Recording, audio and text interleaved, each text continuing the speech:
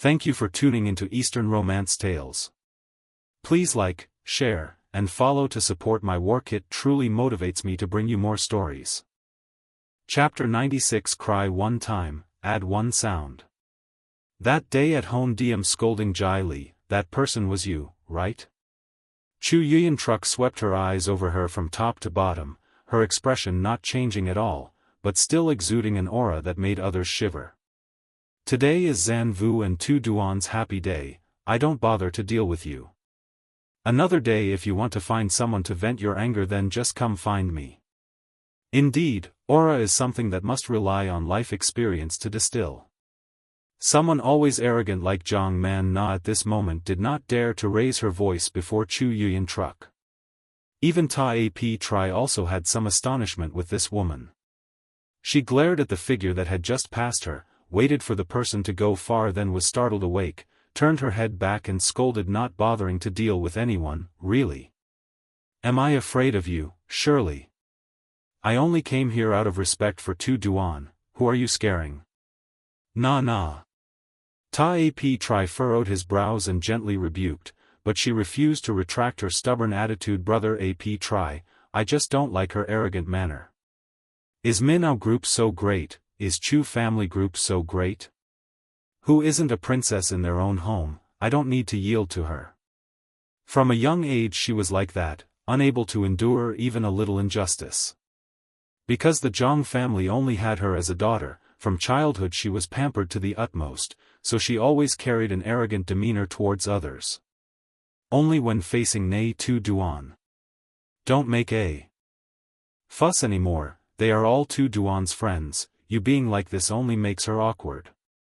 The girl instantly became like a child who had done something wrong, shyly closed her mouth, went forward and whispered, sorry, Brother Ap Tri, I understand, later when I meet them I won't say anything, that's fine. Thinking of Tu Duan's situation, she also learned a bit of social etiquette. Before that, because of the matter with Tam Jai Li, she had felt Tu Duan's weariness and awkwardness when in the middle. Thinking it over and over, if she disliked them, then staying away later is better. Ta Ap Tri pinched his forehead, then turned around to lean against the railing. You go play with everyone, I want to be quiet for a moment. Zhang Man Na pursed her lips, softly called Brother Ap Tri. She took a deep breath, her heart pounding. We have known each other for so many years, I think you surely also know. I like you. From when I was very young I already liked you. You can. Nah. Not letting her finish speaking, Ta Ap Tri already spoke, cutting her off. His voice clearly revealed the outcome of this relationship. I understand your feelings. But I'm sorry, to me, you are also like Tu Duan, you are her friend and also my younger sister. Thank you for liking me, but I think, we are more suited to be siblings. Brother Ap Tri. Today, let's stop here, I'm a bit tired. Ta Ap Tri put the wine bottle down, turned and left, leaving Zhang Man Na standing alone silently on the rooftop. Human joy and sorrow, originally cannot empathize with each other. In another corner, Nghi Tu Duan and Hua Fan were chatting happily. Hua Fan, your husband is right, giving birth is truly very hard. And the hardship is not just during the 10 months of pregnancy. My family also intends to tell me to give birth to another child. My husband immediately objected. Nghi Tu Duan, you aren't already having 2 children, are you? She remembered that Hua Fan gave birth to a pair of dragon phoenix, that was enough, boy and girl both had, no need to suffer more a second time again. Hua Fan, that's right, but I think just follow nature only. Sometimes forgot not to use measures, my husband always resolved outside, yet every time also safe. Nghi Tu Duan squinted. Brother Luong is too amazing, huh? Speaking of private matters, the 2 girls were not at all shy. Maybe because they had already drunk wine, both their faces were flushed red, just looked at each other and smiled foolishly. Hua Fan said, actually, it said online that men past 28 start to weaken. But I see Luong Tui is still very. I am now a mother of 2 children, yet still often tormented to the point of not being able to stand up, while he, every time after, is fresh as if nothing. Speaking of this, those two men were both already past 30, Zhou Can Wu only had a few more days until he officially stepped into the age of 30, Nghi Tu Duan's feeling was also no different. Nghi Tu Duan me too, often cry can not control, he doesn't want to stop, even still. Stronger even more. But the more he is like that, the more feeling I have. Especially when he holds my hand, leans close to my ear and whispers those dirty words, it's truly very satisfying. Am I perverted or not? Just needing to think of that scene, she already couldn't control the arousal. While moving and panting, he asked. Like? Still endure able not? Like who most? Darling, why again came out again? His voice was deep and hoarse like the strongest stimulant in the world. Hua Fan felt she was like another version of herself, their secret thoughts were identical. How can that be? Actually, I'm also the same only, ha ha ha. He. Talking what is it? A man's voice suddenly rang out by her ear, causing her to startle. Turning her head back, her whole body was already completely enveloped between the man's chest and the back of the chair. Zhou Can Wu and Luong Tui didn't know since when they had already stood beside them, also not clear how much they had already heard. The two girls immediately panicked, awkward expressions mixed with a perverted smile they couldn't hide. The two men glanced at the pile of empty bottles on the table, seemed already drank not little, but added together also not equal to 1/3 of the two brothers' alcohol tolerance. Hua Fan's alcohol tolerance was classically terrible, not sure if it had improved at all these past few years. Over there, Luong Tui bent down to hug the person into his RMS. She's drunk already, I'll take her back to rest first. Zhou Can Wu nodded, understanding the intention. Looking at that demeanor, they certainly wouldn't be coming back again. Hua Fan still tried to argue, hubby, I'm not drunk yet, my alcohol tolerance is much better now. Luong Tui dotingly, but did not stop his steps. Yes, I know. But I'm drunk, can you come back to sleep with me?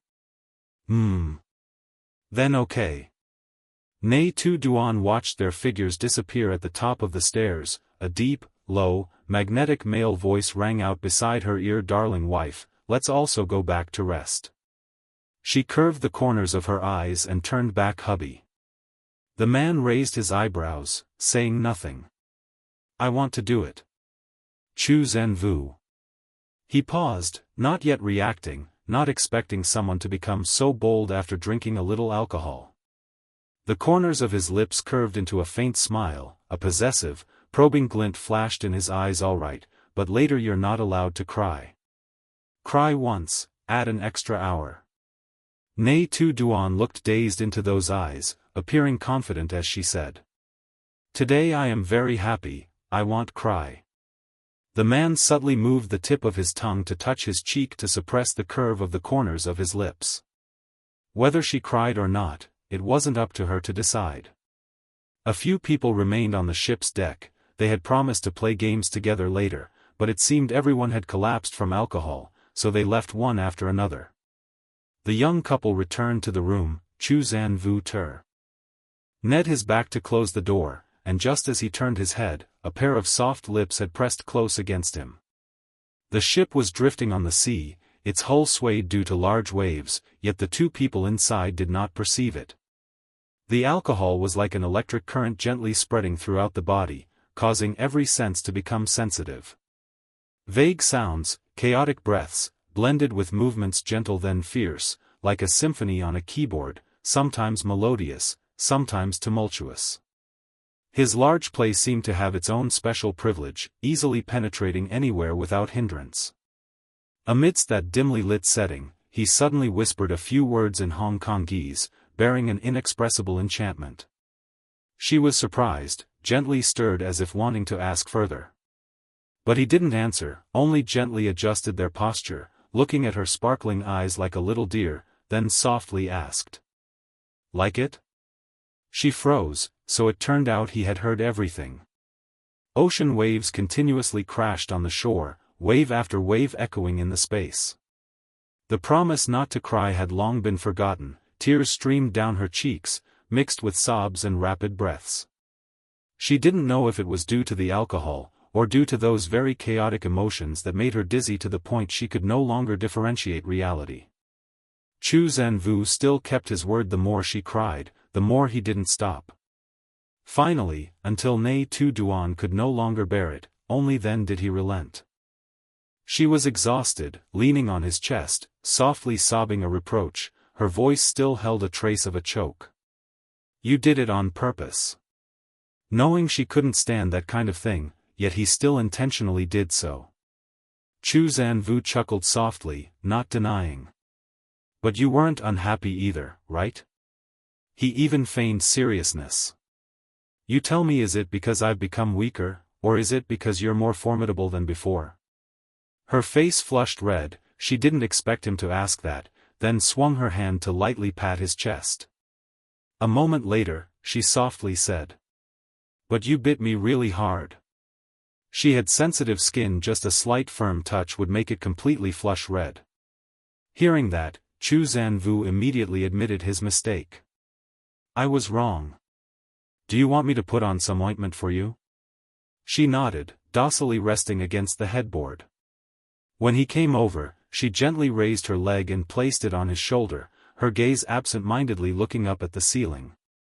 The medicine was cool, making her subtly flinch. It seemed he was doing it on purpose again, applying it very carefully, and after that, he looked up and said in a deep, hoarse voice, "This spot is wet again." Nghi Tu Duan turned her face away, mumbling, "Not anymore." If it continued, she was afraid she really wouldn't be able to get off the boat.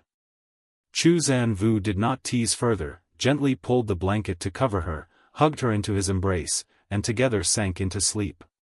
You're listening to Eastern Romance Tales. If you're enjoying the story, please like, share, and subscribe to help me create more videos for you. Chapter 97. In the late night in the distant sea region, the space was still quite quiet. Everyone was sleeping soundly. The first person to wake up was Min Deep. When he opened his eyes, the sun had not yet risen. He went knocking on each room's door. Everyone was still drowsy and sleepy. The person closest to him was Lam Nuang, also the first person to be harmed. "So sleepy, what time is it?" Lam Nuang yawned while coming out to open the door. Seeing it was Min Deep, he still thought the sky had brightened.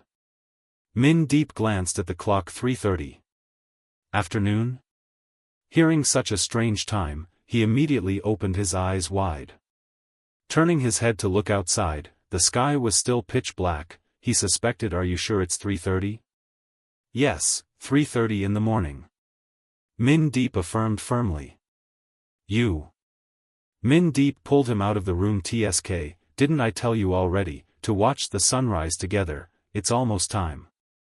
Lam Nuang's face was full of dissatisfaction. His eyes still couldn't open properly. He struggled to return to his room. "Who told you I agreed? I want to go back to sleep. I'm deadly sleepy." "Go quickly, you go wake the others over there, wake them all up." Min Deep didn't bother to listen, just pushed him towards the end of the corridor, determined to make everyone wake up to watch the sunrise. Lam Nuang grumbled with his mouth, but his feet faithful. Why carried out the task. At the end of the corridor was the room of Zhou Can Wu and Nghi Tu Duan. He walked over and knocked on the door. Inside, someone immediately opened it. Min Deep said to wake up to see. Before finishing the sentence, Lam Nuang saw Zhou Can Wu bare-chested, his face clearly showing annoyance from being woken up. His two strong arms were mottled with red marks. At first glance, one knew they were fingernail scratches. The sunrise. "Director Chu, your little cat at home also strikes viciously, doesn't she?" He held back his laughter, intending to reach out and poke the other person's arm full of scratches. The countless scratches and red marks made Lam Nuang's eyes blur from looking. Zhou Can Wu swatted his hand away, displeased. "I know." Having said that, the door closed with a bang. Lam Nuang's face stiffened. He let out a soft humph, then turned his head and knocked on the door of the opposite room. He sluggishly extended his hand. The door opened. it turned out to be the double room of Luong Tui and his wife. He wasn't in a hurry to speak, his gaze had already stopped on the ambiguous kiss mark on the man's neck. This time he truly didn't know what else to say. I say, can you guys not be so starved for affection? Luong Tui raised an eyebrow. What, did we disturb you last night? Lam Nuong. His room was at the other end, yet he was still disturbed, truly helpless. Not bothering to argue, he, like a robot, repeated the lines Min Deep said to go up on deck together to watch the sunrise, hurry and get up. After speaking, he again emotionlessly knocked on the next room's door. Min Deep called you guys to wake up and watch the sunrise. Min Deep told you guys to quickly wake up and see the sunrise. Min Deep said, are you guys pigs? Quickly come out and see the sunrise. Min Deep said. While performing the wake-up service, his hand hadn't even had time to knock, when right within his sight, a cold face of Min Deep appeared, staring intently at him. Lam Nuong swallowed, forced a smile. President Min, ouch. The whole group, eyes half closed, drowsily sat in a row on the ship's deck. Last night, everyone had drunk quite a lot, the alcohol numbed their nerves, and their sleep was deeper because of it.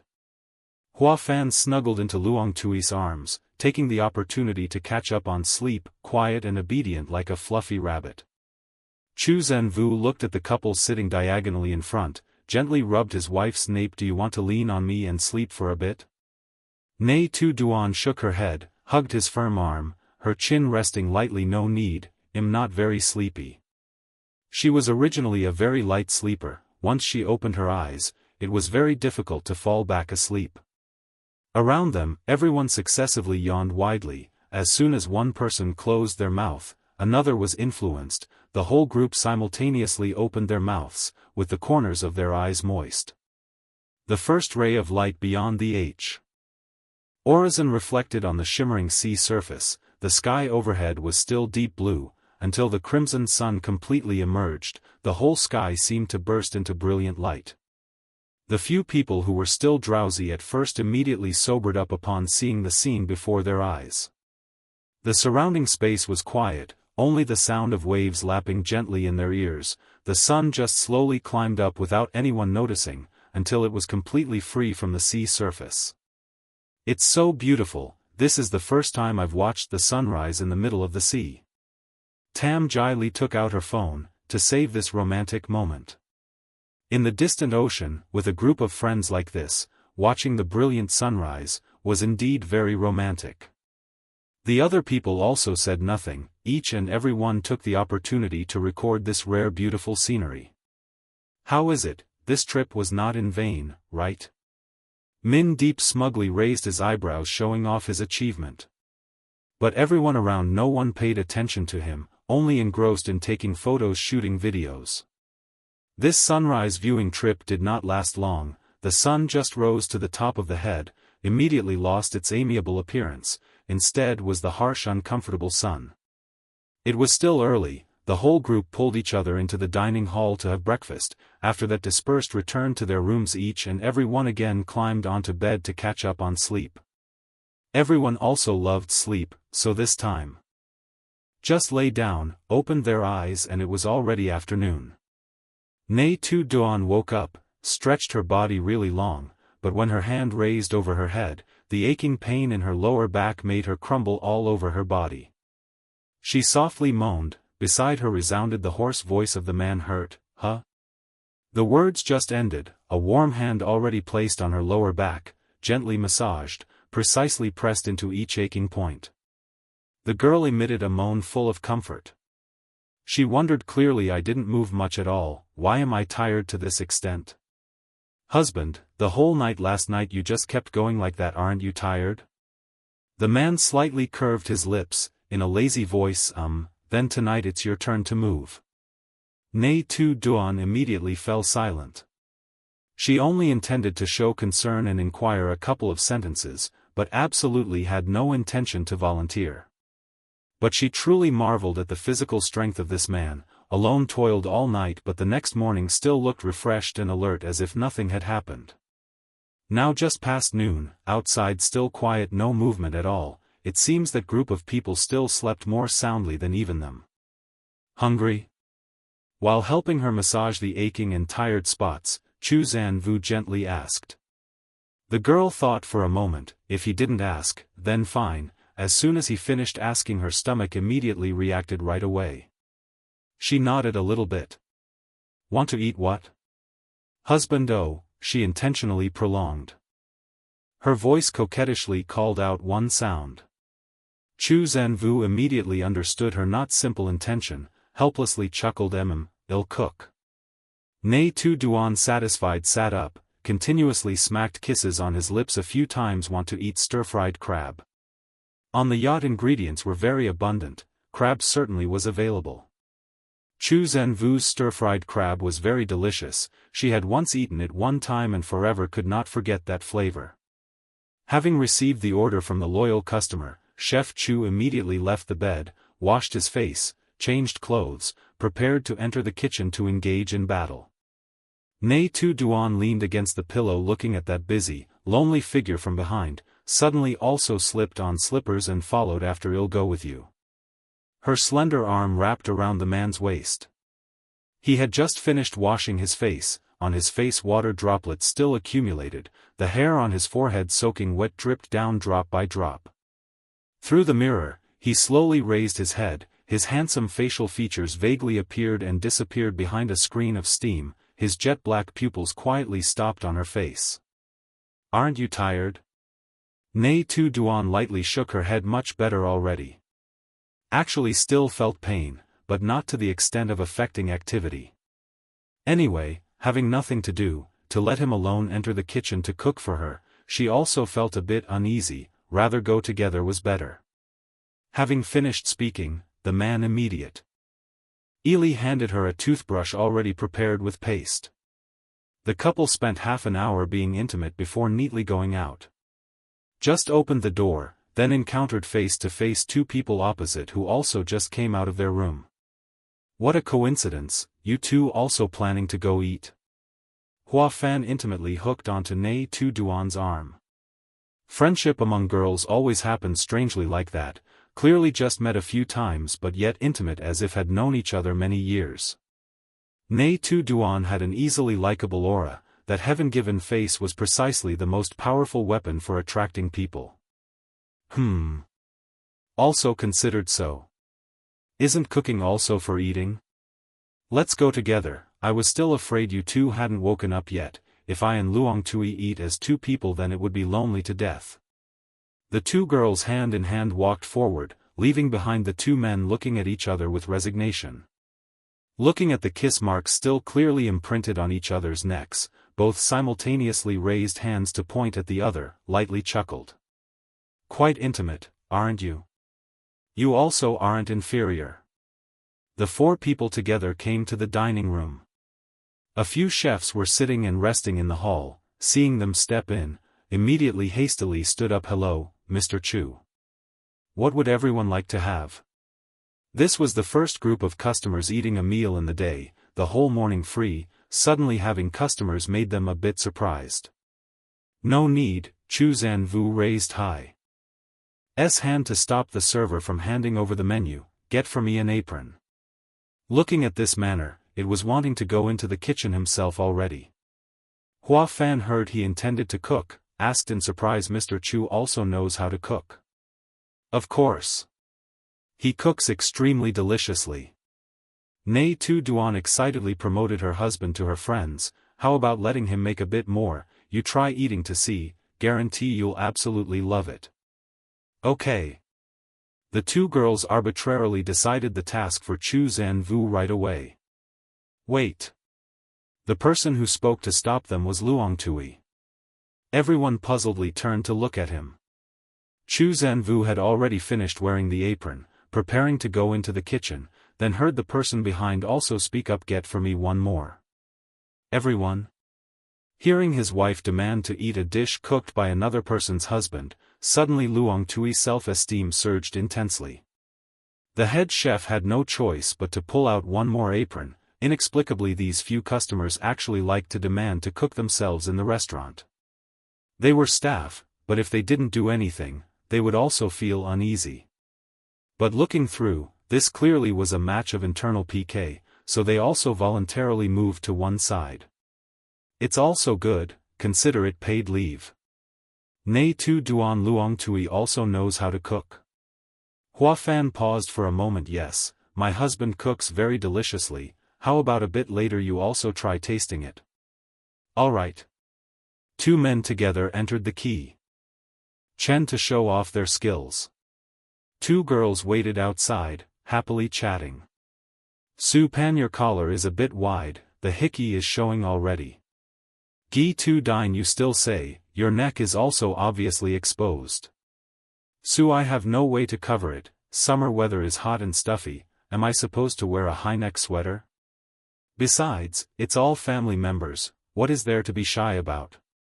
After that, people arrived one by one. Just as they opened their mouths to order food, they already heard that Chu San Vu and Liang Sui were in the kitchen. Everyone all were surprised and gathered around to watch.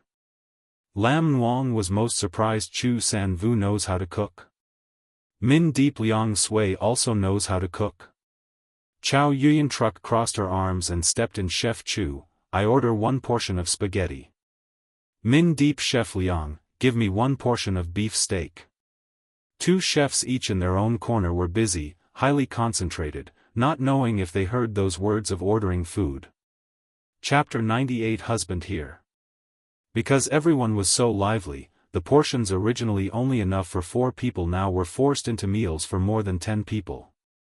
Chu San Vu stir-fried a large pot of sea crab and carried it up to the table. The fragrance spread, making everyone all gather around, repeatedly praising non-stop. The chef again turned back into the kitchen to prepare more.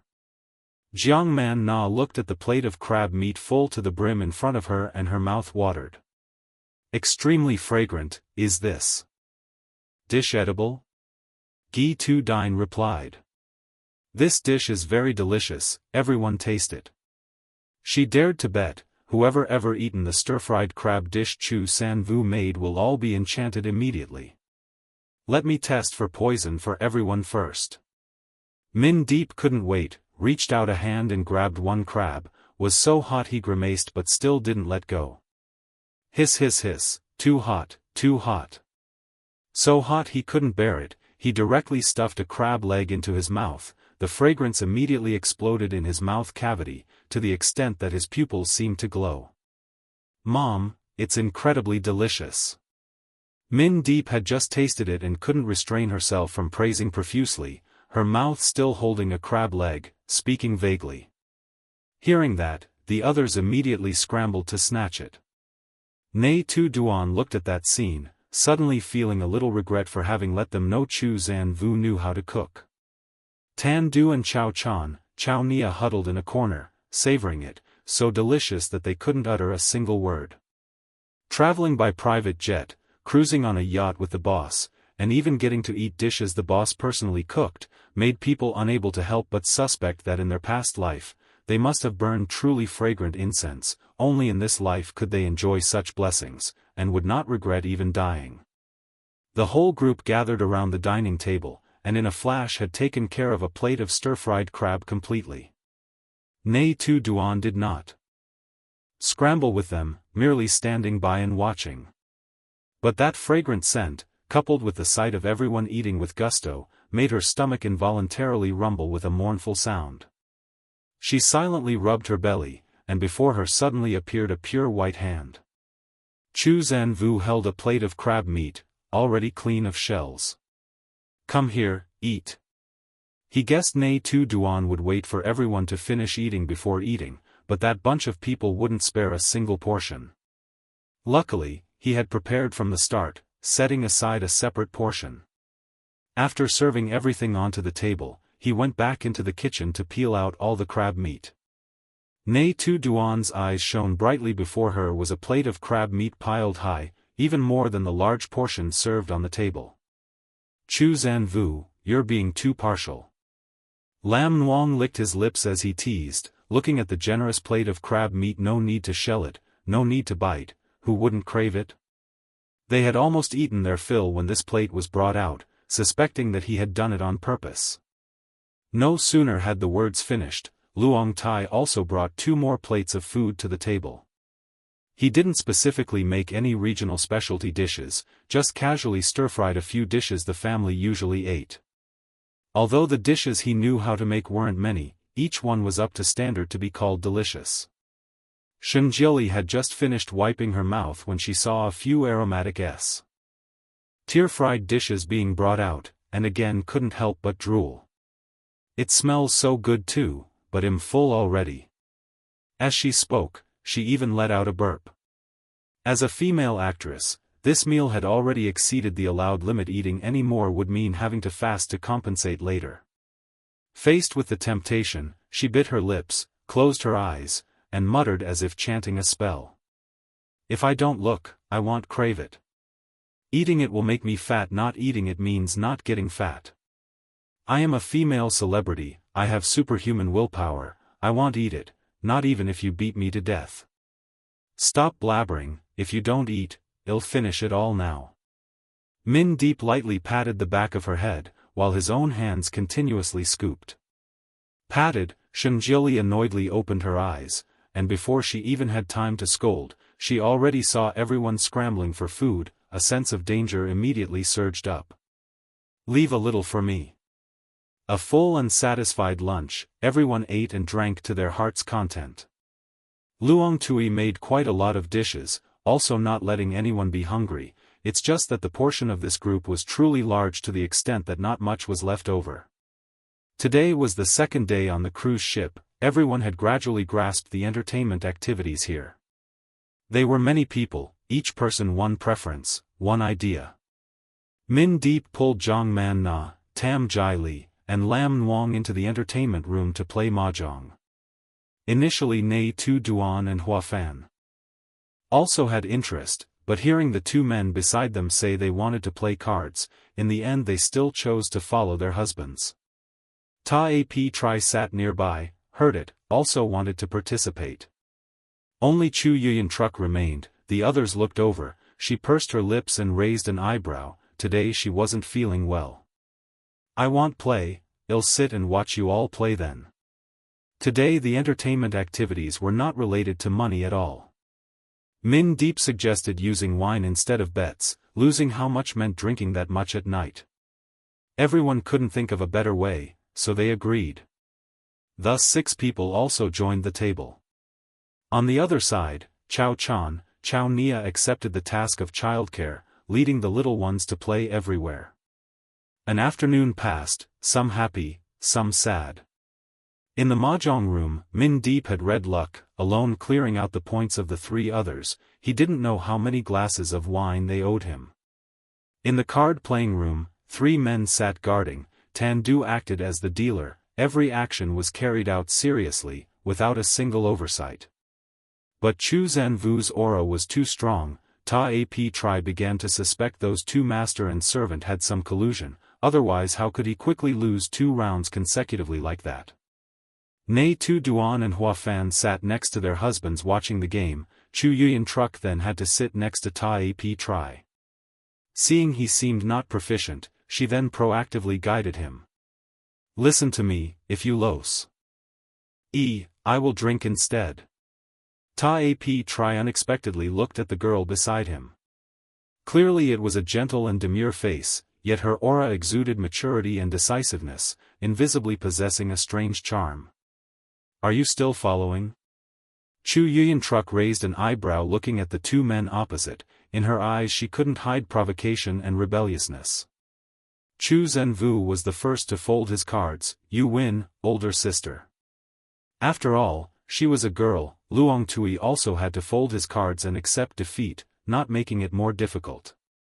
The subsequent rounds, Chu Yuyan Truck helped Ta Ap Tri win back a little, but it was still not enough to compensate for the lost points. As the day drew closer to night, the game also concluded as the sun set. Luong Tui maintained his form, neither winning nor losing. Ta Ap Tri then lost 1/2 of the points. After dinner, Chu Yuyan Truck as usual coaxed Min Jia Nan to sleep. The other people gathered on the boat deck to summarize the day's achievements. The two brothers Chao Chan and Chao Nia did not participate in this battle. Their alcohol tolerance was poor, just a few evening games were also enough to make them collapse. Min Deep held a whole stack of score sheets in his hand, triumphantly. "Look, you bunch of defeated generals, tonight just wait to die." "Oh wow, Chu Tong wasn't very formidable today, why did he only win this much?" He did not forget to provoke Chu Zanvu. The man did not pay attention, only curled his lips and smiled, gently brushing away the eyelash fallen on the cheek of the girl beside him. Yesterday the game started early, Chu Yuyan did not have time to participate. Today everyone deliberately waited for her to return, only then officially started. "Alright, you all drink all the amount of alcohol you owe me first." Min Deep still had strength, so he still smiled arrogantly. Those who were negative points all voluntarily picked up bottles to perform the duty. Only Tam Jai Li had poor alcohol tolerance, drinking very slowly. Min Deep still urged, "Tam Jai Li, can you do it? Move aside." Chu Yuyan stepped up, pushed him away, and gave a glare. "Jai Li cannot drink that much, stop making trouble." Min Deep feigned innocence, raised both hands. "If shirking drinking, then it seems a bit unfair to others." Having said that, he turned his head to look towards Lam Nuang and Zhang Man Na, who were trying hard to drink alcohol. Chu Yuyan helplessly pouted, conveniently took the bottle of alcohol in Tam Jai Li's hand, tilted her head back and drank dry the remaining part. Chi Yuyan Tam Jai Li astonished looked at her. Not far, Nghi Tu Duan also worriedly looked at that scene, could not help but said softly, "Drinking that way, truly is it okay?" Chu Zanvu lightly smiled. "If worried, then you also can help them a hand." He only joked one remark. Unexpectedly Nghi Tu Duan actually thought seriously. After a while of hesitation, she decided to step up, held a bottle of alcohol, opened it and drank. Unexpectedly she actually truly went to drink. He still hadn't managed to stop her. Nghi Tu Duan had already raised the bottle of alcohol up and drank already. Chu Zanvu could only helplessly raise his hand to rub his forehead, bitterly smiling and shaking his head. Someone tonight is as good as done for. Now even dragging Nghi Tu Duan along, he is thinking about how many days he should punish him to sleep for it to be enough. Ta Ap did not lose much, so he also did not let Chu Yuyan have to drink on his behalf. Even though afterwards he could not recover it, he also did not want to let a woman drink on his behalf. After all, he must at least maintain the dignity of a man. Nghi Tu Duan finished drinking Tam Jai Li's portion of wine and again intended to go over to help Zhang Man Na, but she raised her hand to stop her, shaking her head. "Sister, don't help me, I can drink." Zhang Man Na actually drinks quite well, while Nghi Tu Duan does not. This bit of wine means nothing to her, no need for someone to help. Waiting for everyone to finish drinking their wine debt, the night party only then officially began. "Min Deep." A voice calling rang out from somewhere. He bewilderedly turned his head, seeing a man standing there. On his lips lingered a faint smile that did not reach the bottom of his eyes. Chu Zanvu leaned his back against the table. "Come here." Those eyes were like deep black holes, invisibly sweeping him into a dangerous situation with no escape. Min Deep instinctively refused. "Let's just stop, huh? Yesterday didn't you say you wanted to play? Today play until satisfied." The clear voice poured straight into his ears. Min Deep swallowed saliva, his feet unconsciously stepped back. Tonight everyone played very happily. It was rare that everyone was still sober until the end, except Min Deep. All the games were tried through once. Chu Zanvu coordinated the entire thing, commanding where it hit, almost every time also aiming right at Min Deep. At the end of the party, Min Deep completely died in battle. Chu Yuyan stood by the side laughing, looking at his pathetic appearance. Every time he suffers a loss, every time he also cannot learn a lesson. He kept having to show off in front of Chu Zanvu, every time also losing utterly.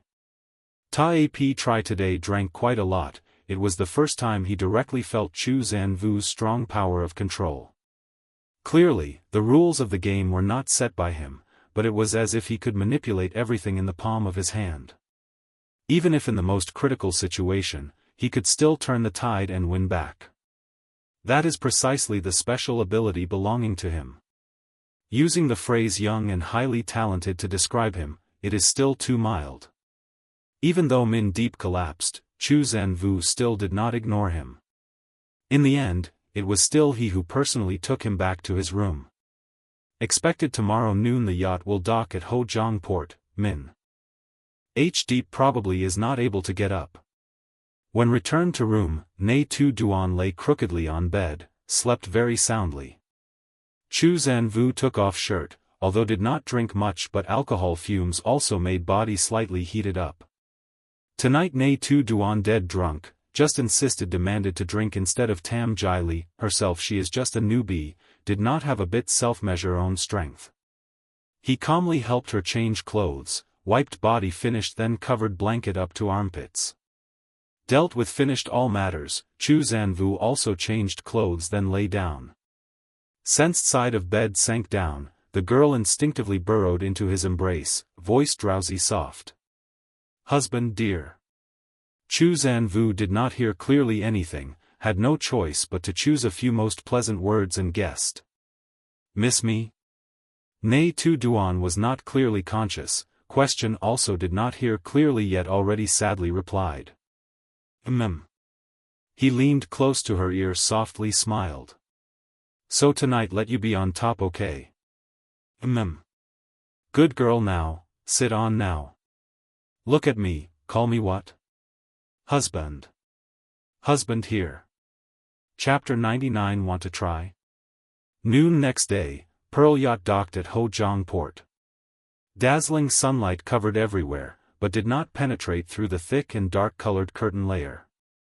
Last night, Nghi Tu Duan extremely tired, just listened to Chu Zanvu's words, just moved a few minutes already exhausted lay prone on his shoulder, finally still was Chu Zanvu personally busy until finished.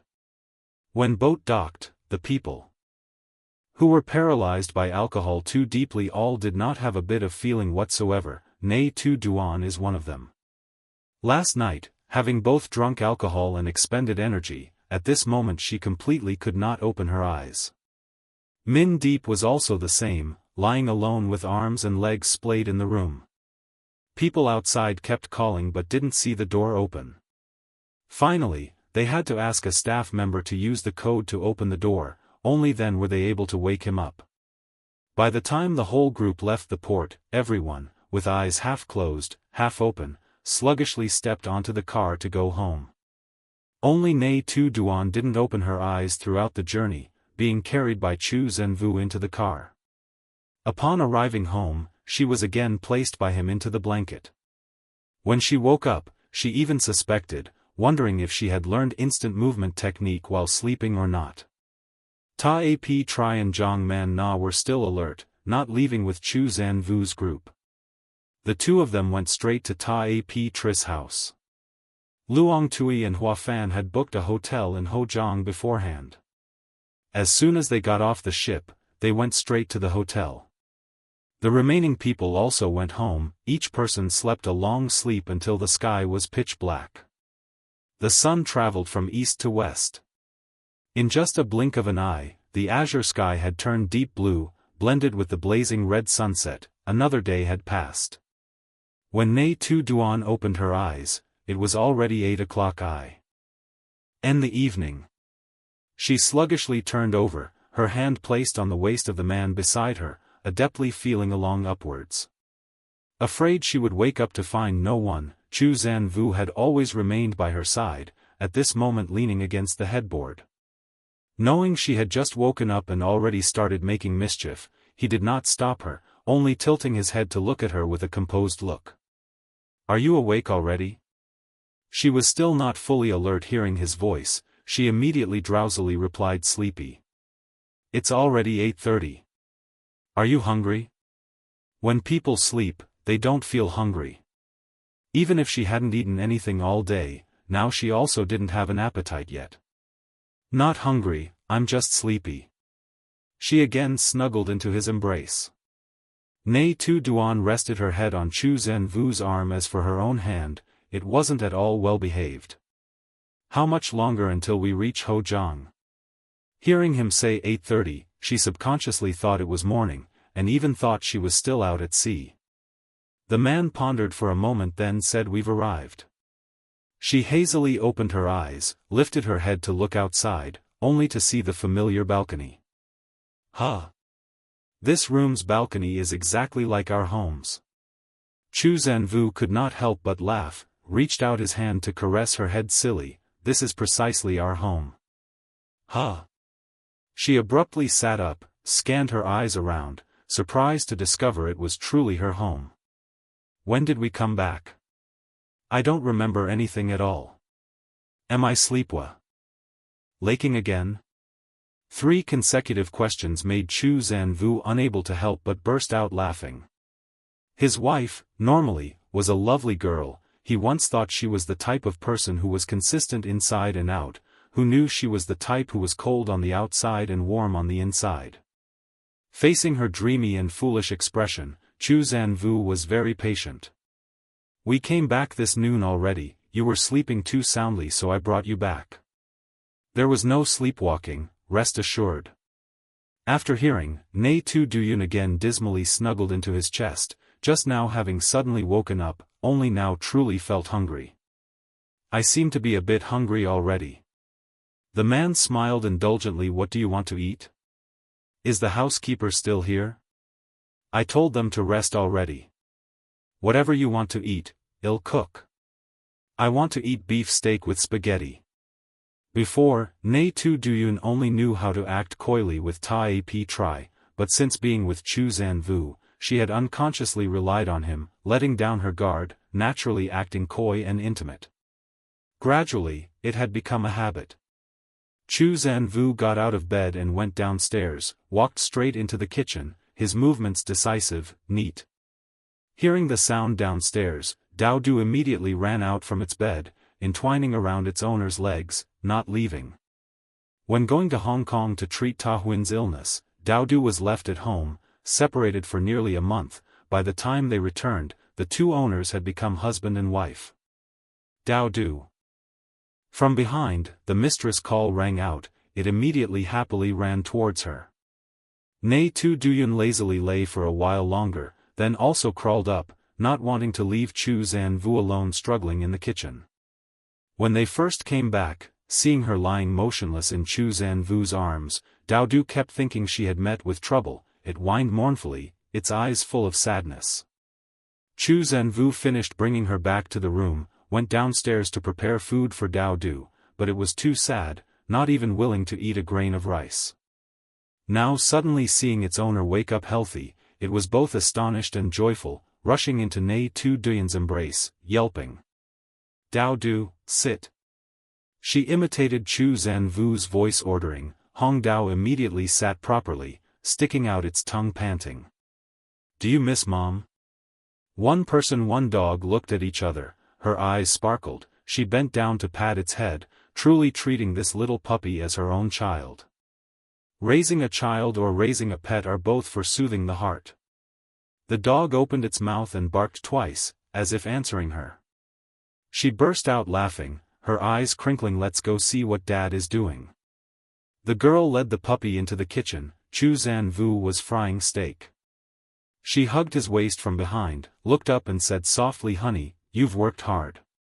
The man beamed with happiness, his hands still focused on working. Wait 10 more minutes, you go play with Dao Du first, okay?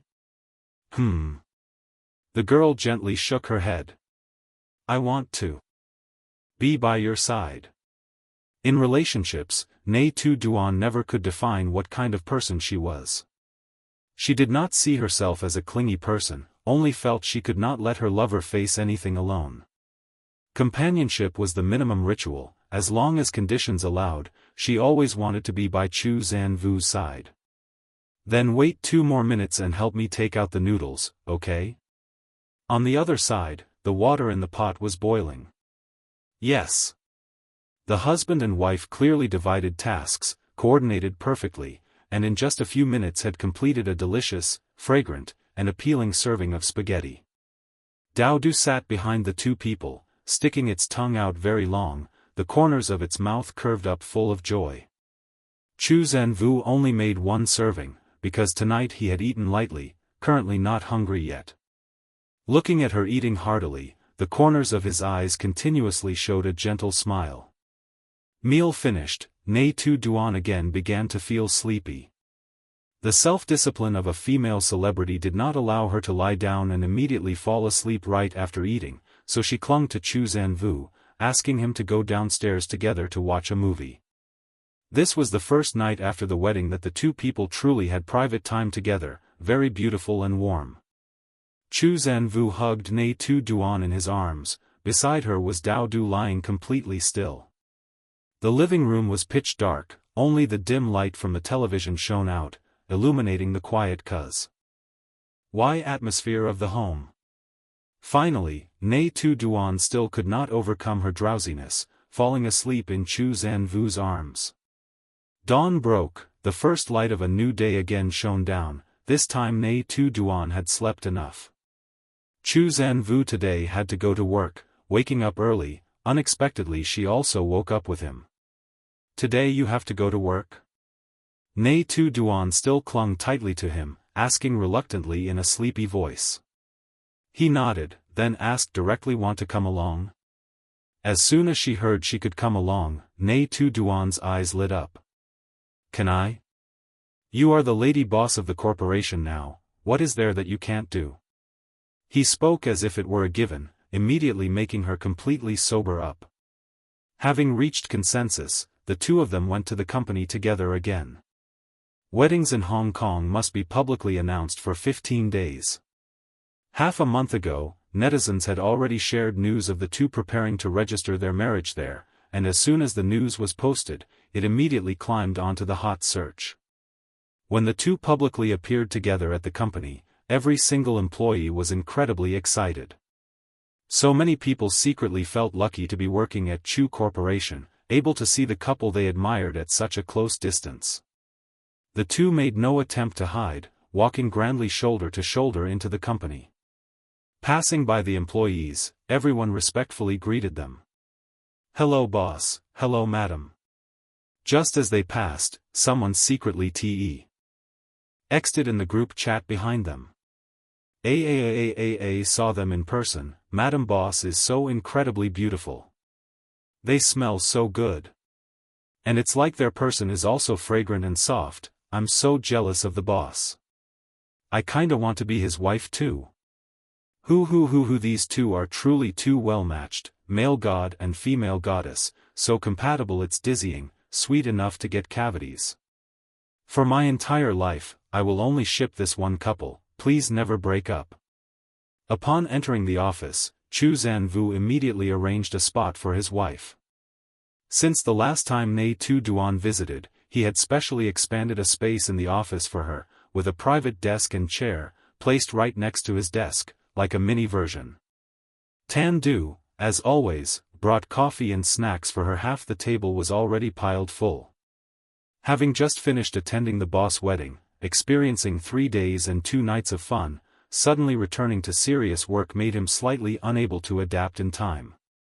Haven't you rested enough?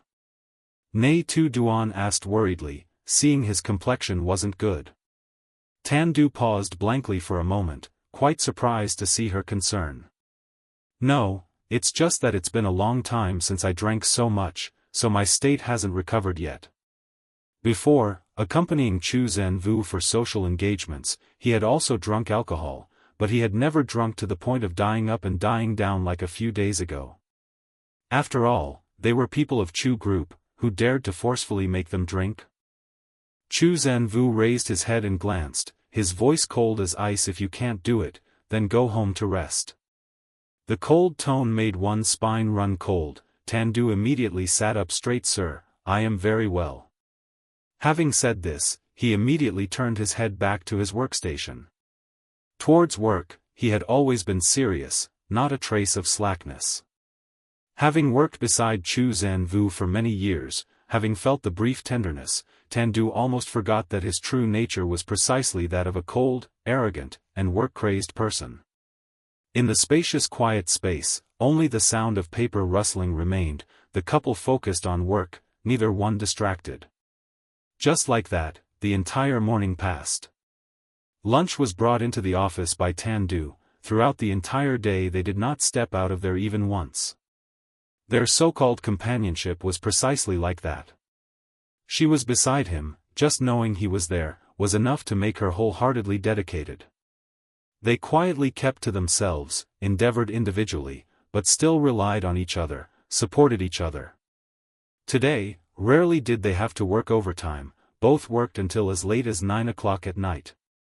When he finished the final project, Zhou Can Wu closed his computer, walked behind Nghi Tu Duan, and rested both hands on the backrest of the chair she was sitting on.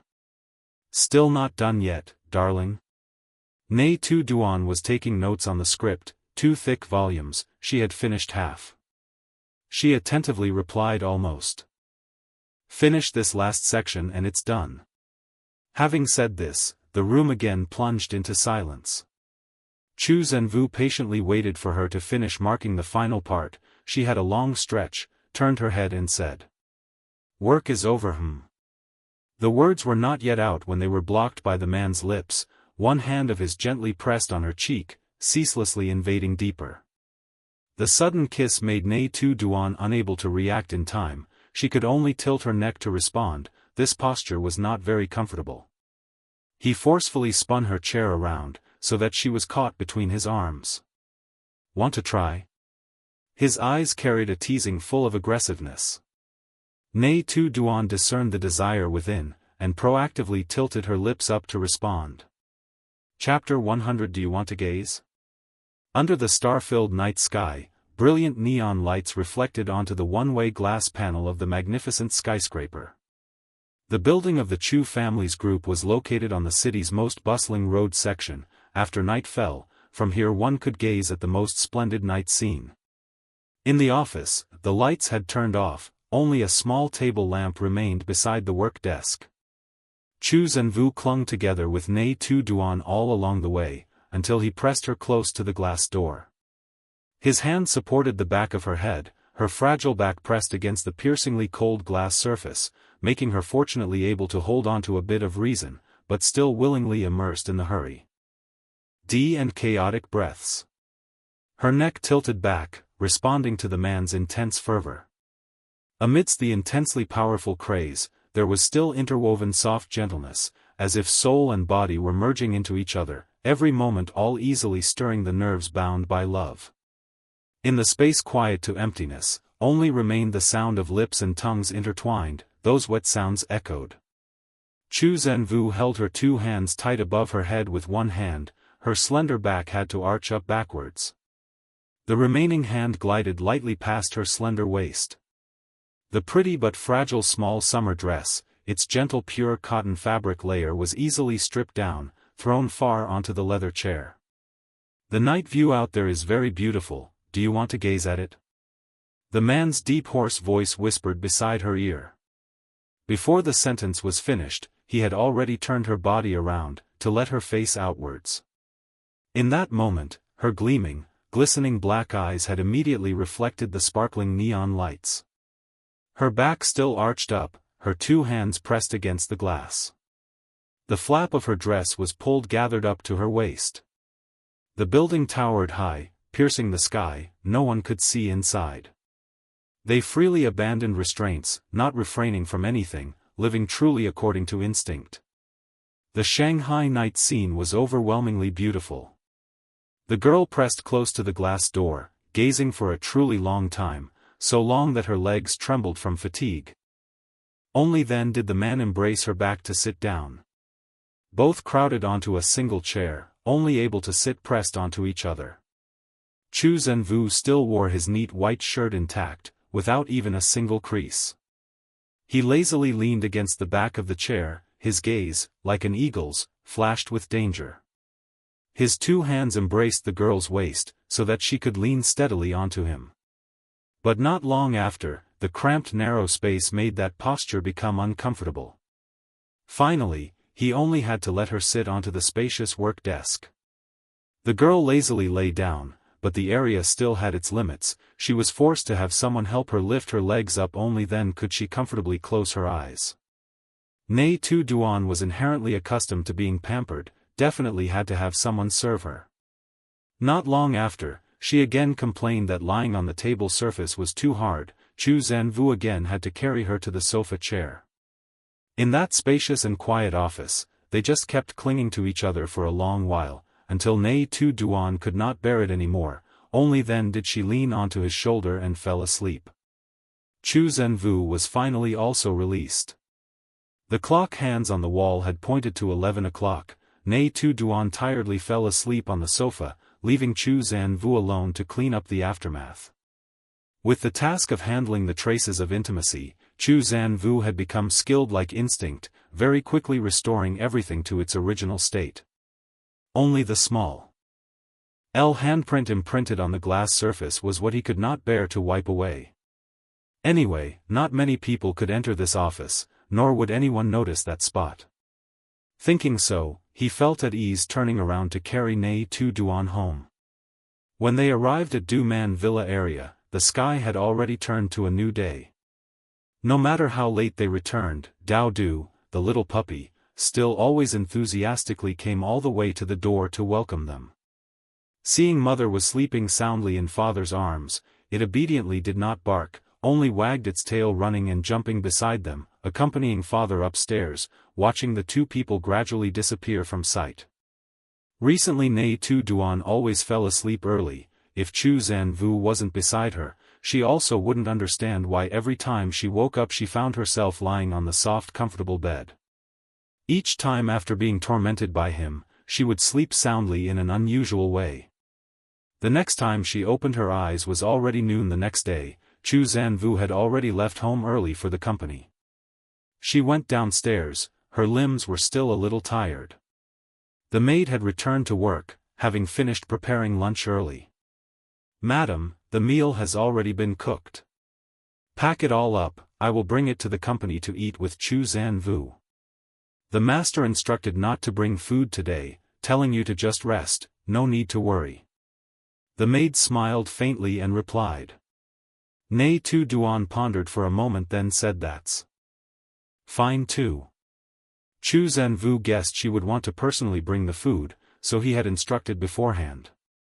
These past 2 days she had suffered quite a bit, her body must also be aching. He couldn't bear to let her toil further, which is why he let her stay home to rest. Nghi Tu Duan sat at the dining table. While eating, she video-called Zhou Can Wu. The other end of the line answered very quickly. "Awake already?" The man had just walked into the office. On the table was already laid out lunch brought by Tan Du beforehand. Nghi Tu Duan smiled and nodded, then not very forcefully questioned. "Why didn't you let me come find you? Am I bothering your work?" The maid was scooping chicken soup for her, seeing the young couple so sweet, couldn't help but smile happily. "How could that be? Recently you've been too tired, I want you to rest for a few days." Zhou Can Wu sat in the chair, precisely the chair they had sat in together last night. "Let's see what delicious dishes there are today." Nghi Tu Duan, while sipping a spoonful of chicken soup, also brought it up to the camera to show off. "This is the chicken soup auntie cooked, it's very fragrant. Who told you not to let me bring food? Now you can only look, okay?" The corner of the man's lips curved up, his eyes full of doting affection, his voice gentle. What a pity. This bowl of chicken soup was because this morning he instructed the maid to cook for her, wanting her to nourish her health truly well. Taking advantage of time before entering the film crew, now she can still eat well a little, otherwise later she must manage her figure, and her food portion was originally not much, so this time is precisely the suitable time to nourish oneself. The husband and wife chatted a couple of sentences, quickly finishing lunch. Just woke up and already ate full, drowsiness came again. She tried hard to resist, taking Hong Do outside for a walk around. On the way, she met a purebred golden dog that was groomed very meticulously. Dodo excitedly rushed towards to get acquainted.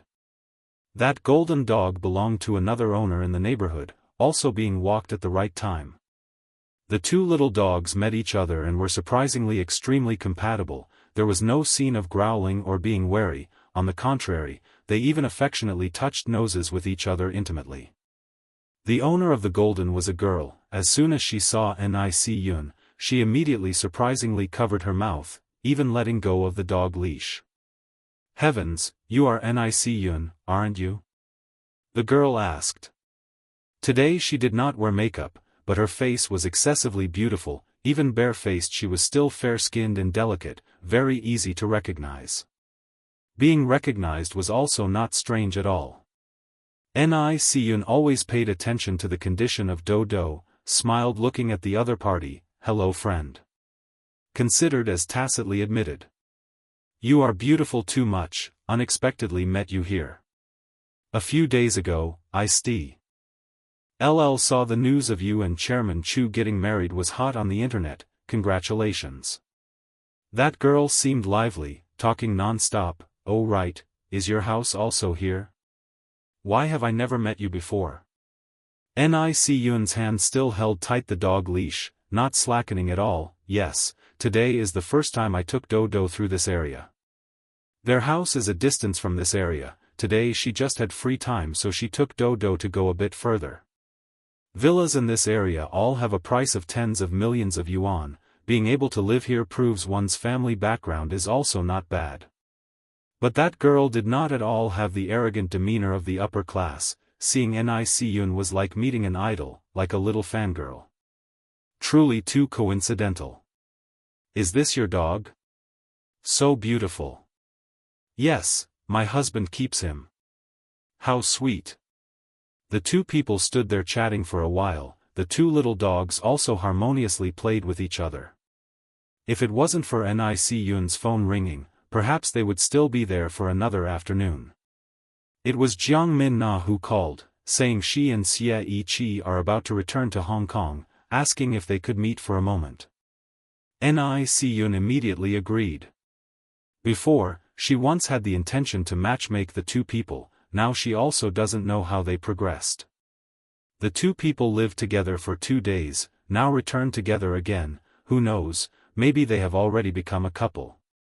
She was impatient to know the good news of her sister's and dear older brother, so she said her goodbyes. "I have a little matter, I must leave first." Okay, then you go first, see you again next time." Having talked for a long time, that girl's eyes always clearly showed admiration for Nghi Tu Duan, but because of the other party's status, she still didn't dare to ask for contact information, afraid of being seen as too presumptuous. Watching Nghi Tu Duan's back as she left, the girl sighed helplessly. If it's meant to be, well, meet again then. Having lived here for so long, today was the first time seeing Nghi Tu Duan, proving she originally didn't often frequent this area, not knowing if there would still be a chance to meet again. After taking Dao Du home, Nghi Tu Duan went out alone. She arranged to meet Zhang Man-na at the Chow Min coffee shop, coincidentally located in the same building on the same street as Chu Corporation's headquarters. Approximately half an hour later, the two arrived one after another. When Nghi Tu Duan stepped through the door, she saw Zhang Man-na already sitting at a spot near the window, and went straight to her. "I've already ordered an Americano for you, can you drink it cold?" Zhang Man-na's bright red lips were radiant with confidence. Nghi Tu Duan nodded, sitting down on the chair opposite her. "When will you two return? Don't you plan to stay for a few more days?" Zhang Man-na sipped a hot latte, pouted her lips and shook her head. "There's nothing much of interest, I must go back and find nothing to do. My father keeps telling me I'm living a life of endless indulgence, constantly urging me to go back to the company to work. I even thought, how about just traveling abroad for good? Where do you want to go? Ask my brother to go with you, okay?" The cold Americano was placed on the table. Nghi Tu Duan slightly raised her eyebrows full of implication, clearly waiting to hear the other party's reaction. Unexpectedly, Zhang Man-na sighed wearily, her face miserable. "Don't even mention it, older brother AP Tri has already rejected me. Huh? Nghi Tu Duan momentarily didn't understand. Rejected what? Rejected going traveling with you, or is it? I confessed my feelings, he rejected me. She candidly admitted. Nghi Tu Duan froze, not expecting her to be so brave. Is that true? When was that? That evening on the yacht. Originally, I intended to take advantage of having a little buzz to gather all my courage at once. Who knows, maybe he would also be drunk and vaguely nod in agreement. Who would have thought I hadn't even finished my sentence, he already rejected me immediately, not showing any respect at all. How could that be? Nghi Tu Duan furrowed her brows, so you two haven't felt awkward living together these past 2 days? Moreover, they returned to Hong Kong together, and even constantly meet each other during holidays, don't they feel awkward? Zhang Man Na, on the other hand, didn't have any mental burden at all, casually shrugged it's fine. I feel very relieved. Ed having said it out loud. I've secretly had a crush on him for so many years, just kept holding on to fantasies I shouldn't have, and then frequently tormented myself because of his coldness. Being able to say it out is good. If you can forget, then forget, open your heart for new people.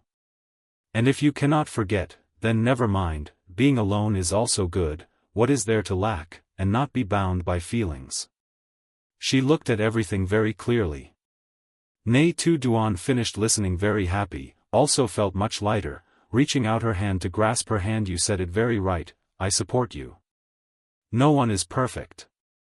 Although Zhang Man Na was somewhat stubborn and rebellious, but she truly was a very good friend, with a straightforward personality, living freely.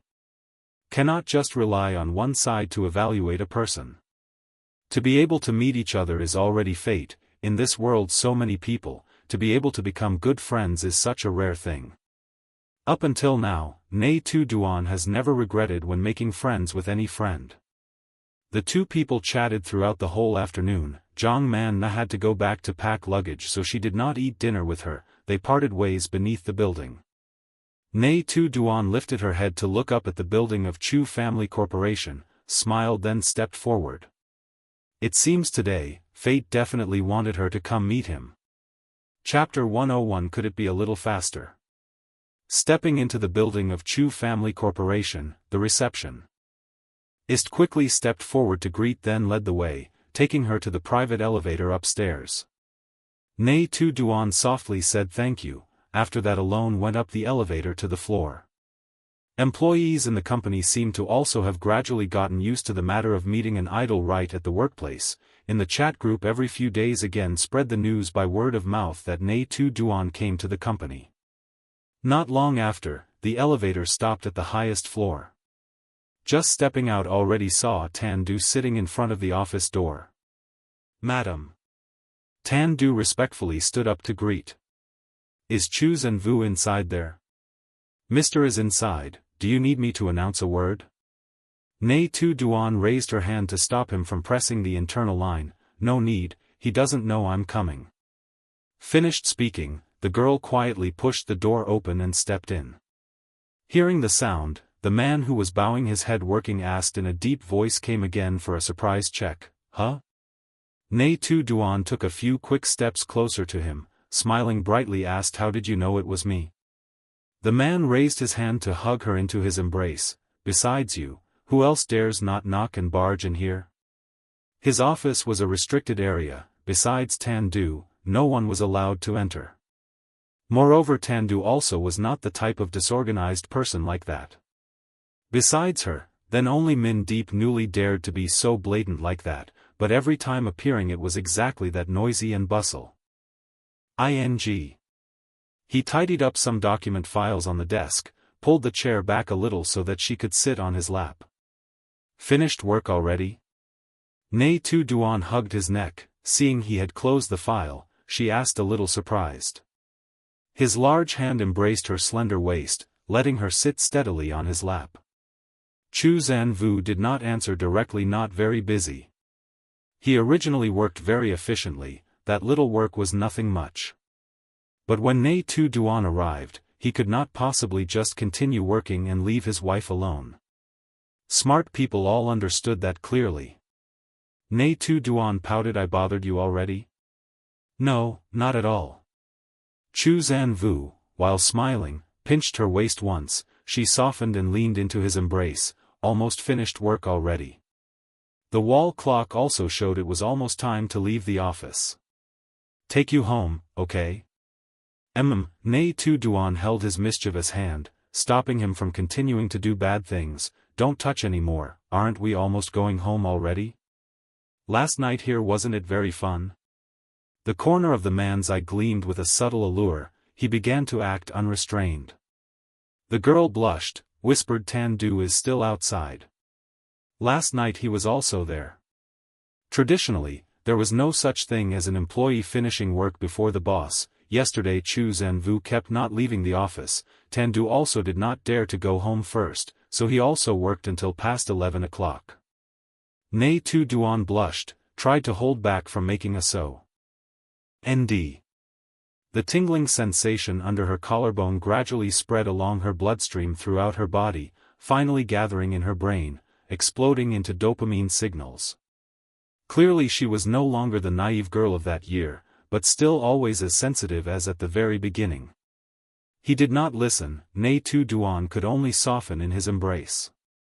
Until he began to shift his body and change posture, only then did she again raise her hand to stop him. Don't, please. Recently the frequency is a bit high. Truly, aren't you afraid your body cannot bear it? Not yet finished speaking, Nghi Tu Duan's phone rang. She hurriedly adjusted her clothes, stood up and went to get the phone. It was a call from home. What's wrong, Auntie? Dao Du is not seen anywhere anymore. The other end of the line anxiously explained. Yes, Auntie watched the camera at the door and saw right after Madam went out. It also ran after her. Until now it still hasn't returned. Don't know where else it ran to. Auntie, don't worry, we're coming home right away. After hanging up, Nghi Tu Duan immediately packed up her things, preparing to go home. Chu Zanvu also stood up. Dao Du ran away already? Yes, it's been several hours already and it still hasn't come back. Don't know where it ran off to or if it met with any trouble. Did you take it anywhere today? The man didn't seem flustered at all, calm to the point of being scary. Nghi Tu Duan recalled, honestly replying, this afternoon after eating I took it to the next neighborhood for a walk, and met a small golden retriever. She suddenly paused. The scene of the two dogs playing together appeared in her mind, then a bold thought suddenly sparked. Could it be that it ran off to date? Chu Zanvu burst out laughing. Now it's probably already left its genes. Nghi Tu Duan. When the two returned home, they saw Dao Du had already returned by itself. It's just that its snow-white fur was stained with mud and dirt and fallen leaves, looking like it had just crawled out from a bush. Seeing its mom and dad return, Dao Du happily ran out to greet them, but was made to stop short midway by a shout from Chu Zanvu. Sit down. His serious demeanor made it tremble. Its tail that was wagging frantically also immediately drooped down, obediently sitting still in place.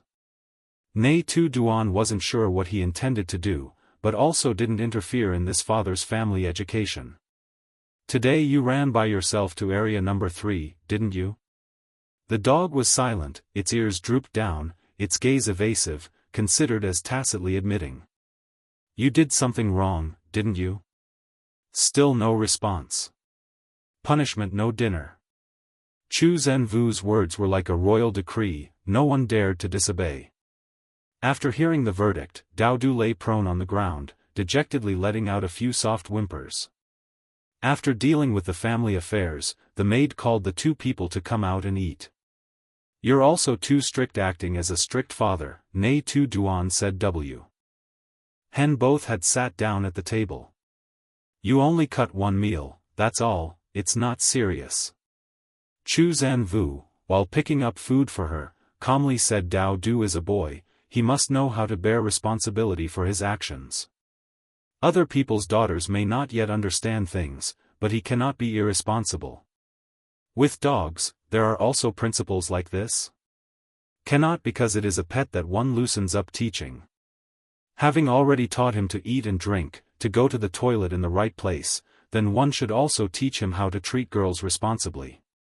Unexpectedly, Zhou Can Wu actually had such a viewpoint regarding raising a dog regardless if it was a person or an animal. He always cared about the feelings of the other party. He truly regarded Dao Du as a child to educate. Now that you mention it, I should have taken him to get sterilized earlier. Zhou Can Wu muttered, showing a bit of regret. As a father who had already tied his sperm ducts, why would he let the dog still keep the weapon for committing the crime? Nghi Tu Duan hurriedly stopped his dangerous thought. Do you truly want to let our family have no descendants? As for humans, not giving birth is already understood, but even dogs are not allowed to give birth? Zhou Can Wu looked at her. Its children wouldn't possibly inherit my property. Well, what he said is not wrong. But if a kind mother like you loves it so much, then sparing it this once is also fine. After all, how much joy can a dog's life have? If and its minimal rights are deprived, then it is truly too cruel. After eating, Nghi Tu Duan went upstairs to shower, while Zhou Can Wu stayed downstairs to educate Dao Du. Dao Du, you are a boy. If you like a girl, you must be responsible, you cannot be promiscuous. Your mom and dad only have you alone, you must not bring shame to our family name. Dad, his whole life, only loved your mom alone, so Dad hopes you will also be a faithful man. Once chosen, you cannot abandon her, you must know how to bear responsibility. Understand? Zhou Can Wu squatted in front of it, his voice deep and calm, sincere. Dao Du, who was originally lying dejectedly on the ground, also immediately sat up properly, barking twice as if replying. He stroked its head. Good boy. After that, he stood up to prepare dinner for it. Every time it was punished, Dao Du was never truly starved. Nghi Tu Duan also understood his nature too well. When he spoke, he was strict, but always soft-hearted. She finished showering, did not see him in the bedroom, so went downstairs to look for him, but still couldn't find him. Only saw Dao Du happily eating the dinner its dad prepared. Probably finished teaching already. Not downstairs, then only one last place remained. Nghi Tu Duan brewed a cup of coffee, walked in slippers to knock on the study door. Inside, his familiar deep, hoarse voice resounded. Come in. She pushed the door. Just as she stepped in, she called husband dear. Zhou Can Wu lifted his head from the sea. Computer screen, inside, another person's voice resounded. Mr. Chu, we are in a meeting. Sorry, my wife pitted me for staying up late working, so she brought me coffee. Oh my, so sweet, please consider us single people like us, won't you? Zhou Can Wu lightly smiled. Continue the meeting. It turned out he was having an online meeting. Nghi Tu Duan stood rooted, not knowing whether to advance or retreat. Seeing him wave his hand, she then tiptoed in, placed the coffee down next to him. The study room had 2 desks, he even specially prepared a spot just for her.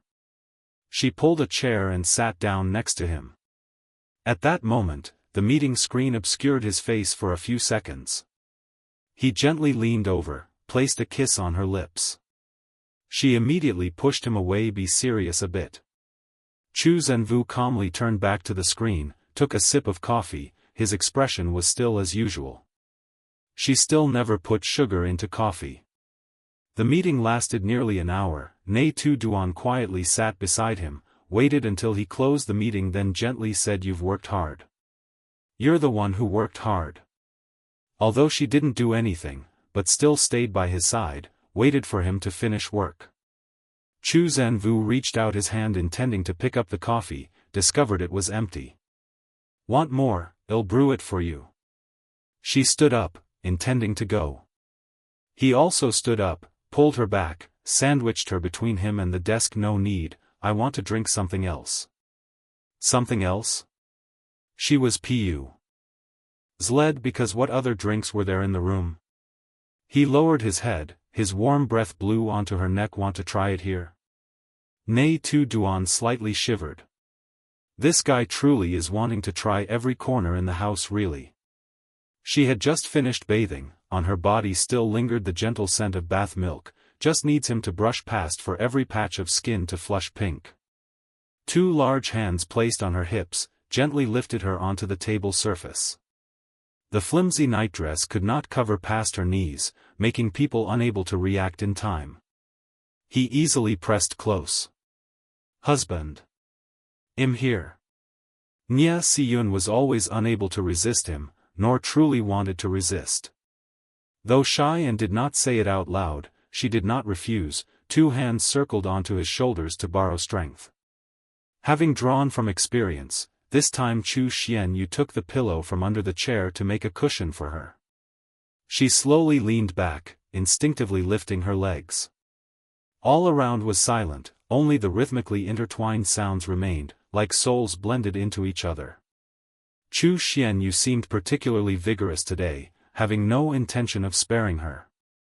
The study room was not as spacious as the office at the company, but was rich in ways to deploy from the south wall to the north wall, from the east door to the west window. When he carried her to the sofa, she whispered, "Husband, oh, can you be a little faster?" Zhou Xianyu was momentarily stunned, and yet it's still not fast. What I mean is. She bit her lip, eyebrows furrowed tightly with each accelerating rhythm. Can it finish a little faster? Chapter 102 I Love You. The closer to the filming start date, Nghi Tu Duan followed the film crew to Hong Kong to participate in the collective script reading session. Only a few more days and she would officially enter the filming crew. Zhou Xianyu also had wholeheartedly returned to work. The husband and wife again began to be busy with their own respective careers. This time the filming location still was in Hengdian, though not too far, but still had to accept the long-distance relationship. 2 days before joining the crew, the two people took advantage of the time at home to organize a birthday for Zhou Xianyu. Originally intended to organize with friends, but Shen Jiali had already joined the film crew. Ming Yi went on a far business trip. Zhu Wanzhu then took Ming Jianan to travel to Hong Kong. As for Nghi Tu Duan was also busy with work, unable to return from Hujiang. Zhou Xianyu yet didn't mind, just needs to have his wife by his side is enough. At most, he can wait. Anyway, he had already waited for many years already. His birthday fell on July 31st, the hottest time of summer. Coincided with a weekday, so he still went to work as usual. Nghi Tu Duan originally was not in Hujiang at that time, kept thinking this time he would have to celebrate his birthday alone. The man pretended to be strong, comforted her. "It's okay, Orc is more important. Organizing it after the birthday is just the same. You just focus on the film crew's matters, it'll wait for you to come back." His voice was so calm that Nghi Tu Duan almost thought he truly didn't care much. Until she knew he had stayed at the company that day working overtime until late night. Nghi Tu Duan, carrying the birthday cake and gift, arrived home, discovering that besides Dao Du, there was no one else in the house. She hurriedly called. "You're not home?" His voice was faint. "Yes, I'm at the company." Nghi Tu Duan frowned. "Are you that busy? Do you have to work overtime today too?" "Anyway, coming home, I'd just be alone." It was then that she realized something was not right. A pang of sorrow rose in her heart, and her voice also became light. "I've already prepared your gift at home, don't you want to come back and open it?" She unconsciously revealed a lapse in her words, not even realizing it herself. But that man sharply caught every word, immediately capped his fountain pen, stood up, and left at once. "I'm coming home right away." With that said, Chu Zanvu immediately left the company, speeding home. It was already past 10 at night. Nghi Tu Duan was still busy decorating in the living room when the door made a sound that startled her. Turning her head, she already saw that man, weary and travel-worn, appearing behind her. "You came back so fast." Before she could finish her sentence, the man had stepped forward and embraced her tightly. The embrace was hurried and tight, clearly showing the longing and suppressed yearning within him. In the silent room, only his heavy breathing and fervent heartbeat remained beside her ear. Nghi Tu Duan gently wrapped her arms around him. "I'm back, husband. Happy birthday." Zhou Can Wu loosened his embrace, his eyes rarely showing a gleam of emotion.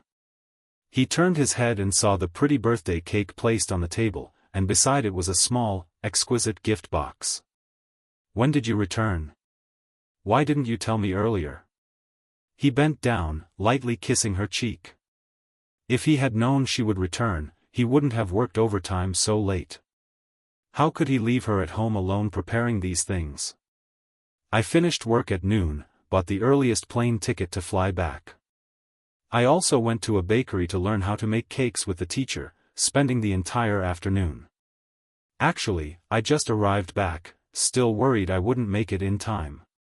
She only said she had just returned, but Zhou Can Wu knew clearly how much she had struggled. Being an actress seemed glamorous, but in reality, it was full of both physical and mental pressure. Once busy, there was no time to rest. She had just finished work and hurriedly returned, just because she was afraid she wouldn't make it in time to wish him a happy birthday. After returning home, she continued to prepare a surprise for him, not resting for a single minute.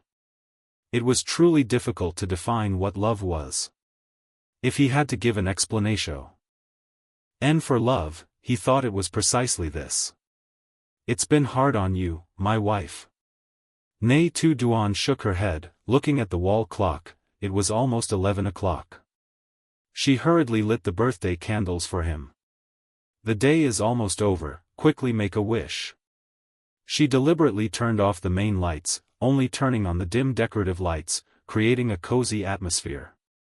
Zhou Can Wu obediently sat down in front of the cake, closed his eyes, clasped his hands and made a wish.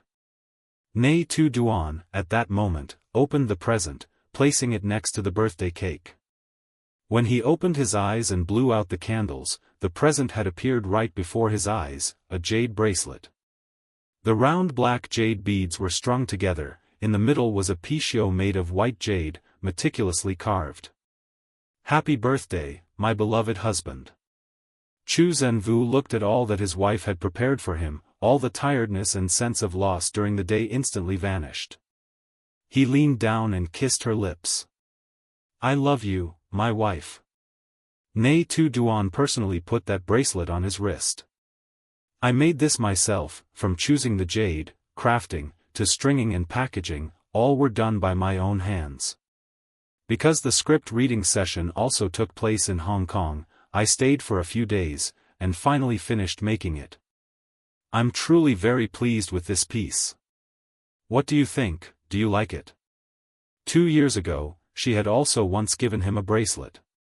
But at that time, it was a ready-made finished product, whereas this time was completely different, because this was the crystallization of affection, time, and sincere intention. Previously, that string of agarwood prayer beads had been taken off and put away by Nghi Tu Duan. Now, on her slender wrist, only this one string remained. The man's gaze paused on her misty eyes, and he said seriously, "I like it. Liking it is enough. Now let's eat the cake. The cake was also made by you." The cake was shaped very exquisitely. She had also specially decorated it with motifs, a chibi version of a boy and a girl, and a snow-white dog, symbolizing their family of 3. Even though it was her first time making a cake, her skill was still extremely deft, without even a slight flaw. So skilled. Zhou Can Wu held the small knife, preparing to cut the cake, his voice full of doting. He intended to cut from the edge of the cake, but Nghi Tu Duan quickly stopped him. "That's wrong, the first knife stroke must cut from one end to the other. Wouldn't that cut us in half?" The 2 chibi figures were placed right in the middle. Cutting that way would divide them into 2 halves. Nghi Tu Duan pursed her lips, and quickly compromised. "Oh, alright, actually any way of cutting is fine." Zhou Can Wu was made to laugh by her, and he held the knife to cut the cake into 1 large piece and 1 small piece. With this birthday was considered complete. Even though there were only 2 people and 1 dog, they were immensely happy. That night, lying on the bed, Nghi Tu Duan asked him what he had wished for, but he refused to say, mimicking lines from a movie. If you say it, it won't be effective anymore. That reason was enough to extinguish her curiosity, and she obediently closed her eyes and slept. The man contentedly hugged his beloved to his chest, the smile at the corner of his lips still didn't leave even in his dream. Today was his 30th birthday. His wish was very simple. He hoped that in the years of 40, 50, 60 onwards Nghi Tu Duan would always be by his side. From childhood until now, this was the first time he seriously wished for something on his birthday. For the one he loved. The next morning, Nghi Tu Duan again hurriedly arrived at Home DM. Tonight the film crew held a small party before the official filming commencement day tomorrow. Originally she was not overly interested in parties, but director Pham personally invited, being a senior, so she found it difficult to refuse. In the evening, the whole crew gathered in the spacious banquet hall. Outside the door hung a banner warmly congratulate Kin Ton Nam I on a great auspicious filming commencement. Now, Nghi Tu Duan has already become an A-list star, possessing countless awards. Each time appearing she was sought after like the center of the universe. If before she was only an obscure person sitting in a corner, no one remembered her face, then now, wherever she went she was also the central position. Director Pham Inh.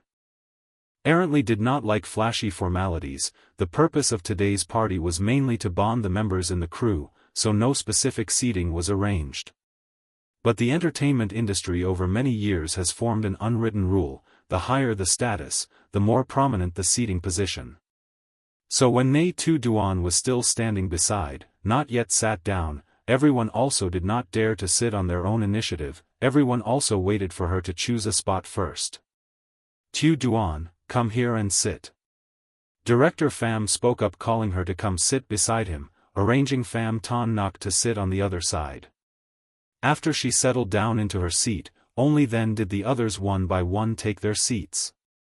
After a short speech, the director said everyone should just relax and have a meal, no need to be overly formal. The group of people in the entertainment industry were inherently used to magnificent parties, this time meeting an amiable Hong Kong director again somewhat unfamiliar. Director Pham did not pay attention to them, turned to chat with Nghi Tu Duan. Tu Duan, a few days ago heard news you got married already. Congratulations. Thank you, director. Pham Ton Nok also interjected. Congratulations Chi on getting married. After a few times of interaction, Nghi Tu Duan realized Pham Ton Nok originally was only a somewhat carefree person, his nature not bad. Director Pham once quietly told her that his son from childhood his mind was not very flexible, his disposition was good, only often accidentally offended others. Until now, he still had never publicly acknowledged his son, partly because he did not want to expose his private life in the entertainment industry. The other part was afraid that the act of publicly revealing identity would affect the public's view towards his son. Pham Ton Nok came from a proper background, his acting had nothing to criticize. But this industry was inherently complex. Once everyone knew he was the son of director Pham, not only would expectations unreasonably increase, but also the whole family would easily be groundlessly attacked. In recent years he did not take on films also because the environment was increasingly negative. Once was praised to the sky, just needed a little carelessness then would be kicked to the bottom right away. This, Nghi Tu Duan understood very well.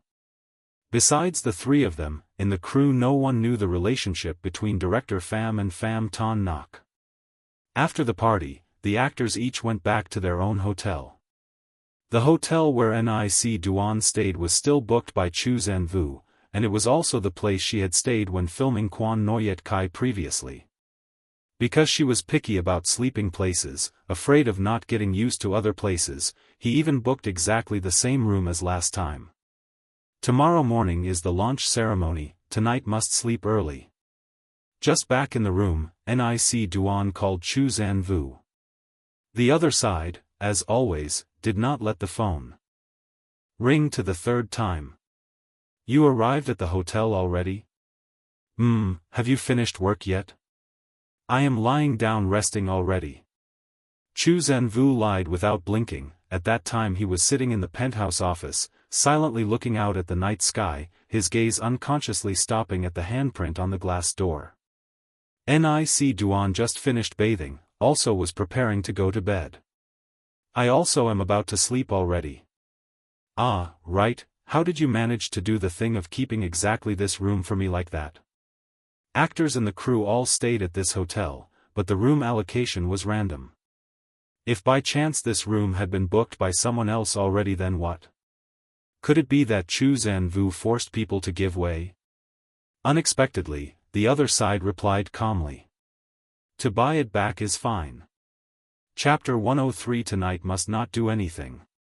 When still filming Quan Noyet Kai, Zhou Can Wu had thought of the matter that later Nghi Tu Duan would still return to Hon Dm to film, so from that time already spent money to completely buy back this hotel at a high price. The room she was staying in was not open for sale to the outside. Staff in the hotel also did not know the reason, only followed instructions from superiors, renovated completely from inside out, and absolutely did not sell this room to transient guests. Only until Nghi Tu Duan arrived, the hotel manager then personally arranged for her to stay. Other staff also didn't pay much attention, only thought she now was a big star, being personally received by the manager also was nothing strange. What's more, her husband was the CEO of Chu Group, and also had a father who was the chairman of Xie Group in Hong Kong, thus even more had a legitimate reason. As expected, in this world there is no matter that money cannot solve. Before Zhou Can Wu's frankness, Nghi Tu Duan didn't know how to respond, several times wanted to speak but stopped, finally only let out a faint chuckle hard to discern. He softly wished good night. Sleep a bit early, tomorrow still must wake up early. Nghi Tu Duan sat down on the edge of the bed, also gently said goodbye. This film is expected to be filmed within about 3 months. Because it will be screened in theaters, so every frame all must be meticulously cared for, almost every scene all must be edited dozens of times. Early morning the next day, Nghi Tu Duan already woke up early to do makeup and styling, finished then immediately went to the film set to attend the launch ceremony. Chao Chan and Chao Nia also had to wake up early as well. It had been a long time since they followed a film crew, to the point they almost forgot how arduous the life of filming was. Recently, following the two big bosses, eating well and dressing nicely, with a steady salary every month, made them also feel uneasy. The work intensity in the crew was very high now. Every day they had to follow Nghi Tu Duan closely from early morning until late at night, no longer as leisurely as before.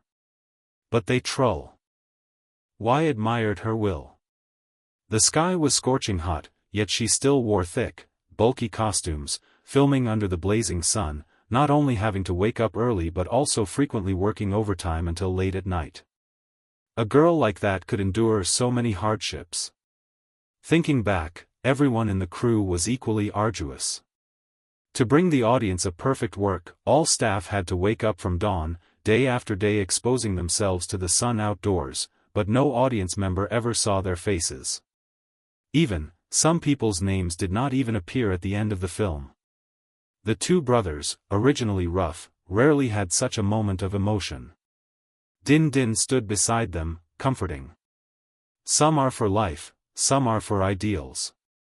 In fact, as long as one lives brightly, it doesn't matter if anyone sees it or not. Being by Sister Tu Don's side these past few years is the most fulfilling period of time I've felt in my life.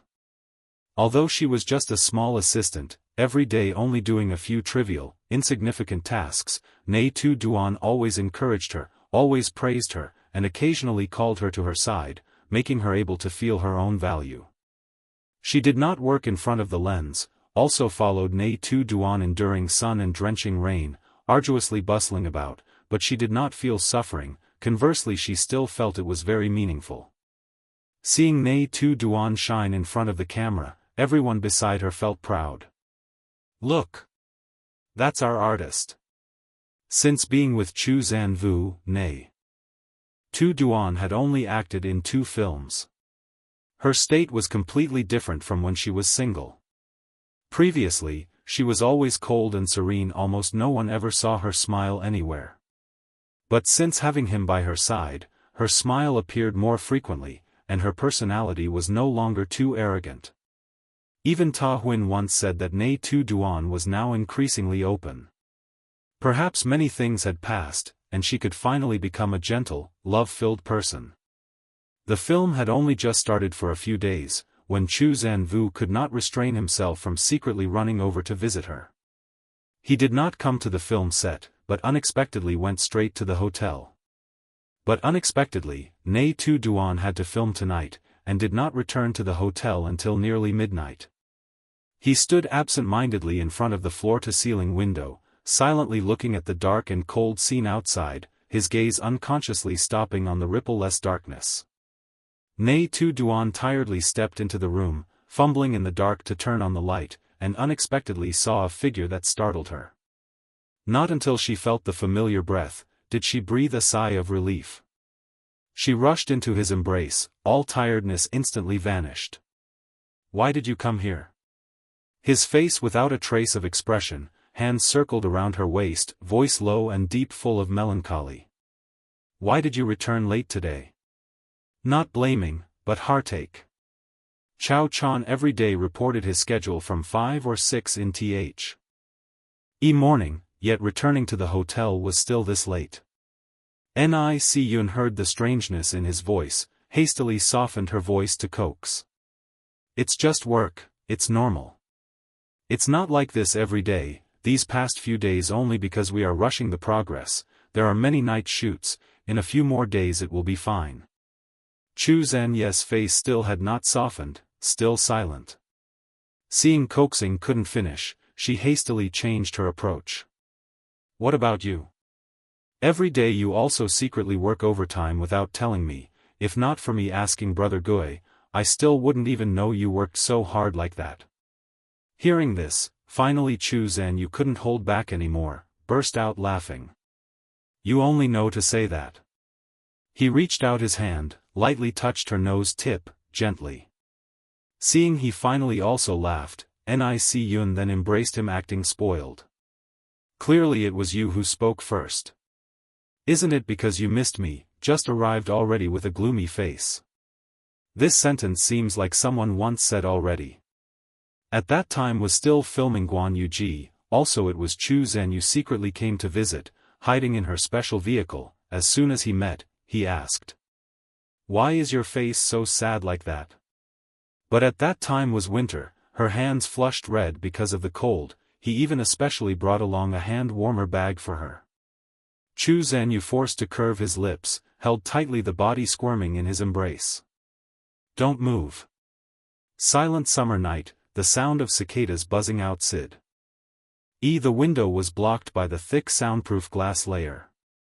In the room only remained the sound of the air conditioner whirring blowing cold wind. The man rested his chin on her head top, closed his eyes. "Let me hug for a moment." Nghi Tu Duan indeed did not move anymore, whispered, said. "On my body all sweat, very smelly."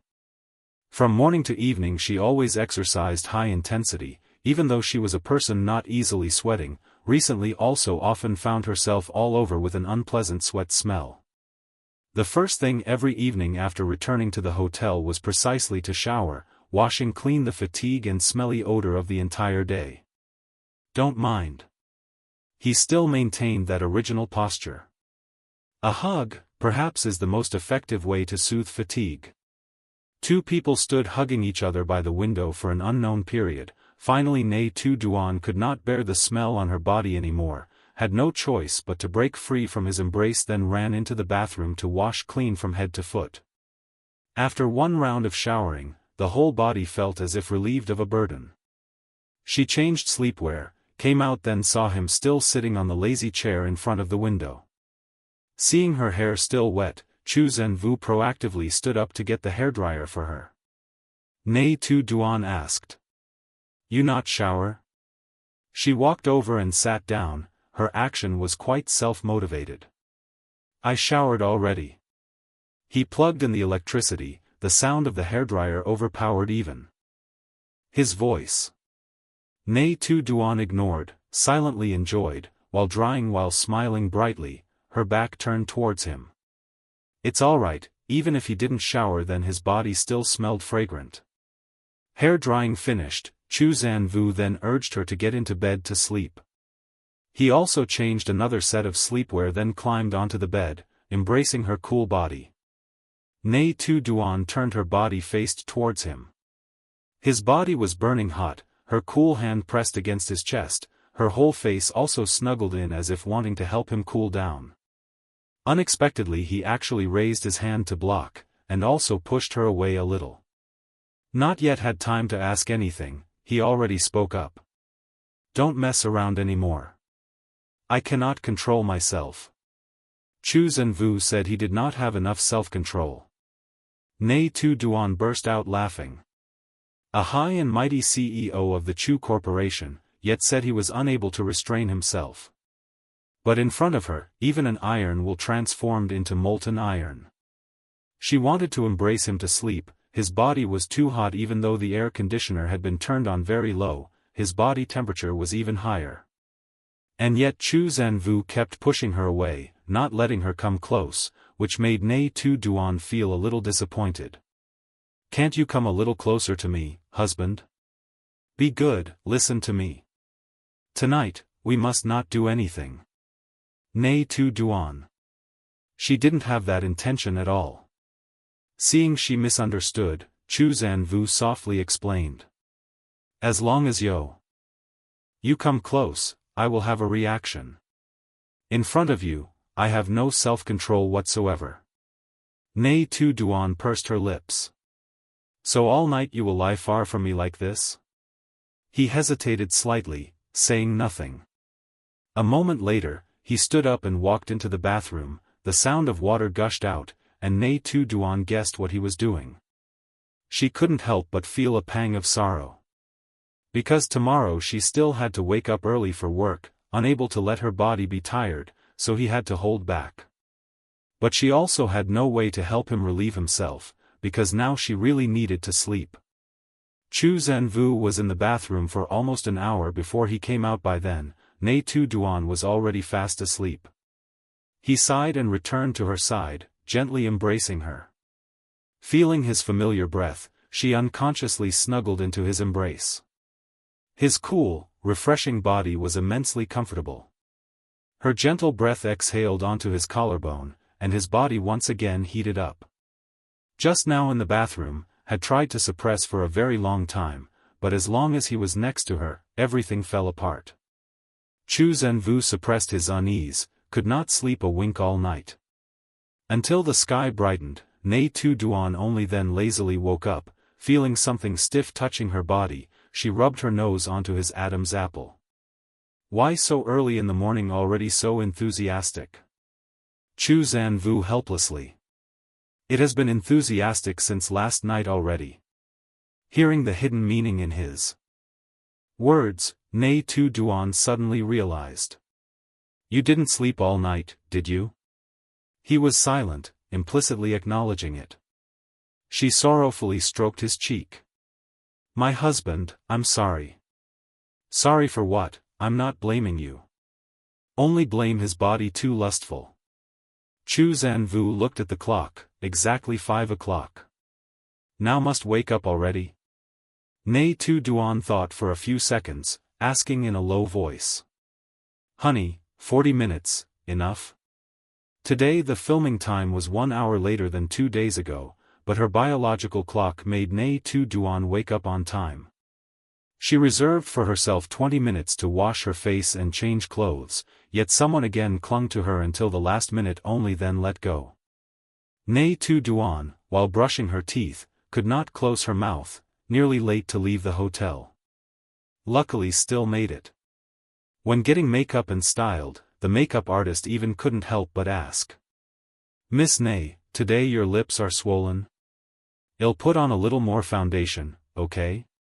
She could only laugh it off. I accidentally bit it last night, thank you. At the same time, that satisfied man had already departed the hotel in neat attire, completely unaware that the person he had tormented could barely turn around. He drove back to Hujiang himself. Days like these were few and far between, so they had to be cherished all the more. Yesterday, he had intentionally condensed his work to finish early just to have time to visit her. It seemed that in the future, he would have to frequently arrange his work in advance to spend more time with his wife. Even if it was only for a few hours, being together for one more second was precious. Chapter 104 I Like Her. Since returning from Hengdian, Zhou Can Wu worked twice as hard every day. Although he didn't intentionally work overtime, he almost always kept pace with Nghi Tu Duan. Whatever time she finished work, he would leave the company as well. After handling his important tasks, he even took the time to help resolve matters at the Xie family group's branch. However, lately, Xie Yiqi had no interest in working at all. Every time an appointment was made to discuss business, it was rejected. Zhou Can Wu played with his phone while lost in thought, wondering what could make a workaholic neglect his career. Finally, he found the answer the next day. Min Jianan said he missed his uncle, so he secretly took Chu Yuyan-truck's phone to call him, asking him to come over for dinner. He did not refuse. As soon as he finished work, he rushed over. The moment he stepped through the door, his ears caught a familiar voice. He frowned, feeling that the voice should not appear here, yet clearly, that person was right inside the house. Xiao Bao, can uncle play this with you? Uncle Xie, I have to go study now. Xiao Bao's voice sounded a bit resistant as he took a few steps back, maintaining his distance from Xie Yiqi. Xiao Bao. A sound echoed from behind. Min Jianan turned toward the call, and upon seeing the newcomer, he rushed over in delight. Uncle. The young boy hugged Zhou Can Wu's leg. Min Jianan was only 7 years old this year but was already nearly 1.40 meters tall, standing significantly taller than his peers. Zhou Can Wu no longer carried the boy as often as before, only gently stroking his head. Where is your mother? Mom went to pick up third uncle. Min Deep was returning from a business trip and called Chu Yuyan truck to pick him up at the airport. In fact, the mother and child had only just returned from Hong Kong yesterday. Seeing Xie Yiqi appearing in the Min household today, a few untimely speculations suddenly arose in his mind. Chu Yuyan truck, mother and child, traveled to Hong Kong. Xie Yiqi disregarded his work. It's best that these two matters have nothing to do with each other. Zhou Can Wu looked straight towards the man sitting at the end of the sofa, coldly asking, why are you here? Ta Ap Tri indifferently said, I am your sister's friend, can't I come? He spoke very naturally, his gaze didn't show the slightest evasion, even glancing at the boy standing by Zhou Can Wu's feet. Furthermore, the batch of medical equipment I researched that year had saved Tu Bao's life, coming to visit him a little is nothing excessive. Hearing him mention himself, Min Jianan immediately snuggled behind Zhou Can Wu's back. At this moment, the door opened again. Chu Yuyan truck and Min Deep had returned. From afar, Min Deep's murmuring voice could be heard, help me get the lug gag. From the car trunk. Chu Yuyan truck had stepped inside the door, get it yourself. Mom, you're back. Min Jianan again lunged into his mother's arms. Min Deep walked behind, carrying luggage in hand, stepped in. Little devil, why didn't you greet anyone at all? Min Jianan giggled. Uncle 3. The three of them were like a small family full of harmony. Ta Ap Tri sat on one side watching in a daze. He suddenly became truly superfluous. Little Chu also arrived, knowing you came back today, couldn't wait any longer to meet you, huh? Min Deep stepped forward and put an arm around Zhou Can Wu's shoulder. Behind, Chu Yuyan truck shook her head helplessly, said nothing, silently carried the luggage upstairs. Min Jianan interjected, it was me who called you here. This kid. Min Deep pinched the boy's nose, then stepped into the house, unexpectedly seeing an uninvited guest. He was startled for a moment, then asked, eldest brother-in-law is also here? Finally, someone noticed him. Ta Ap Tri stood up, forced a smile. I was just passing by. Passing by? Min Deep understood nothing. Just at that moment, Chu Yuyan truck came downstairs. Let's go out to eat. Today there are too many people, I'm sure Auntie won't have time to prepare anything. She did not want to bother the old master of the Min family, because the matter of her and Min Hong not yet being divorced, if she suddenly brought a man home to eat, it would not be conventional. Everyone also had no opinion, the whole group quickly went out. Min Deep drove Chu Yuyan truck, mother and child, Chu Zanvu and Ta Ap Tri each drove one car, so in total, 3 cars departed. In the car, Min Deep asked Chu Yuyan truck, why is Ta Ap Tri at our house like that?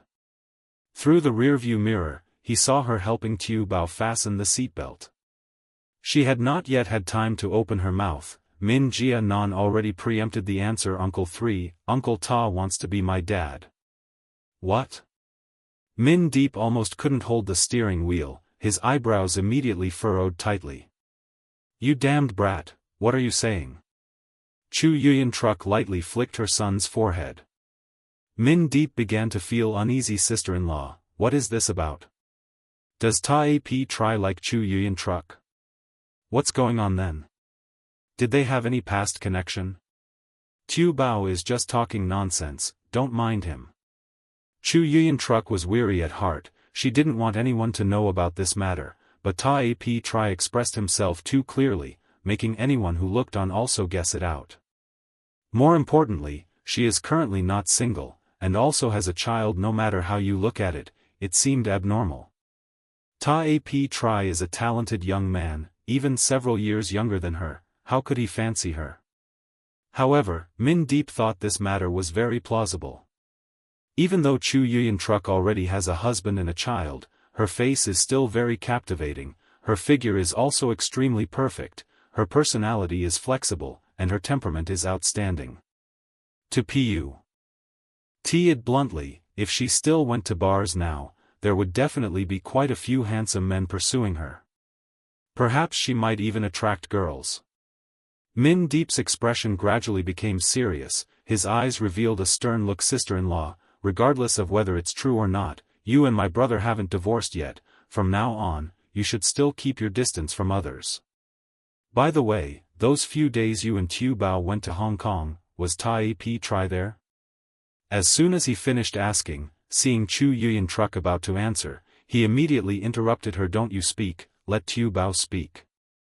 Chu Yuyan truck fell silent. Tu Bao hesitated a little, then answered, Uncle Ta took my mom and me to play in many different places every day, he even invited me and mom to stay at his house, but mom refused already. After hearing the answer, Min Deep's expression was not easy to look at. Min Jia Nan found it strange, why Uncle 3, from a lively and cheerful person, suddenly became so distant. Mom. The boy held Chu Yuyan truck's hand, only seeing the adult before his eyes so distant. Chu Yuyan truck patted her daughter's hand to comfort her, turned her head and said to Min Deep, you should mind your own business, I know how to handle my relationships. Min Deep found it funny. What about me? All these years, although he had been active in the dating scene, he had never truly been serious with any woman, except for her. That heartless person, in the end, went and liked that scoundrel who was his brother. He felt resentful, a flash of anger appeared on his face. Chu Yuyan truck said nothing more, silently leaned back against the chair. That night on the island, he drank until he lost his memory, though he didn't remember clearly what had happened, but the feelings in his heart had never changed. He had hidden his feelings all those years, only wishing for her happiness, not so that another man could seize the opportunity to interfere. If in the end the two of them really had to divorce, Min Deep also didn't want her to fall into the arms of another man after leaving Min Hong. He had missed once already, he could not let himself miss a second time.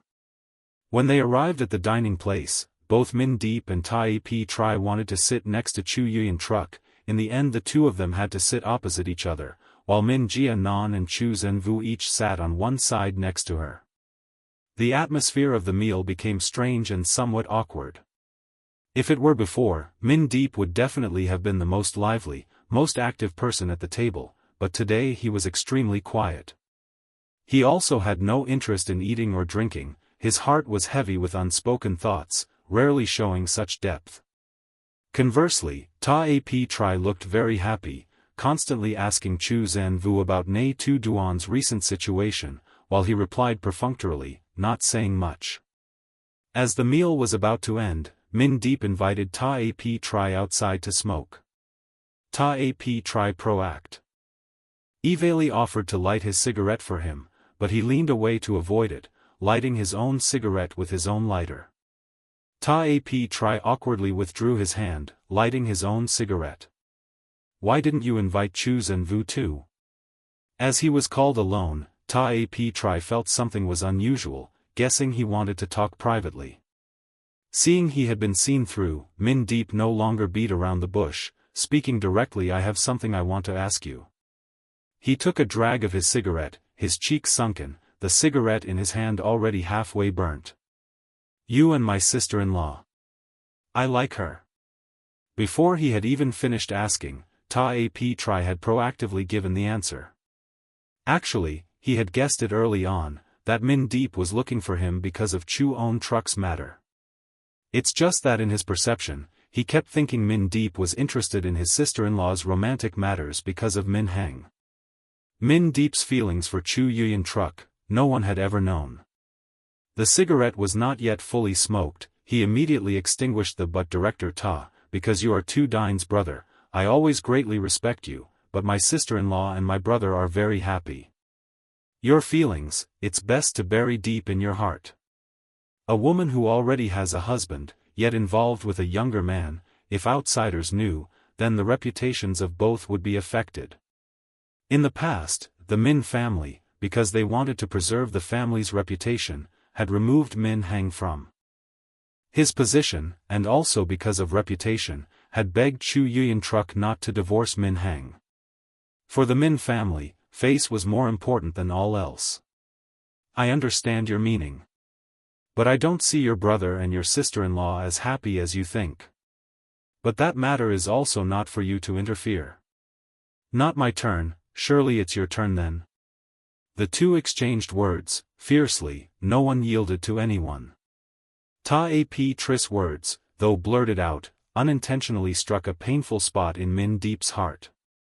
Noticing the other person's expression was slightly unusual, Ta-ap Tri suddenly burst out laughing. Could it be that you also? So what if it's true? Anyway, she's not yours. Stop dreaming. This conversation finally ended in a tense atmosphere. No one was happy at all. Everyone in the waiting room, after a long time not seeing the two return, then actively stood up to leave. Just as they left the door, they caught them returning with cold expressions. Min Deep immediately adjusted his emotions. Are they gone already?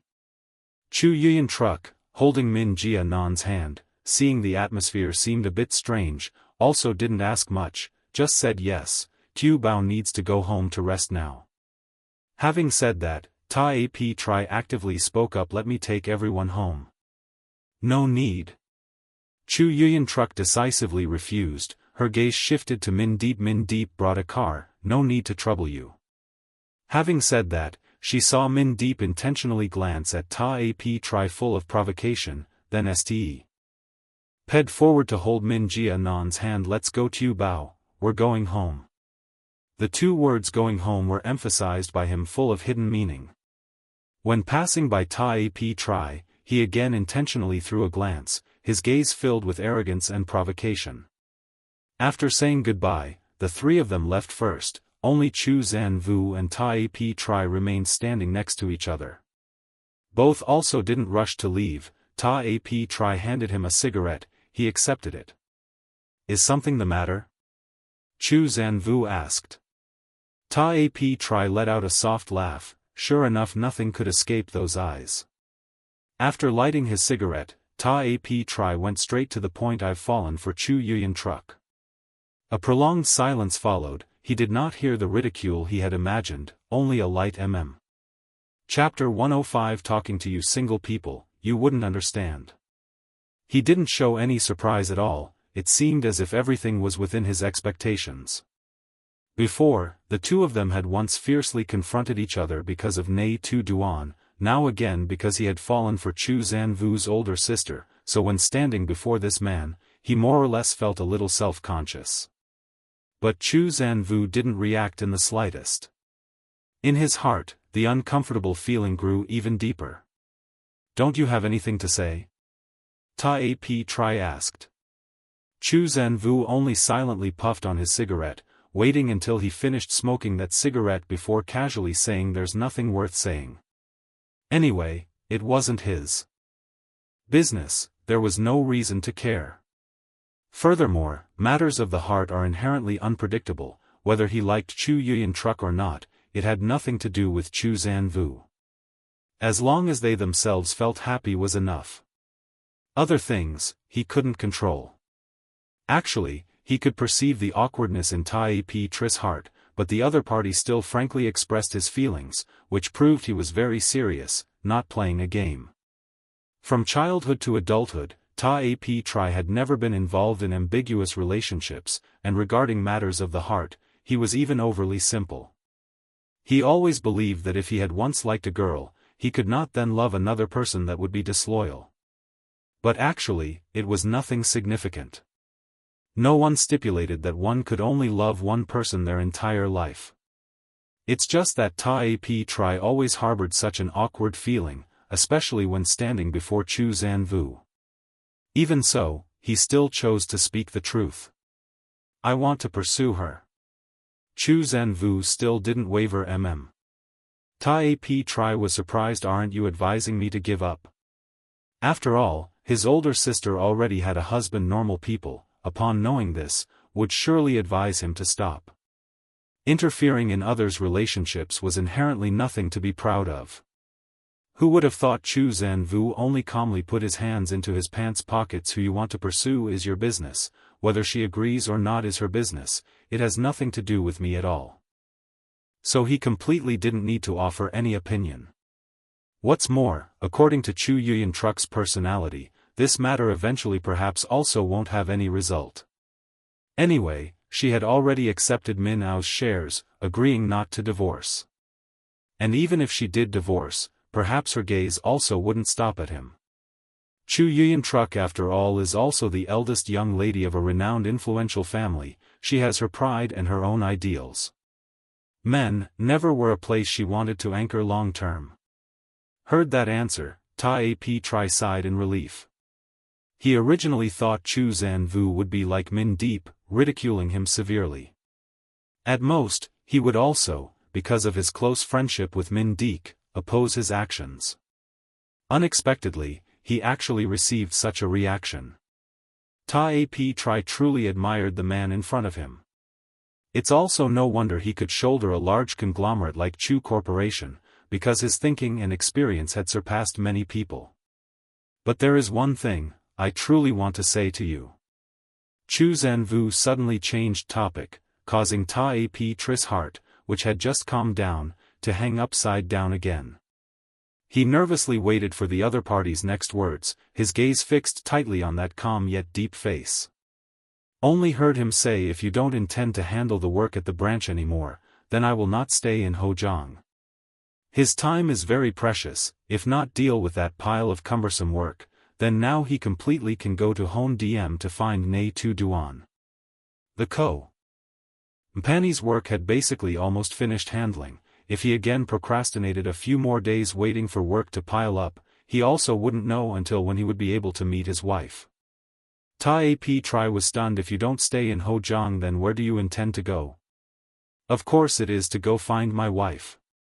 Chu Zanvu replied naturally, cast a glance at Tap Tri, chuckled, "To speak to single people like you all also wouldn't understand." Finished speaking, he turned around and walked out. Tap Tri stood still in place, speechless, watching that person's back. Indeed, it was asking the obvious. The two people, each in their own car, drove towards two different directions. Night covered in dew, a full moon hung in the high sky. When Min Hong returned home, Chu Yuyantruk had just finished coaxing Min Jia-nan to sleep. Stepping out from the room, she already saw the utterly exhausted man. Since after being dismissed by Min Ao from his position, he could only open a small studio by himself, every day all go to work on time. It's unclear if he still contacted that old girlfriend or not, but Chu Yuyan-truk also didn't care. In her heart for a long time already those people no longer existed. She cast a glance at him, her expression calm, then turned around and returned to her room. From behind came a call wife. She stopped her steps. Min Hung dragged his weary body closer, intending to hug her, but as if a pair of eyes grew behind her, she slightly tilted her body away. See. Oldly looking at him, rest early, tomorrow I must take Tu Bao to school. Finished speaking, she then intended to leave, but Min Hung hastily grabbed her hand. Wife, I was wrong. His voice was low, his demeanor soft, completely no longer the appearance of a person who once held power in his hand. 2 years already, can you still not forgive me? She and I long ago cut ties, in my heart there is only you. It's true. Can you turn your head to look at me once, give me one more chance? His gaze was earnest, overflowing feelings looked at her pleadingly. Chu Yuyan-truk was cold-faced, not at all wavering, only gently pushed his hand away. In the past when they were together, he also used that deeply affectionate gaze to look at her, always swearing he would forever only love her. But she was not foolish. The same hole, she would not jump into a second time. Sweet words of men, in this world are the most worthless thing. Finished listening, she calmly uttered sarcastic words. Now even the phrase I love you you are too lazy to say, what do I have to believe you?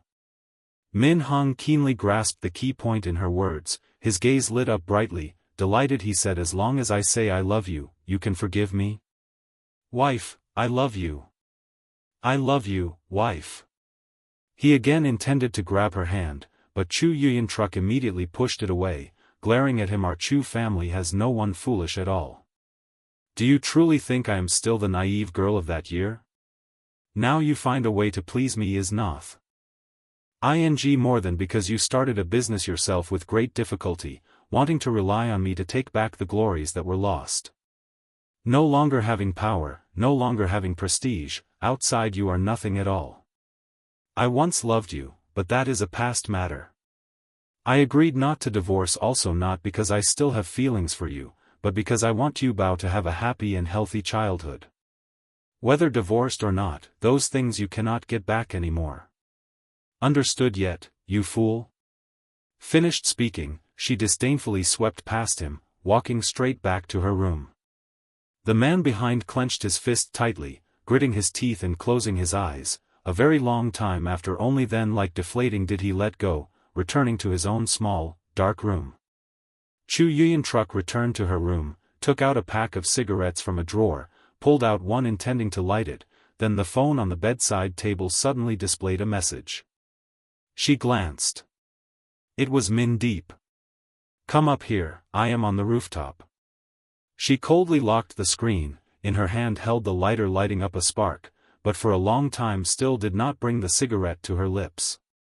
A moment later, she extinguished the flame, threw the unsmoked cigarette into the trash can, stood up and went out of the room.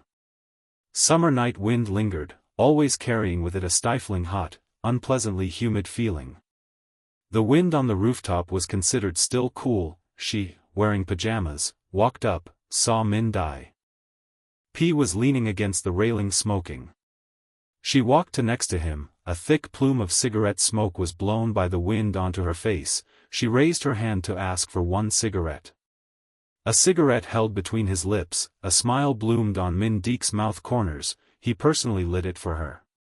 One hand he brought the flame up, the other hand raised to shield the wind. Chu Yuyan-truk tilted her head. After the cigarette was lit, she exhaled a thick white wisp of smoke.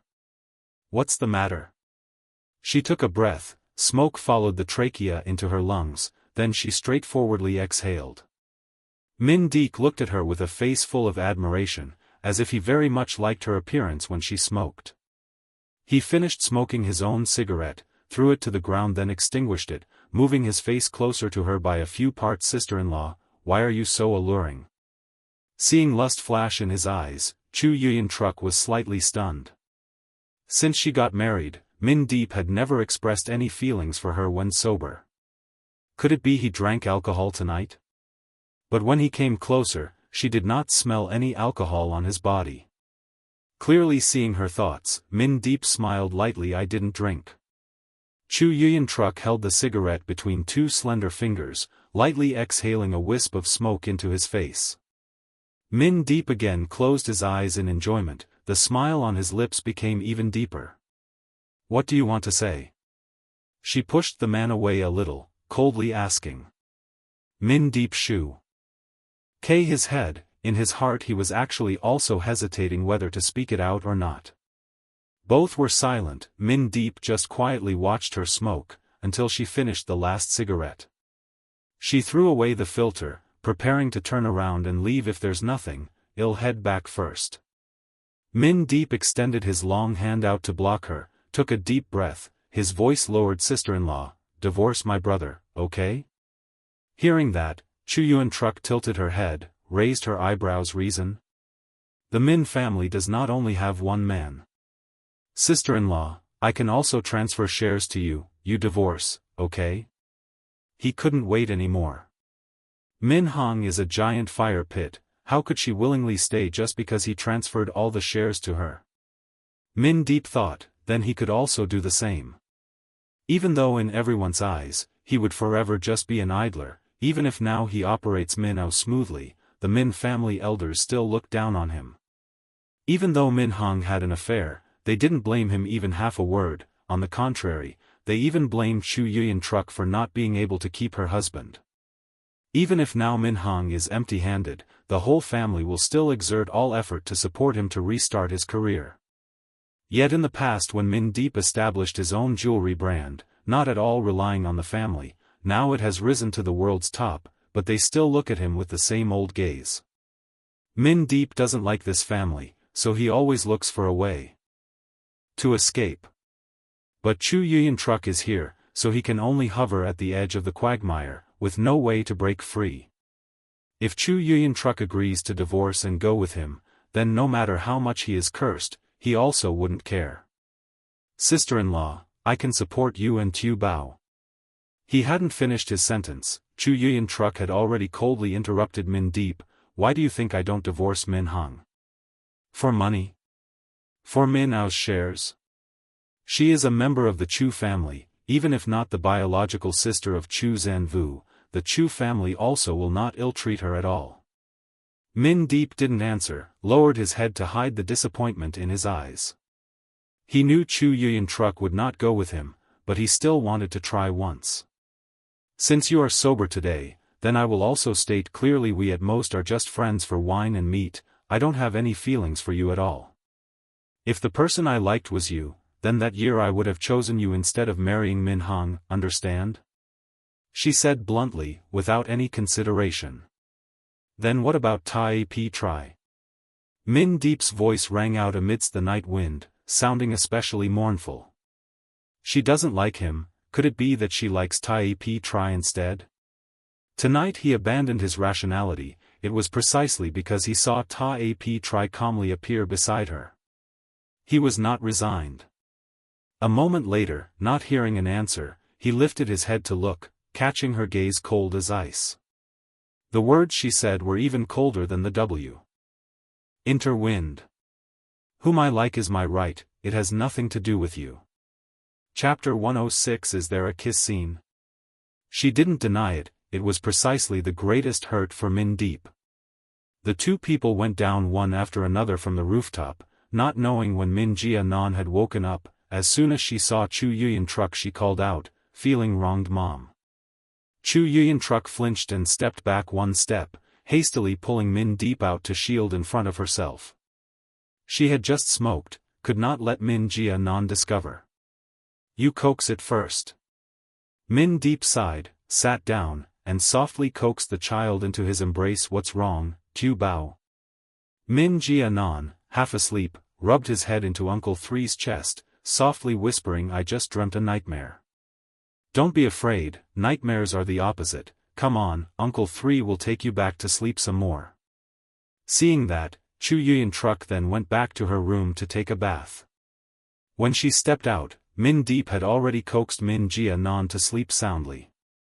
Thank you. Min Deep said, "What thanks, Tu Bao to me is no different from my own child."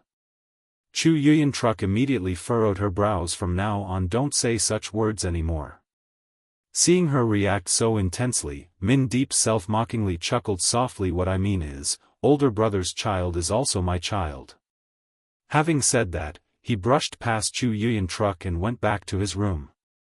It could be seen that this woman was truly cold and stony. The two brothers of the Min family were both held tightly in the palm of her hand, while she only coldly looked at them awkwardly. If only she was still the carefree Chu Yuyan Truck of the beginning, she would at least still be willing to be entangled with him, and would also not say such words that made others heartbroken like that. Chu Yuyan Truck secretly peeked into Min Jia Nan's room to take a look, softly opened the door a crack, and saw Tu Bao sleeping soundly on the bed. Unexpectedly, Min Deep was so good at coaxing children, in the blink of an eye he had already coaxed him to sleep soundly. She heavily breathed out a breath, gently closing the door. In her heart, she silently said words of apology to Min Deep. She did not intentionally hurt this man's self-esteem, it's just that a person like her now was no longer worthy of his pure and sincere love anymore. The next morning, Nghi Tu Duan woke up according to her biological clock, her nose filled with familiar and warm breath. She greedily nestled in a bit more, until she truly felt the hot embrace beside her. She immediately opened her eyes wide, not knowing when Chu Zanvu had entered. The man had his eyes tightly closed, his large hand holding her head pressed against his chest, his voice still husky. "Sleep a little more, sleepy." Nghi Tu Duan obediently leaned against his chest, softly asking, "When did you come?" Clearly last night when she slept in the room there was only herself. Waking up she again saw the person in her dream lying beside her. Couldn't help but feel suspicious. Could it be that in the middle of the night he secretly opened the door and entered? "Last night," he lazily replied. Nghi Tu Duan glanced at the clock. It was only 6 o'clock. Recently the schedule was less hectic, every day she could sleep for 1 more hour, but the habit had formed, at that hour she would wake up, couldn't sleep again. She thus quietly listened to Chu Zanvu's strong heartbeat. A few minutes later, his chest slightly vibrated. 7:30 working? Yes. Not sleeping more anymore? Can't sleep. As soon as he finished speaking, Chu Zanvu reached out his hand to turn on the bedside lamp. The soft yellow light shone onto the wall, making the space become warmer, not too dazzling. Nghi Tu Duan raised her head to look at him, saw his chin had sprouted green beard. She reached out her hand to feel it, firm, slightly prickly to the hand. "Why did you come here at night then?" She was asleep so she completely didn't know, also didn't hear him announce beforehand that he would come, thus he silently lay beside her. Chu Zanvu grasped her hand, his voice lazy. "If I came during the day then I would have to wait all day, only then could I meet you." She had to film all day, always on set.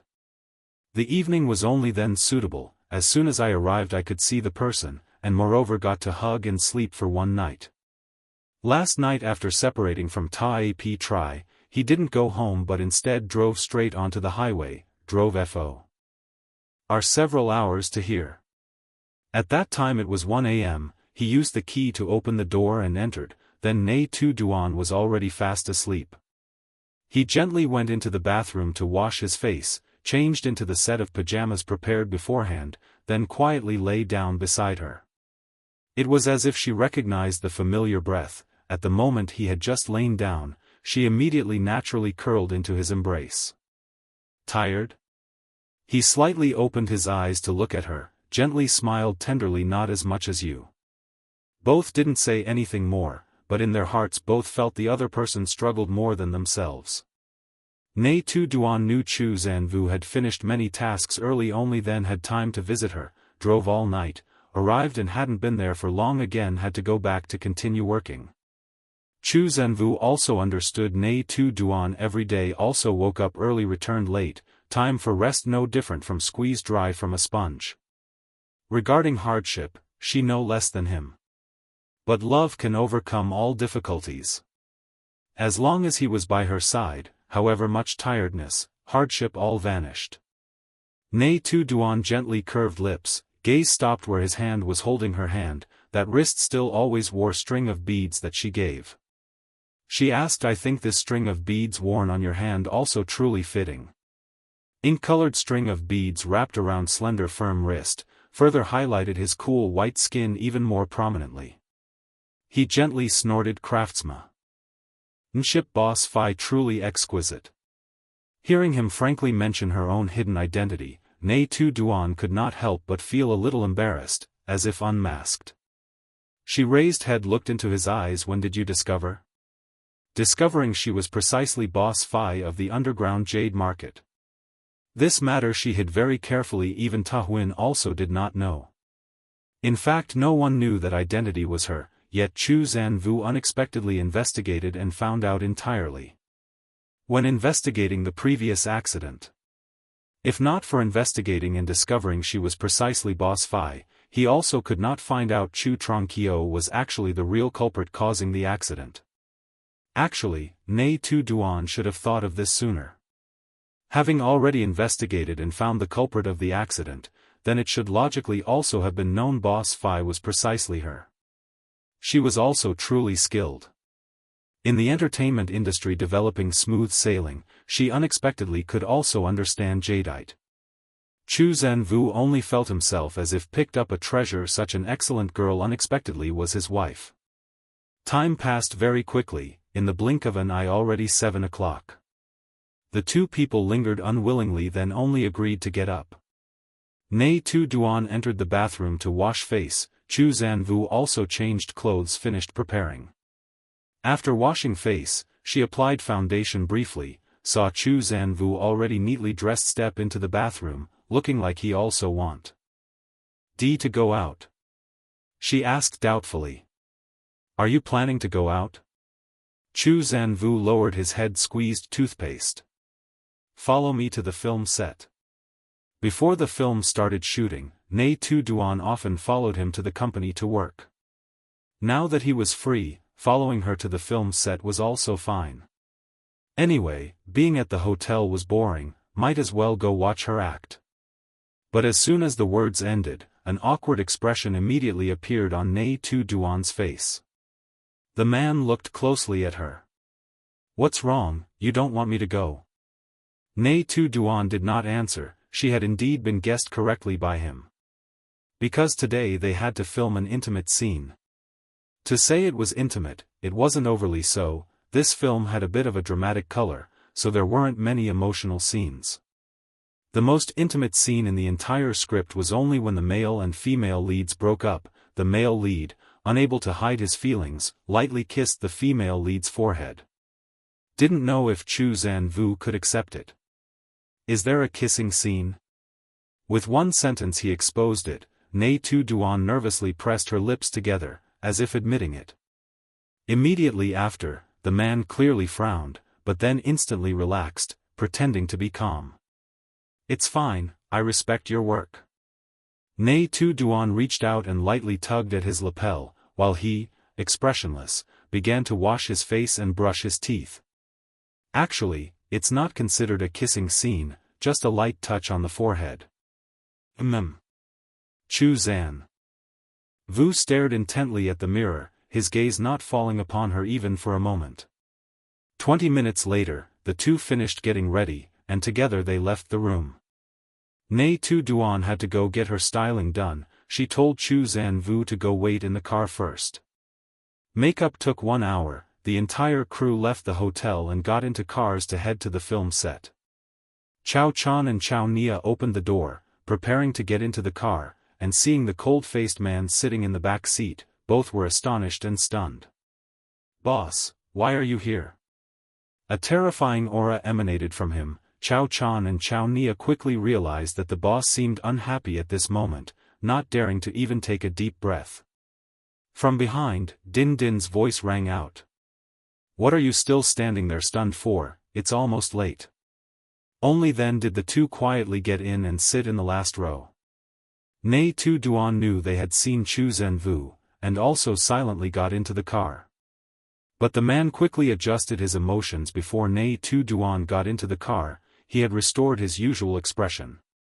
Din Din, sitting in the front passenger seat, turned her head back and saw Chu Zanvu was also present, then exclaimed in surprise. "Brother Chu, why have you come here?" Chu Zanvu did not reply, his face cold, staring straight ahead. Nghi Tu Duan reached out and took his large hand. The man clasped it back, his thumb gently stroking the back of her hand. Arriving at the film set, the assistant director was instructing the crew to quickly get into position, preparing to shoot. Today's first scene was precisely the breakup scene between the male and female leads. Due to Chu Zanvu's appearance, the atmosphere on the film set was more solemn than usual. Everyone knew Chu Zanvu's identity, and was also aware of the relationship between him and Nghi Tu Duan. They hadn't expected him to visit the set today, and no one dared breathe loudly. Pham Chao, meeting Chu Zanvu for the first time today, was also shaken by the man's imposing presence. This must be Brother Chu, long renowned. He proactively stepped forward to greet him, with the male lead Pham Ton Nok standing beside him. The man's gaze swept over the two of them. He displayed no expression, only offering a slight nod in reply. Pham Ton Nok had kept his eyes glued to him, his gaze full of curious scrutiny. That day at Tam Tui Lone, when he picked up Nghi Tu Duan and left, the gaze he directed at the other man was as if he wanted to skin him alive. At this moment, Chu Zanvu stood impeccably dressed before him, his gaze not pausing on him for even a second, yet Pham Ton Nok felt as if he had been seen through, utterly exposed, unable to conceal anything. With the set prepared, Chu Zanvu was arranged to stand behind the monitor screen. Once the two lead actors finished their dialogue, they prepared for the shoot. Before the director called action, Nghi Tu Duan quietly said to Pham Ton Nok, "Act well, this scene cannot be an NG." Hearing that, Pham Ton Nok's gaze fell upon Chu Zanvu in the distance. He chuckled softly. "What, afraid your husband will get jealous?" Nghi Tu Duan did not want to explain, just casually threw the script to one side. "If you know, then cooperate well." If Chu Zanvu got angry, the consequences would be very serious. She truly could not bear it. On the monitoring screen, the faces of the two people were clearly displayed, but there was no sound yet. Waiting until outside finished installing the microphones, the scene officially began. Pham Ton Nok also did not intentionally make trouble. This scene was filmed very smoothly. At the end of the scene, the male and female leads said goodbye, then embraced each other and kissed. Pham Ton Nok, eyes full of sorrow, hugged her, lowered his head slowly, his lips gradually moved closer to her clean forehead. At that very moment, his movement suddenly froze in mid-air. Nghi Tu Duan looked up, Pham Ton Nok then embarrassedly turned away. In his eyes was the restraint of suppressed love. After that he uttered the lines, "Wait for me to return." They lived in chaotic times. The great national cause was even more important than private feelings. Therefore, the emotions for the female lead here were handled toward suppression, so that when it ends it would make people regret even more unceasingly. Chapter 107 Guessed wrong already? Off camera, everyone saw the moment Pham Ton Nok avoided that kiss, and could not help but feel bitter. Especially when knowing the ending of the script, that kiss that could forever not land suddenly became an unceasing regret in their hearts. The director, from behind, witnessed this scene, and could not help but take a deep breath. Unexpectedly he had arbitrarily modified the script. He had not yet called cut, the two of them just continued acting. Unexpectedly the scene was sorrowful and beautiful to an extent beyond expectation. Chu Zanvu, of course, also saw everything. He did not have any special reaction, just lazily leaned on the small chair. The coldness between his eyebrows had completely vanished. The scene ended. Nghi Tu Duan turned her head to look at Pham Ton Nok. She also did not expect her co-star to have such a big move. Fortunately she was able to catch it. One of the basic qualities of an actor is precisely always being ready to accept the improvised part of their co-star. The director called cut. A round of applause rang out on the set. This scene was considered as passed. Everyone praised Pham Ton Ngoc for handling this segment exceptionally brilliantly. The surging loving emotions yet suppressed deep in the heart, that torment and suffering were expressed completely. Although still a new face, he truly does have capability. Nghi Tu Duan sighed in relief, turned around and left the film set. Today's weather was terrifyingly blazing hot. Din Din immediately held up an umbrella and ran over, also giving her a glass of iced water. She hadn't even had time to extend her hand to take it, when a large hand quickly snatched the glass of water out of her sight. "Don't drink this today." Chu Zanvu took back the glass of ice water, handing her a bottle of mineral water kept at room temperature. Nghi Tu Duan froze. Today was indeed her period, but she herself originally had no dietary restrictions concerning food and drink. Ever since being with Chu Zanvu, it had always been him who remembered the dates for her, reminding her not to consume cold things. She pouted, obediently taking that bottle of mineral water. The makeup artists followed closely to touch up her makeup and adjust her hair. Inadvertently, they were again fed a piece of dog food, but they also didn't dare show any reaction. Previously, they only heard that Chu Zanvu was a cold, sinister man, carrying an aura as if from hell. Who would have thought that in close contact, they would see such a gentle and tender side to him, but only for the wife he loved. The set had cameras filming behind the scenes, but when they saw Chu Zanvu standing next to Nghi Tu Duan, not a single camera dared to pan towards them. Because Chu Zanvu had never before appeared in public, the only time that face appeared on television was when he publicly announced his relationship with Nghi Tu Duan. Before that, many people rumored that the CEO of Chu Group was an ugly, vile man with a fierce face. It wasn't until they saw that astonishing appearance that they realized that legendary man actually possessed looks to the extent that made people furious. Din Din, standing by her side, was already used to this scene. Without saying a word, she only silently held an umbrella for Nghi Tu Duan. There wasn't much rest time. The shooting schedule was quite tight. The staff quickly prepared the set for the next scene, and everyone immediately returned to work. Chu Zanvu stayed with the film crew all day with her. At noon, he also ate the crew's packed lunches with Nghi Tu Duan. The food was not plentiful and extremely oily. Nghi Tu Duan only ate a few bites of rice and then left it unfinished. He also didn't eat much, though he didn't say anything. He also realized her eating on set was not good. At noon, returning to the car to rest, the man's expression was not very pleasant. Seeing that he seemed worried, Nghi Tu Duan immediately pressed herself against his side, explaining, "I normally don't eat the crew's food." She already ate little in the first place, and there were no good eateries around. Only occasionally did she reluctantly eat a few meals with the crew. Today, she didn't remember that Chu Zanvu was also here, so she forgot to tell Din Din to order takeout. Chu Zanvu hugged her as she lay on the bed, closing his eyes without saying anything. "Husband," she called timidly. In the car, there were only the two of them. The others had all gone for their lunch break. Around them, it was utterly silent. Chu Zanvu ached out his hand and placed her head on his chest, saying in a low voice, "Go to sleep." Well, resume at 1 p.m. It was already noon. She needed to nap for a while. Nghi Tu Duan pursed her lips and said nothing more, obediently snuggling into his embrace to sleep. Well then, she would wait until after work in the evening to explain to him later. 1 o'clock in the afternoon, everyone on time was present at the film set to continue filming. Chu Zanvu still quietly sat outside the monitoring area. They were in the shady area, had a fan and cool water, while the other actors and staff all had to work outside in the scorching sun. He did not care about the feelings of the others, only felt pity for Nghi Tu Duan.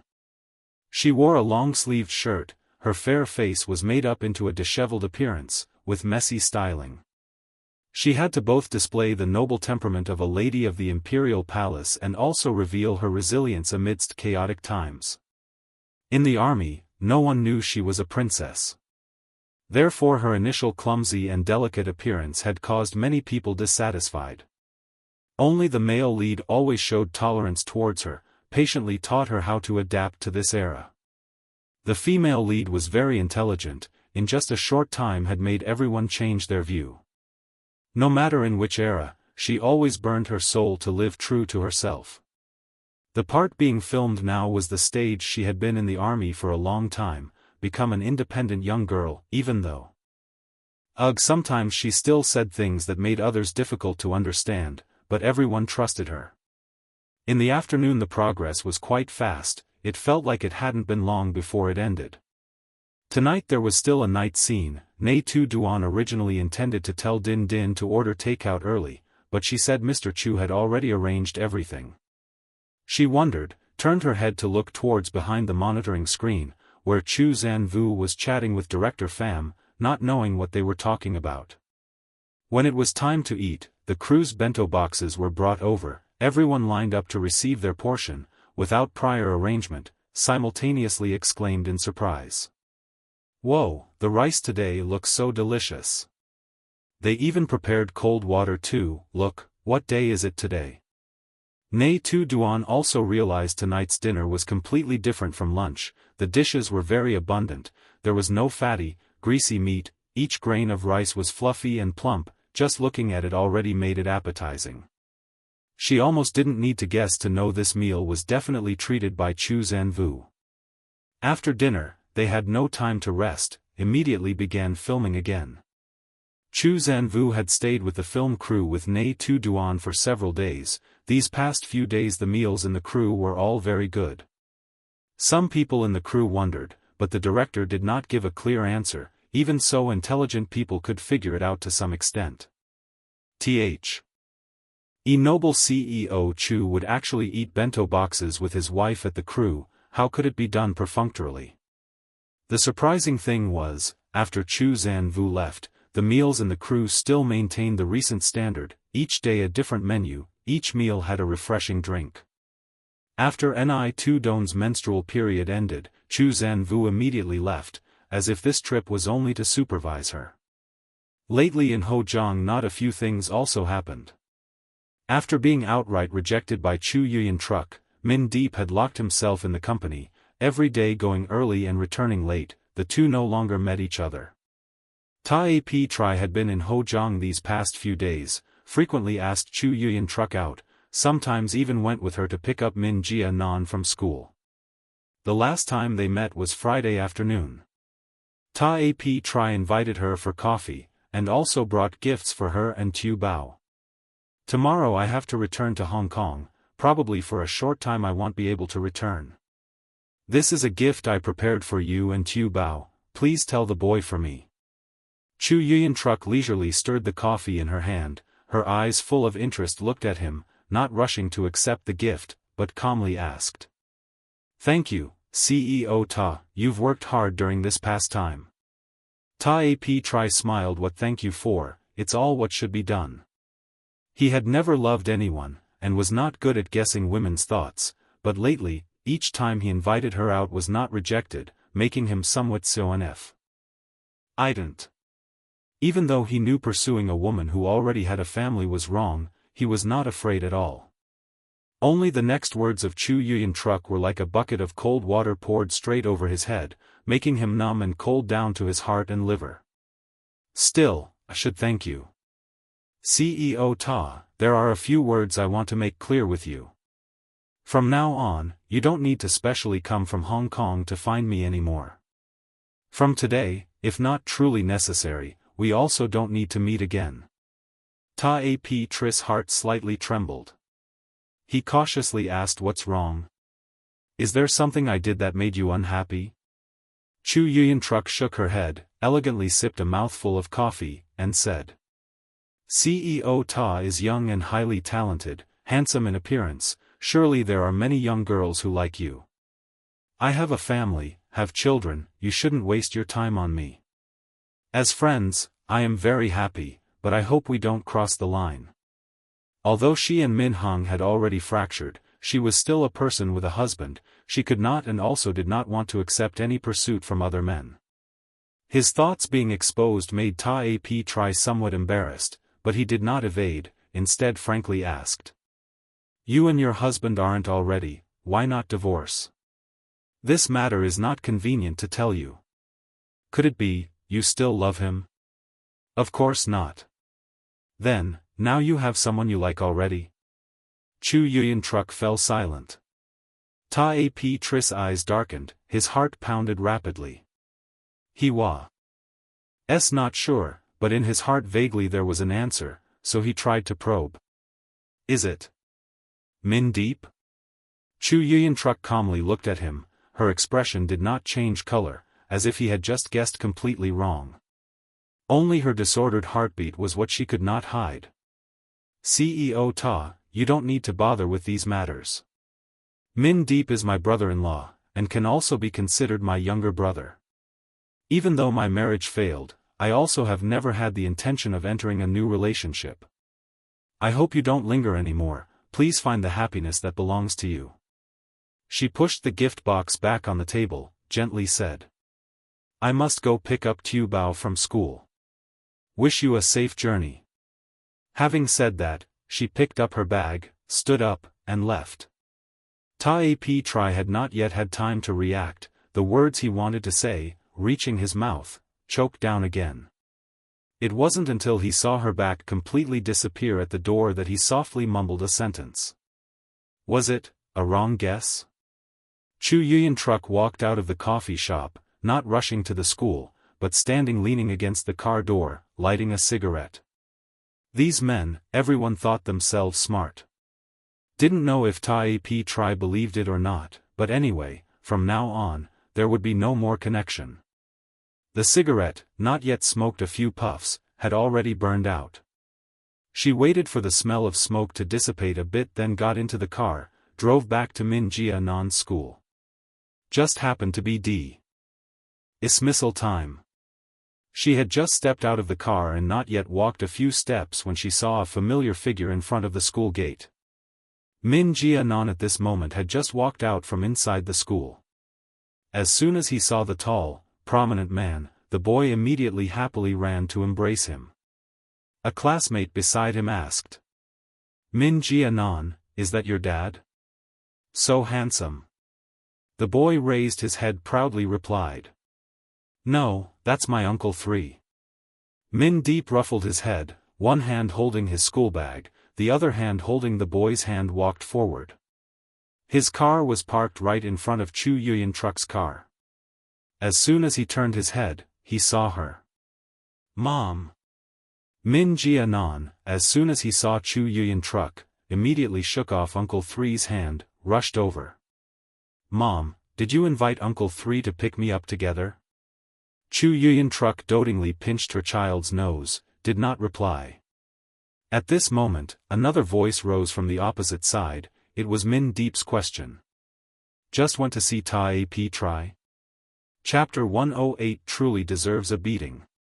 Chu Yuyan gaze did not linger on him, but she uttered the most heartless sentence with a gentle smile. It's not related to you. The man's facial expression was still calm, only quietly opening the car door for them to get in.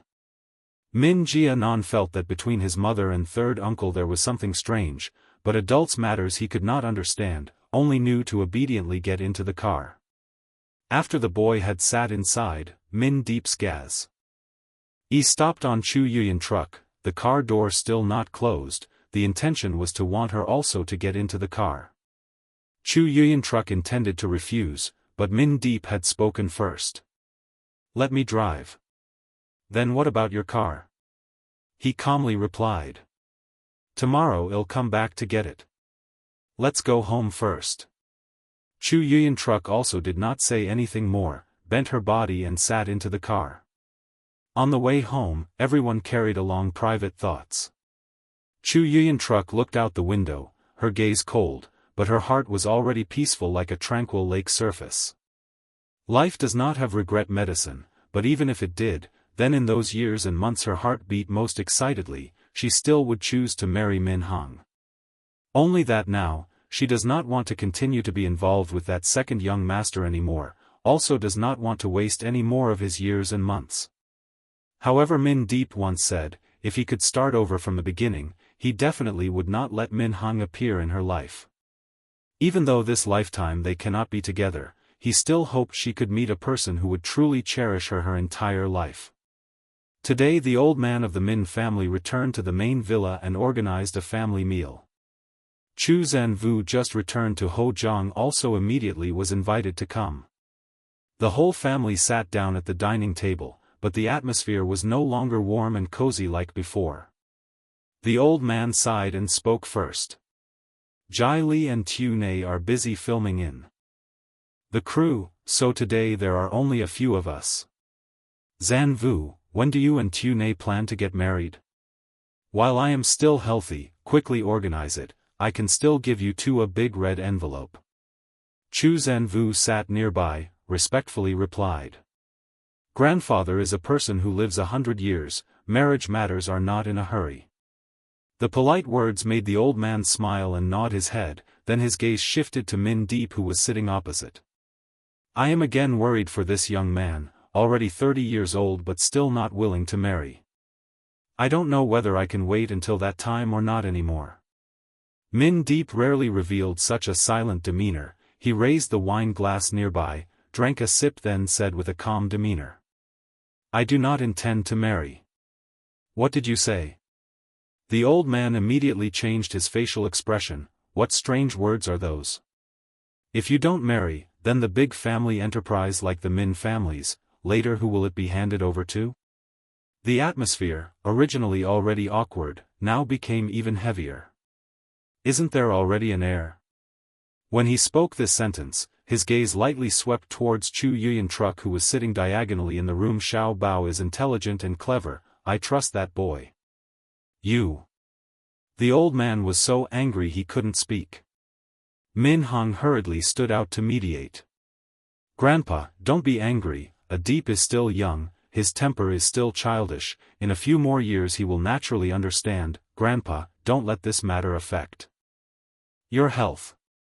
After hearing that sentence, the old man gradually appeased his anger. No matter what happened, Min Hong was always the person most trusted by Grandpa. If it weren't for the affair, the old man would also not care about Min Deep getting married. Min Jianan would still be the only heir he accepted.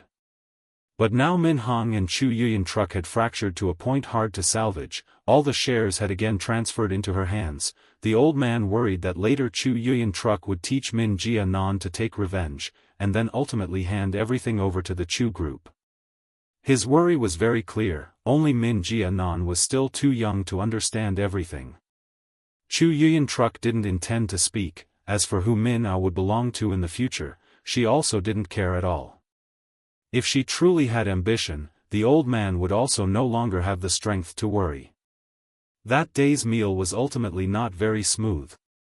The old man left the table early to return to his room to rest.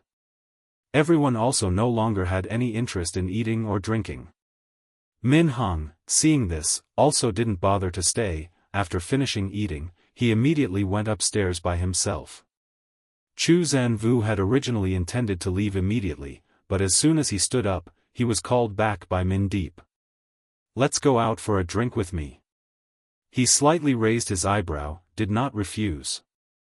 Wait a moment.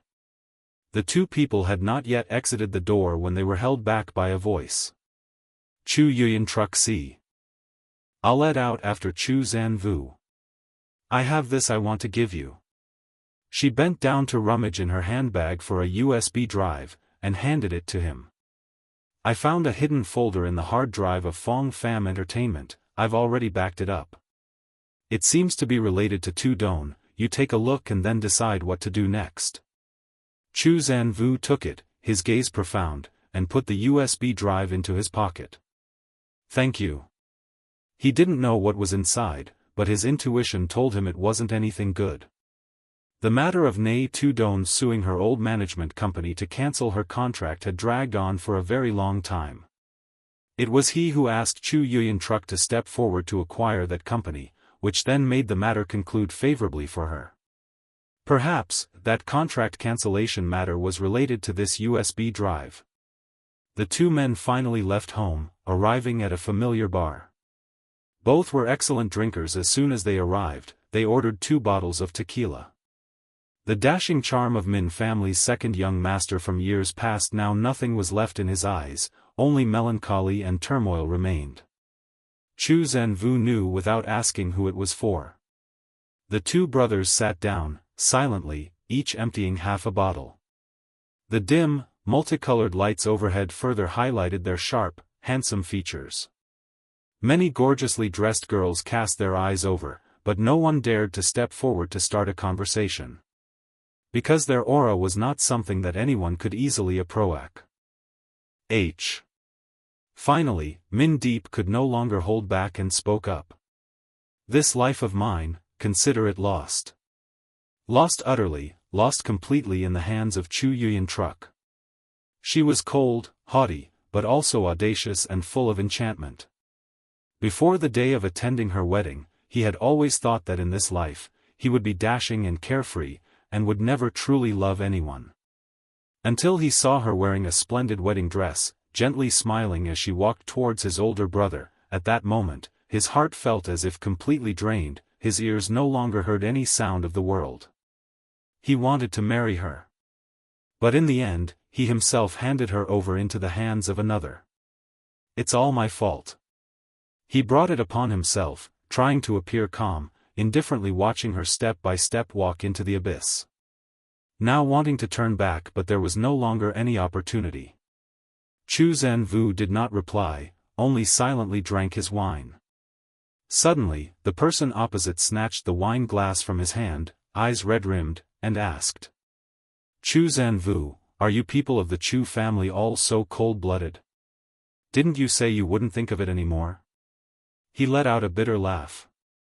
How could I forget? It was just words said in passing, because if he had truly let go, he wouldn't be heartbroken like this now. So many girls confessed their love to you, wasn't there anyone who moved you? Could it be that an entire life is only for one person? Or is it true that men only like what they can have? If he truly has it already, would he still be so infatuated? Seeing him, who until now had always been triumphant in his love life, now in this state, truly made Chu Zhenvu slightly stunned. Min Deep shook his head. Those girls weren't truly sincere in liking me. And what about Tu Duan? Looking at his gloomy appearance at this moment, Chu Zhenvu suddenly remembered something. When they first met, Min Deep appeared to have much affection for Nghi Tu Duan, and furthermore, that time in Hong Kong while having a meal, he even heard Tu Duan confessing her feelings to Min Deep on the phone. This matter he had kept suppressed for 2 years now. Hearing the name Nghi Tu Duan, Min Deep immediately frowned, glancing at him with a look full of disdain. She didn't confess her feelings to me. Moreover, she is your wife, don't mention this matter again. But Chu Zhenvu seemed to want to pursue it to the end. It truly didn't happen? He poured himself another glass. Or perhaps you've forgotten? Min Deep was questioned to the point of irritation. How is that possible? How could she possibly confess her feelings to me? Moreover, if that truly happened, I would certainly not forget. A glare made him fall silent. Then he slowly helped him recall 2 years ago, around late September, you called her, she said on the phone that. Or why don't you come to me, I definitely won't let you suffer any grievances. Min Deep seriously considered his words. The word grievances sounded so familiar. Suddenly, as if a light flashed in his mind, he widened his eyes, pointing a finger at Chu Zhenvu, too astonished to speak. You. Chu Zhenvu frowned. Seeing that reaction, he knew he had remembered. That truly happened. Nghi Tu Duan had truly confessed her feelings to him. Of course it was true, he heard it with his own ears outside the door. Every sentence and every word was deeply etched. How could it be false? Min Deep stammered for a long while, finally unable to believe it, said, back then, the person who attacked my son was you. No wonder. At that time he called Chu Zhenvu for help. The other side suddenly threw out a sentence. What are you feeling wronged about? Utterly incomprehensible. Min Deep would forever not forget that experience, because the attacker of the gray system back then left no trace, making him worried for a long time. kept thinking he had encountered some terrifying hacker. It turned out that this guy misunderstood Nghi Tu Duan liked him, and flew into a jealous rage. Ha! A huge misunderstanding. Only he was the innocent person caught in the crossfire. Zhou Can Wu, so it turns out you already liked Tu Duan back then. Not at that time. The man softly replied. Min Deep scoffed, unable to believe it. If he hadn't already liked her back then, why would he burst into a fit of rage out of jealousy? The next second, he heard the voice from the person opposite him, silent like a stone falling to the bottom of a lake, deep and se. Renee. It was 12 years ago. A one-sided love that lasted more than a decade. Min Deep grew even more astonished, never thinking that this guy had hidden a secret unknown to all for so many years. So you rejected her then? Zhou Can Wu still refused to let it go, continuing to interrogate. Min Deep instantly lost his temper. Reject what? She never confessed her feelings to me. That sentence was spoken to my sister-in-law. How could it have been said to me? Zhou Can Wu, are you stupid? If she had really confessed her feelings, how could he have had no impression of it? If it hadn't been reminded by this guy today, he was even planning to completely forget the system attack incident. Is that true? In the other person's eyes, a hint of joy gleamed, but a trace of suspicion still remained. Min Deep was utterly at a loss for words. Indeed, those in love are always contradictory and full of conflicted thoughts. He tried to suppress the urge to settle scores, explaining word by word it's true. Back then, I hadn't even said a few sentences when your sister-in-law snatched the phone away from me. She invited Tu Duan to the birthday party, then said my brother refused to celebrate his birthday together. It was then that Tu Duan said that sentence. It fundamentally wasn't said to me. If you don't believe me, go ask them. Tu Bao was also there, you can ask Tu Bao too. It's just that he's not sure if the kid still remembers. Children might not remember clearly, moreover, he was involved in that phone call. Understanding the full story, Zhou Can Wu felt as if brilliant sunshine was shining on his head, his mood indescribably good. He burst out laughing, lifted the bottle, and guzzled it down. Seeing his overt happiness, Min Deep, in turn, felt annoyed, his tongue pressed against the inside of his cheek. Zhou Can Wu, now I truly want to beat you up. Clearly he was still emo, yet that conscienceless guy dug up old matters and then brightened his spirits. And what did that make him? Unexpectedly, Zhou Can Wu calmly placed the empty bottle on the table, indifferently raising an eyebrow. As you wish. Min Deep tried to hold back, suppressing the anger in his heart. He truly deserved a beating. Chapter 109. She had been looking for him for a long time. The two of them drank until midnight before returning. Min Deep was dead drunk. Zhou Can Wu personally took him home, settled him in properly, and only then left. Because the elder master of the Min family had returned, he did not take Min Deep back to the Min residence. The old man did not like seeing him so dejected and disheartened. Therefore, he only informed Chu Yuyan Truck. Arriving back at Du Man Villa, Dao Du was already sound asleep. Upon hearing movement, it warily got up, but only when it saw it was Zhou Can Wu did it happily jump up.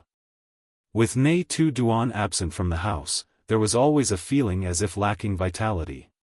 He went straight upstairs, not entering the bedroom but Tenon G towards the study.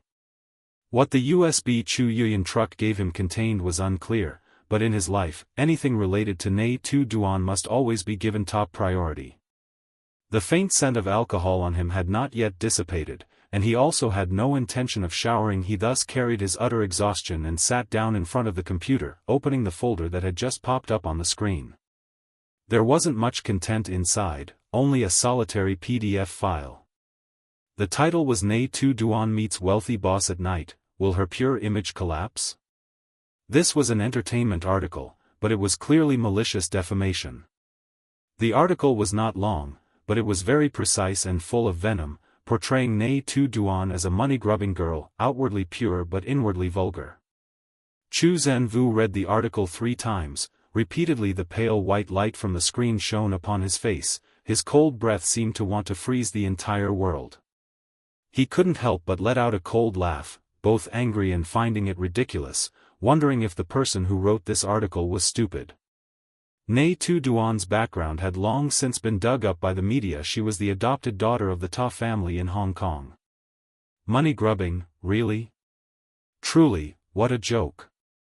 The article also had 2 attached photos, scenes from the fireworks show at the Shanghai Bund 2 years ago. That day, Nghi Tu Duan was in a bad mood, and he had arranged that fireworks display to cheer her up, but unexpectedly, Samian with ulterior motives had taken photos and fabricated them into an article. That was a trick devised by her own management company. In an instant, he connected it to a series of events that had occurred during that period. Not long after the fireworks night, rumors had begun to spread online that Nghi Tu Duan was in a contract dispute with the company, and he even had to ask Chu Yuyan Truck for help to finally settle it. It was just that at the time, he didn't know the inside story, didn't understand why she had demanded to terminate her contract with the company, nor why Fong Pham would treat his own artist that way. Could it be she had suffered much injustice? Thinking of her at that time, all alone in the mainland, with no one to rely on, having to brace herself and contend with the company and public pressure, Chu Zanvu suddenly felt a pang of pity. He definitely had to clarify how much injustice she had suffered at that time, and reclaim justice for her, every single bit of it. Thinking so, the next morning he immediately set off for Hengdian. Not even 24 hours after returning to Hujiang, this man had hurriedly rushed to her side. This time he arrived during the day, not rushing to find her immediately, but instead made an appointment to meet Nghi Tu Duan's manager, Hoa Lu. This woman was originally not very prominent in her life, but he had previously heard Nghi Tu Duan say that Hoa Lu had helped her quite a bit. Therefore, when they met, Chu Zanvu still maintained a polite demeanor. It was just that this man's subtly cold demeanor caught Hoa Lu off guard. Facing him for the first time, her heart skipped a beat from an unknown fear. "Don't be tense, I just have a few things I want to clarify." He sat leaning on the sofa, looking weary, yet still exuding an aura that instilled fear in others. In front of Hoa Lu was a cup of coffee. She didn't dare reach out to pick it up and drink, only sitting upright, as if waiting for judgment. She had heard of Chu Zanvu's name before, but how could rumors compare to actual experience? The fear at this moment made her understand clearly for the first time that those previous rumors were indeed not exaggerated. This man was even more terrifying than King Yama himself. She lowered her eyes, not daring to look straight at him, her voice trembling. "If Mr. Chu has anything he wishes to ask, please speak directly. I will definitely say what I know." In this world, there were many who feared him, and Chu Zanvu was already too accustomed to it. He didn't intend to offer any more comfort, getting straight to the point. He turned the laptop on the coffee table towards her, the screen displaying precisely that article. Hoa Lu saw, her heart immediately panicked, in her eyes flashed unease. You found this where?" She remembered clearly this article back then had been bought back, the copyright by Nic Yun. The company should also have completely destroyed it, then it would be right. Why did it appear in his hand? Could it be that Nic Yun didn't delete but kept it, then gave it to Chu Zanvu to see? But that sounded not reasonable at all. Chu Zanvu didn't answer, on the contrary asked back, "This article was used for what purpose? I want to know all the truth related to it." His gaze locked tightly on Hoa Lu's face, discerning her tension and also calculation.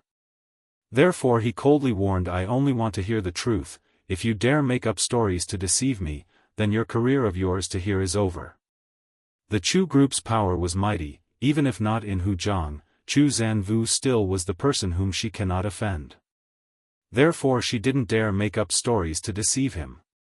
Only that she didn't at all know the man in that photo was precisely Chu Zanvu, afraid the words she spoke would affect the feelings of the two of them, so Hoa Lu had to consider carefully before recounting everything.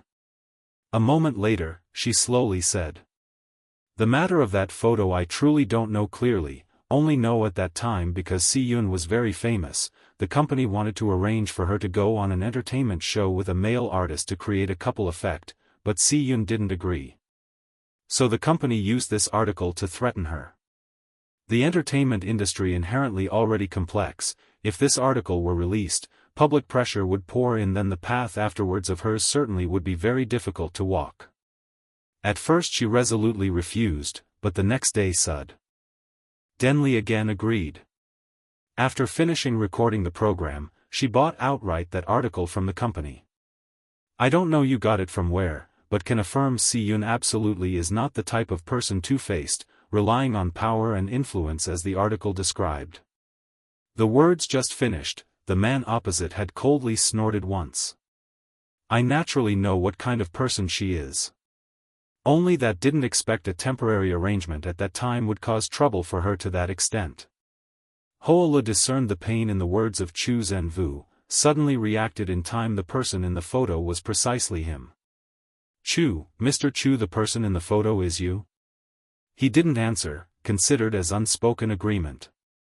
Hoala immediately breathed out with relief, felt herself a bit funny. The two of them were husband and wife, understood each other deeply, also nothing strange. It turned out, the connection between them had started from early like that. But she still wondered one thing.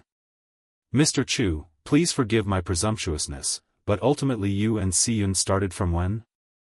If the two of you had known each other at that time, logically she would have told you this matter, right? If the two of you together stepped forward to clarify, perhaps she would not have had to go record that program then. The man, after listening, still remained silent, his gaze hazy as if immersed in memories. He mumbled. How do I come forward? In Hoala's eyes, his self-mocking expression was glimpsed. It seems He completely did not know anything about this matter before. When did this matter happen? Zhou Can Wu asked. She honestly replied. It was probably 2 years ago, around before and after National Day. It was only the night before National Day that I talked about this matter with her. After that she went to travel to Macau. Exactly on National Day, she told me that she had already agreed to participate in the program. Was it that time? It turns out, at that time she had once sought him out. Zhou Can Wu at this moment only wanted one shot to break his own head. That day she seemed unhappy, invited him out to catch some wind. The two stood in a windy place. She asked him, "Do you want to try being with me?" How did he react at that time, I wonder? He said she was naive, then sulked with her. Just because he misunderstood, she confessed her feelings to Min Deep. He was jealous to the point of going crazy, and moreover was cold-faced towards her. As a result, that confession of feelings was a misunderstanding, but the person who proactively sought his help was then pushed away by him. Zhou Can Wu regretted to the point of wanting to commit suicide. He ought to have let Min Deep give him a beating last night, only then would it be right. If that day he agreed, then what?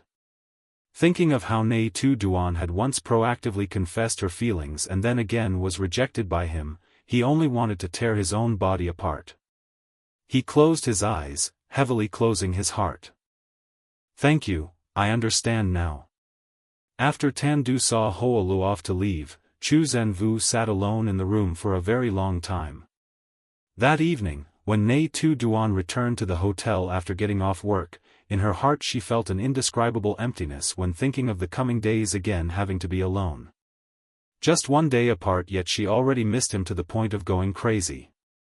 Just as she opened the room door, in the darkness, she turned on the light at the door, then saw a familiar figure who had never been away from her for more than 2 days sitting right inside the room. She was startled, then overjoyed. Why did you come back so early? Nghi Tu Duan rushed through the great hall, plunging in front of him. But the pervasive smell of alcohol on him made her furrow her brows. Drinking alcohol? Lowering her head, she immediately saw the table full of opened wine bottles, some standing, some fallen, a chaotic mess. He had drunk. Moreover, he had drunk no small amount. She originally disliked his excessive drinking. her voice now somewhat stern. "From now on, don't drink so much anymore." The man still leaned back on the sofa, the laptop screen still dimly lit. His complexion was gloomy, as if carrying some very painful sorrow, his voice hoarse. "I'm sorry." When Nghi Tu Duan heard his gloomy voice, she felt a bit of regret for her harsh words. She gently coaxed. "I didn't mean to scold you. It's just that drinking too much alcohol is very bad for your health. Before she could finish speaking, her wrist was suddenly pulled hard, and her entire body tumbled into the man's lap. He said nothing else, still only the phrase, "I'm sorry." She felt a pang of sorrow, and gently asked, "I'm not blaming you. What exactly happened?" He had only left yesterday, and today he was already back. Something must have certainly happened. But Zhou Can Wu did not answer, only tightened his arms around her, his face buried in the hollow of her neck, his breath carrying the hot taste of alcohol blowing onto her fair skin, making that spot gradually flush pink. "I really am a bastard." Nghi Tu Duan was perplexed. Could he have done something wrong to her? "Why say that? What exactly is wrong with you?" She sat on his lap, lifting his face with both hands. Under his eyes was a patch of redness, as if he had just cried, and also as if he was drunk to the point of daze. But she had never seen Zhou Can Wu drink alcohol until his face was so red. Could it really be that he had done something wrong to her? Zhou Can Wu sighed, in eyes contained pain. "Back then, what were you pretending?" A scornful laugh burst out from his mouth. "Why did you reject me?" Nghi Tu Duan listened but didn't understand anything. Furrowed brows gently squeezed his cheek. "What are you saying?" His gaze dropped. She turned her head to look. In her sight immediately appeared the article that seemed to have been destroyed long ago. She immediately jumped up, bent down to read that article once more. Finished reading, she looked at him in fright. This, where did it come from? Clearly she had bought it out, also asked the company to delete all. Why still appear here? And even let Zhou Can Wu see it. The air in the room sank into silence. She slowly raised her head up once more, met his sad gaze full of remorse, no longer able to speak. Chapter 110 Evening with You. That's right. The copy that Nghi Tu Duan kept had long been destroyed. If the company at that time did not have a copy, then the copy she destroyed was the last copy in the world. But now it appeared in Zhou Can Wu's hand, proving that the previous person had not deleted everything. They must have intentionally saved a copy on the hard drive to use as a threat later. Zhou Can Wu. She turned back, met the man's deep gaze. You know everything already? He did not answer, only quietly nodded his head. Knows already. He already knows everything. Zhou Can Wu regretted immensely. Why only until now did he know this matter? If it wasn't for Chu Yuyan Truck finding the copy on the company's hard drive, it's likely that for his entire life he would never have known. He stretched out his hand, pulled Nghi Tu Duan up from the ground, to let her sit back into his lap. At that time you looked for me, was it serious? Zhou Can Wu looked deep into those clear eyes, as if wanting to find an answer that could make his heart at ease. He was asking about the matter that night on the rooftop.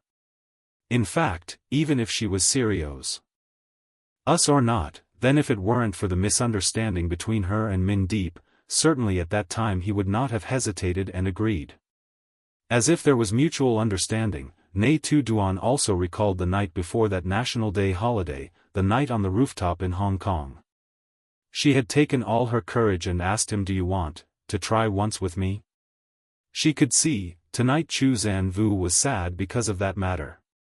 Nghi Tu Duan felt pained, seriously lifted his face up. Zhou Can Wu, I have never been bullied by anyone, because there is you. This path I walked was very smooth, almost did not encounter any obstacles. Her personality was strong, arrogant, indeed had never been oppressed by anyone. Xia Corporation standing behind her gave her enough confidence to exist in the entertainment industry. Although she never boasted her identity, but it must be said, the support from Ta Huin had given her an enormous source of strength. Moreover, since knowing Chu Zanvu, she always received his help. These 2 years, her career in the mainland developed rapidly. Although previously she had conflict with the management company to the extent of awkwardness, but also no one dared to touch her. Nghi Tu Duan felt herself truly lucky, so grown up already yet had never met any bad person. Even the person who ruined her family, Chu Trongqiu, she had not even faced him yet when he had already been sent to prison by Chu Zanvu. In this world, how many people dare to push their own biological father into hell like him? So, don't be sad anymore, okay? She choked up and comforted him. This man had never revealed a weak side in front of her, today was the first time. For her. Chu Zanvu placed his large hand under her bottom. She was wearing a thin t-shirt and jeans, her body was still soaked in summer sweat. He parted his lips. I am just a little regretful. Regretful because at that time he did not investigate her matter thoroughly. She had just arrived in the mainland and had to face so many bitter things. He ought to have been the one to protect her, yet at that time he just kept throwing a tantrum. Thinking back, he felt he truly was an idiot. Nghi Tu Duan looked at his slightly wet lips, bent her head down and kissed. She imitated the way he once kissed her, gently grinding her lips, the tip of her tongue gently parted, the smell of alcohol rushed into her mouth. The man sat still below, letting her freely kiss.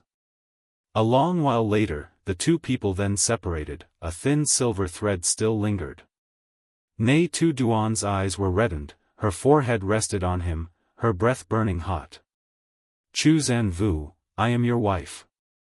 We have already married. A few tens of years after this, you all must live with me. Think about the future, now do you still regret it? Chu Zanvu always was a person more rational than anyone else. But today, for the first time she saw him like that, making her feel a little flustered. Originally not good at comforting others, she could only try her best to soothe the regret and unease in his heart. The man again looked at her longingly, then kissed down again. His large hand stroked her back, reached behind her neck, his movements became slower and slower, his body turned, pressing her down onto the sofa. Inside the room, the air conditioner was on, but the temperature from his body was hot like lava. Every place his fingers swept past all made her skin and flesh burn. He slowly lifted his head, his gaze full of desire, his voice hoarse. No regret. This entire life, even if dying, also must be by your side. Having said that, he again kissed her once more. His palm was fiery hot, burning her skin, soon a nameless fire had flared up. He was just about to undress her. Nghi Tu Duan raised her hand to stop him. Even though she was intoxicated in emotion, she still tried to remain calm. Must shower first. She had just worked all day, didn't know how much sweat had dripped. Every day when returning the first thing also was to shower, if not clean then she felt uncomfortable. Chu Zanvu then leaned close to her ear, his alluring voice making people lose their reason. Then let's shower together. Having finished speaking, he moved away from her, hugged her waist, and carried her into the bathroom. Nghi Tu Duan did not refuse. After all, it wasn't as if they had never bathed together. The bathroom door closed, he put her down, the shower turned on, and a steady stream of water fell onto both their heads. Nghi Tu Duan raised her head, wrapped her arms around his neck, and let him take off her clothes layer by layer. They entwined with each other, explored each other, and understood each other to the deepest place in their souls. Bathing alone would be finished in 20 minutes, but the two people stayed in there for over an hour. Finally, because Nghi Tu Duan complained of being hot, Chu Zanvu carried her out. She was still clinging to him.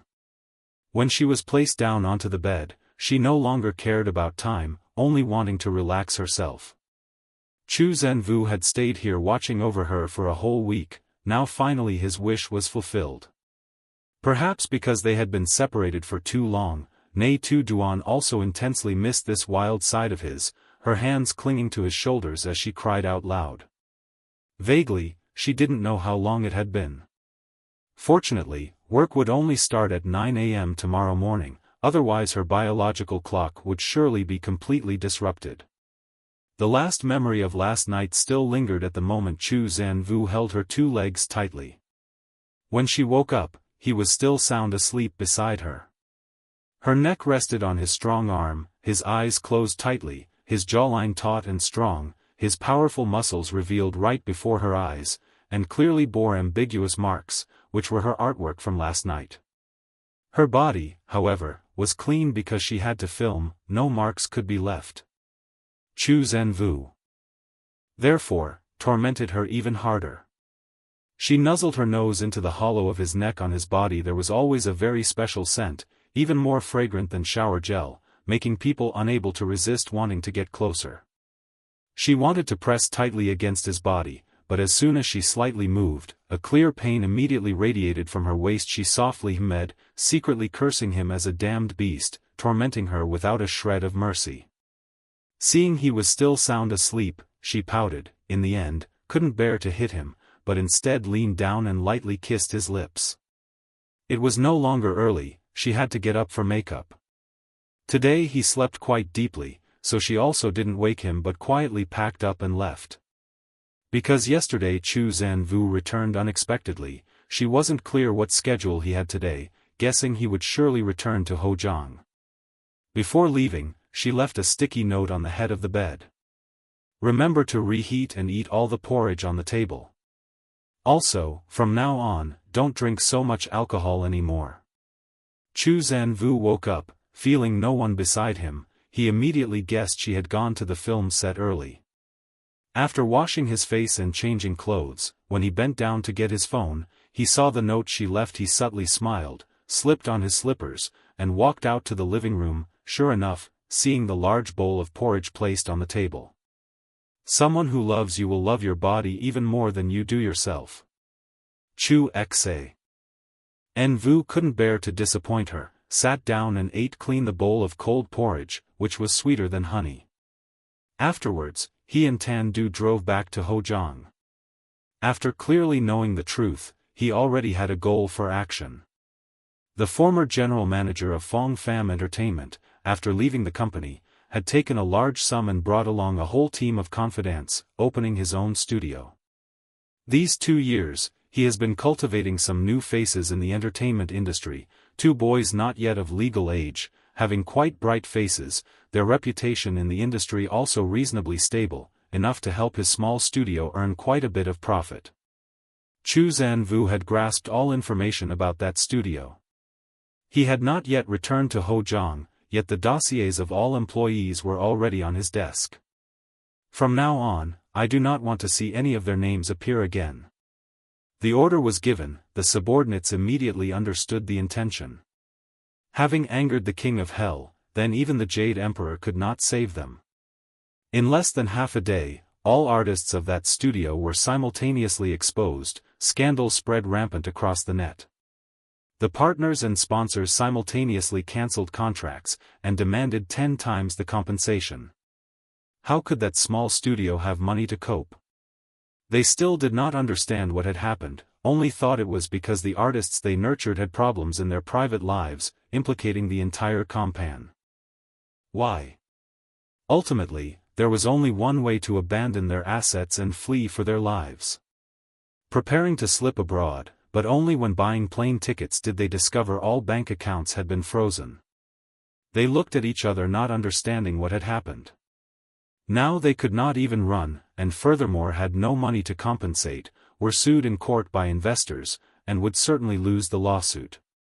The entire team fell into destitution, exhausting all assets for compensation, but it was still not enough, and they even had to go borrow money. The entire process only took place in less than a month. Chu Zhan-Vu acted ruthlessly, but still left a way out, not being utterly merciless to the end. Online, the incident became sensational, but no one connected it to Chu Zhan-Vu. In the public's mind, a tiny studio like that, how could it catch the eye of the Chu Corporation? Therefore, everyone believed that this was only because the studio owner was unlucky, recruiting a group of infamous artists, and simultaneously collapsed.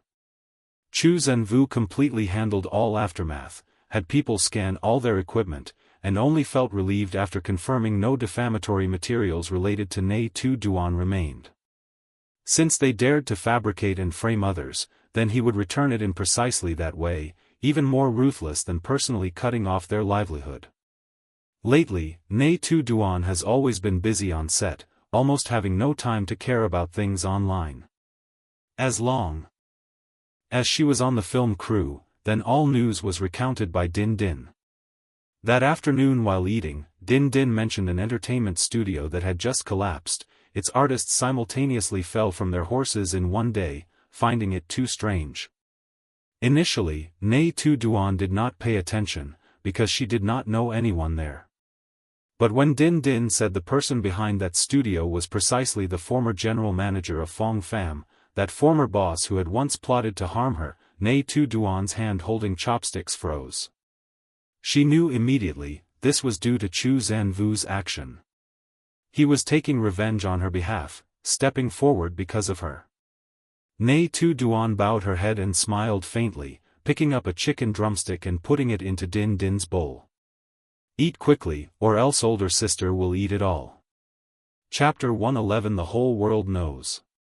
The weather had turned to autumn, and in the blink of an eye it was Min Deep's birthday. Nghi Tu Duan and Tam Jai Li were both on set. The internal affairs of the Min family were chaotic and in disarray. This year's birthday was clearly no longer like before. Moreover, exactly on this day, Zhou Can Wu also came to Hengdian. In the evening, the two of them video called him, wishing him a happy birthday. Everyone had become accustomed to Zhou Can Wu going back and forth between two places. Even the film crew specially reserved a spot for him. Regardless of whether he came or not, behind the monitoring screen, there was always a chair kept, and no one dared to casually occupy it. At night it was quiet. Min Deep sat alone in the office, looking through the floor-to-ceiling window, gazing at the dazzling neon lights outside. Actually, there was no longer any work that needed to be resolved, but he still did not want to leave. It seemed as if only by hiding in this place could he avoid the complexities and emptiness out there. After the video call, he also received birthday wishes from Tam Jai Li, accompanied by a big red envelope. In the phone there were many congratulatory messages from friends. All were young masters and young ladies who once partied with him. But he was not in the mood to read each one, only posted a line of thanks onto his personal page. Holding the phone, lost in thought for a long time, the number of unread notifications in the friends' circle grew more and more. Until he saw a familiar profile picture, he then opened that chat window. Chu Yuan-truk had liked his post, and also left a line "Happy Birthday." He did not reply, turned off the phone screen, leaned against the leather chair and closed his eyes to rest. Had just wait until past midnight to return. While his mind was drifting, he seemed to hear the sound of children's laughter, very faintly, coming from outside the door. He thought he must be too tired, so he gave rise to hallucinations, struggled to open his eyes, shook his head to make himself clear-headed again. At the very moment of opening his eyes, the office door was pushed open. Chu Yuan-truk was wearing a waist-hugging long dress, her left hand carrying a cake, her right hand leading Min Jia-nan. Her radiant smile was even brighter than the neon lights out there. "Uncle Ba, happy birthday." Min Jia-nan just entered the door and immediately rushed to where Min Deep was, excitedly hugged him, conveying the most innocent birthday wishes. What kind of feeling was that? As if a winter storm suddenly vanished, as if a barren desert unexpectedly welcomed a downpour, filled with lush green life. Min Deep looked at her smile, his heart uncontrollably pounded strongly in his chest. Don't smile anymore. Don't smile at him anymore. Chu Yuan-truk placed the cake down, her voice soft. Happy birthday to you. A deep. Min Deep stood up, his large hand rubbed Min Jia-nan's head, his gaze again stopped on Chu Yuan-truk. Why did mother and child come here? Min Jianan hugged his waist, whining. Uncle Third, I and Mother prepared the birthday cake at home but you forever didn't come back, so Mother brought me here directly. Have you finished work yet? It's almost past 12 o'clock already. He lowered his eyes, dotingly looked at the child. Finished. The clock hands silently moved, slowly past the 11 o'clock mark. 3 people sat next to each other on the sofa. The main character sat in the middle. Chu Yuyan personally put a hat on him. The boy then stuck candles onto the cake. The scene was warm to the point it made people stunned. If it were an outsider looking in, they would surely think this was a happy family of 3. From childhood until now, this was perhaps his coldest birthday, but he again felt very happy. As if in a certain moment, Min Deep had truly believed that the 3 of them were a family. Time seemed to stop. He greedily kept that moment with a photograph, placed right in his home. He did not expect Chu Yuyan would come. Because when he saw her liked and commented on his social media post, in his heart he had defaulted that today he would only be alone. But she had come. She brought along Min Jianan and the cake, along with sincere wishes for him. The moment he saw her, Min Deep knew this life he considered as done for. This entire life, he would forever love her like that. Life gradually returned to peace. Chu Zhenvu regularly traveled back and forth between Hongdian and Hujiang. Time quietly passed by. In the blink of an eye, October was over. After being outright rejected by Chu Yuyan, Ta Ap Tri also did not mourn for too long, but returned to Hong Kong, busy dealing with branch matters. The Xie Group re-established its branch in the mainland. They wanted to develop long-term in the mainland, so Ta Ap Tri bought a house in Hujiang immediately, for Ta Huin to live there. Chu Zhenvu also actively cooperated and supported the work of the Xie Group. In just 1 month, the group's branch was re-established. Working together for a period of time, Ta Ap Tri couldn't help but praise him once his business capability was truly very strong. He was truly a superman. After finishing his own company's work, he could also guide him to resolve the branch's matters. Even after finishing both sides' work, he even drove himself to Hongdian to find Nghi Tu Duan. In his free time, he was busy planning their wedding. Ta Ap Tri regretted not having changed his view of Chu Zhenvu sooner. He truly admired this man no matter in what aspect, he had superior advantages. The organization of the wedding was also entirely managed by Chu Zhenvu. A wedding only happens once in a lifetime. He did not want to casually entrust it to an outside company. From venue decoration to wedding dress design and diamond rings, Chu Zhenvu personally made detailed plans, taking 2 months to prepare, writing more than 1,000 pages of documents and designs. Nghi Tu Duan only offered her personal opinions and requests. The rest Chu Zhenvu would completely arrange according to her preferences. Everything proceeded very smoothly. Only the part about choosing the venue and time for the wedding made the 2 of them a little hesitant. During the final stage of filming, Nghi Tu Duan's schedule was no longer as rushed as before. At least in the evenings, she no longer had to film late, and in the afternoon, she could return to the hotel early to rest. Currently, most of Chu Zhenvu's time was spent in Hongdian, because he almost poured all his heart and soul into preparing for the wedding. This was the most important event in his life. It absolutely could not be perfunctory. In the evening, the young couple leaned close to each other on the narrow sofa, holding the wedding plan written by Chu Zhenvu himself. Every word, every page was his heart and soul. It was just that, he still hadn't decided on the venue, because he couldn't imagine a place that could create such a magnificent and dreamy space. Do you have any suggestions? Nghi Tu Duan nestled in Chu Zhenvu's arms, holding a notebook in her hand. Actually, she had thought of a place, but she didn't know if he would agree, because that place held no beautiful memories at all. Chu Zhenvu pondered for a moment, and in his mind also appeared a scene. He softly said, "I also thought of a place." Nghi Tu Duan immediately sprang up. "I also have one." The 2 of them decided to write down the location they thought of to compare. Each of them tore a piece of paper, secretly writing down the place in their heart. The two pieces of paper placed next to each other on the coffee table, the flowing handwriting both recorded the same name, L.A. Beach. That was a place once drenched in tears and also romance. The terrorist attack 12 years ago had claimed many lives, tearing apart countless families. In recent years, not a few people held parties there, as a way to erase painful memories. That was the place they first met, and also the place W.H. Heir Chu Zhanwu was first deeply moved. Perhaps, this was precisely a resonance from deep within the heart. In Nghi Tu Duan's memory, L.A. Beach was covered in brilliant red sunset glow, with clear blue seawater, and joy as if gilded. Holding a wedding there was also a heartwarming thing. After finalizing the location, they also quickly set the time. June is the season of endings and new beginnings. The wedding was set for June 15 next year. Time was still quite ample. Chu Zhanwu seized every free moment to revise the wedding plan. It was unknown how many times it had been revised. The wedding rings were also designed by his own hand, entrusted to Gray's workshop to be produced.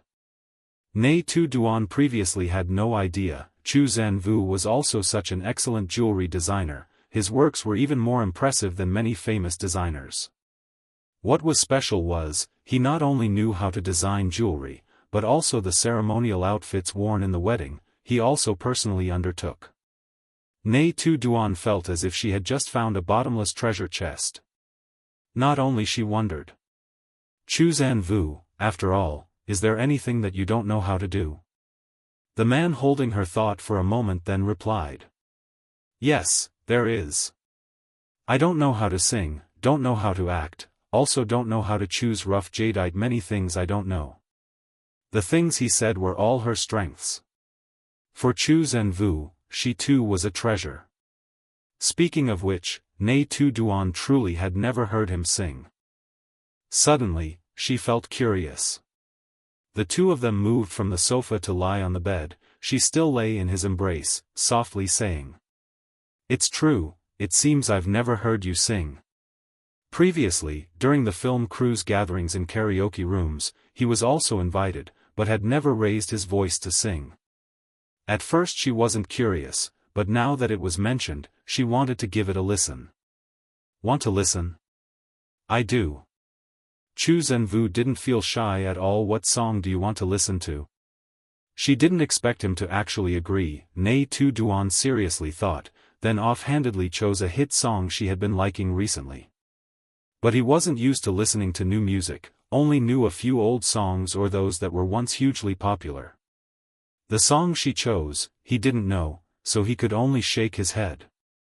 She was a bit awkward, but suddenly remembered something, her eyes lit up.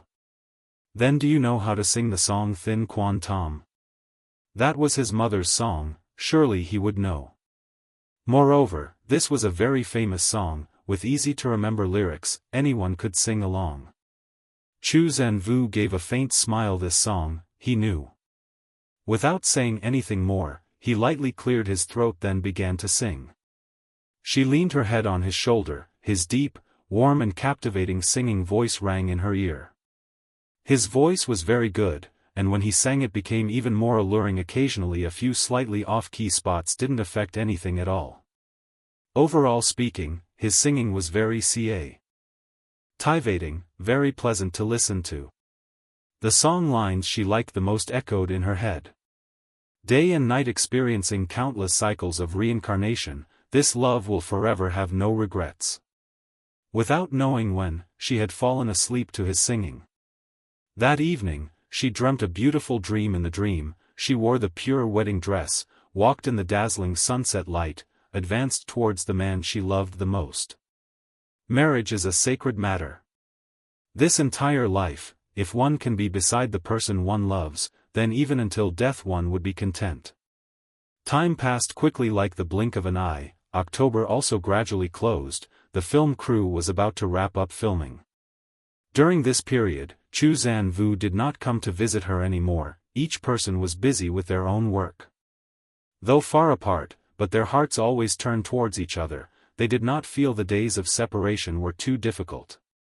Autumn had disturbed the tree branches, stolen the lush green hair of the forest trees. From midsummer to late autumn, time quietly left traces on the ground. Until the day the film crew wrapped up filming, Zhou Can Wu appeared. The man who originally did not like crowded places, today broke the rule to participate with Nghi Tu Duan in the wrap-up celebration party. Originally she intended to return with him to Hojiang that very night, but he accepted the director's invitation, so he decided to stay. It was unclear what he was thinking. Nghi Tu Duan just quieted. Why walked beside him. At the end of the party, Tan Du distributed celebratory candy to everyone in the crew. Zhou Can Wu also took out a wedding invitation from his chest, handed it to director Pham Chow, a rare time he smiled truly gently. He said, "Thank you Director Pham for your affection and care for Tu Duan. I sincerely invite teacher and your family to attend the wedding ceremony of me and her, hoping to receive blessings from everyone." When saying this, he did not mention the relationship between Pham Chow and Pham Ton Nok, because not many people knew, so the invitation was only stated like that. Both father and daughter clearly understood his intention, smiled and received the invitation. When leaving, Tan Du distributed lucky money envelopes to each person in the crew. Those who earlier, out of fear of Zhou Can Wu's aura, had left early all regretted immensely, because each lucky money envelope had at least 5 red banknotes. Romantic numbers, representing a romantic love. Lucky money 520 for each person, no one was left out, no one knew how much money this magnate had burned that day. Someone in the crew posted this online, immediately entered the top of the entertainment industry's hot search. Since stepping into the entertainment industry until now it had been 9 years, Nghi Tu Duan very rarely publicized private matters. Most of her private life details were all self-discovered by netizens. For example, today, Zhou Can Wu spent money distributing seal brat-ion candies and lucky money to celebrate the marriage of the two people. Netizens, through their screens, also had to envy the film crew. Some regretted previously refusing invitations to join the crew, while others were touched and pressed like for this lavish confession of love display. The whole world knows. Zhou Can Wu is about to marry Nghi Tu now. Chapter 112. You could bear to hit me? After the wrap-up celebration party, the young couple stayed at the hotel for one night, returning to Hojiang the next morning. Nghi Tu is a person dedicated to her work, having never taken leave while filming, and her reputation in the industry has always been very good. Therefore, when news about her appeared online, she received praises like flowing water. It is said that the two are about to hold a wedding, and the comment sections on various platforms were flooded with blessings. It feels like Nghi Tu could reach today is all fate's arrangement. For 9 years since her debut, she has always been serious about the acting profession, never involved in romantic rumors. All bad news are fabrications.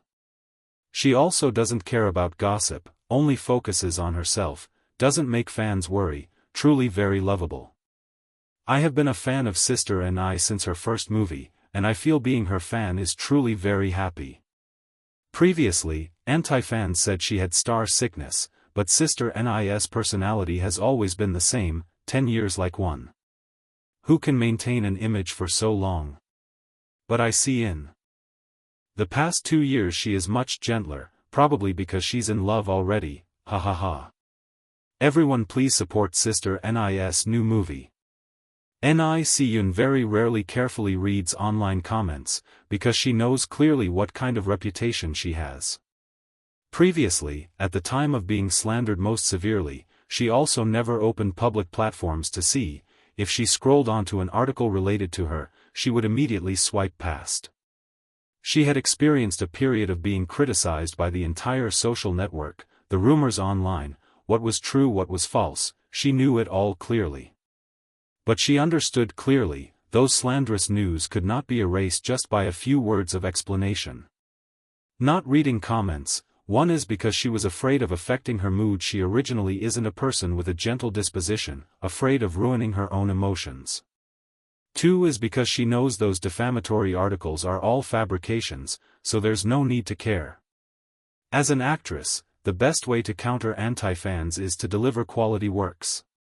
Previously, the company was eager to increase popularity, and had proposed creating a couple to attract attention. If at that time she had really followed along, then later any person who had created a couple with her would all become a black mark in her record. Like the time participating in the variety show with Zhang Jun, after broadcasting it also did not create much buzz. Because Ni Siyun did not cooperate, no matter how Zhang Jun approached or tried to please her, even if the production team intentionally edited out an atmosphere of overflowing love, sharp-eyed people still recognized she did not want to be involved in this kind of gimmick.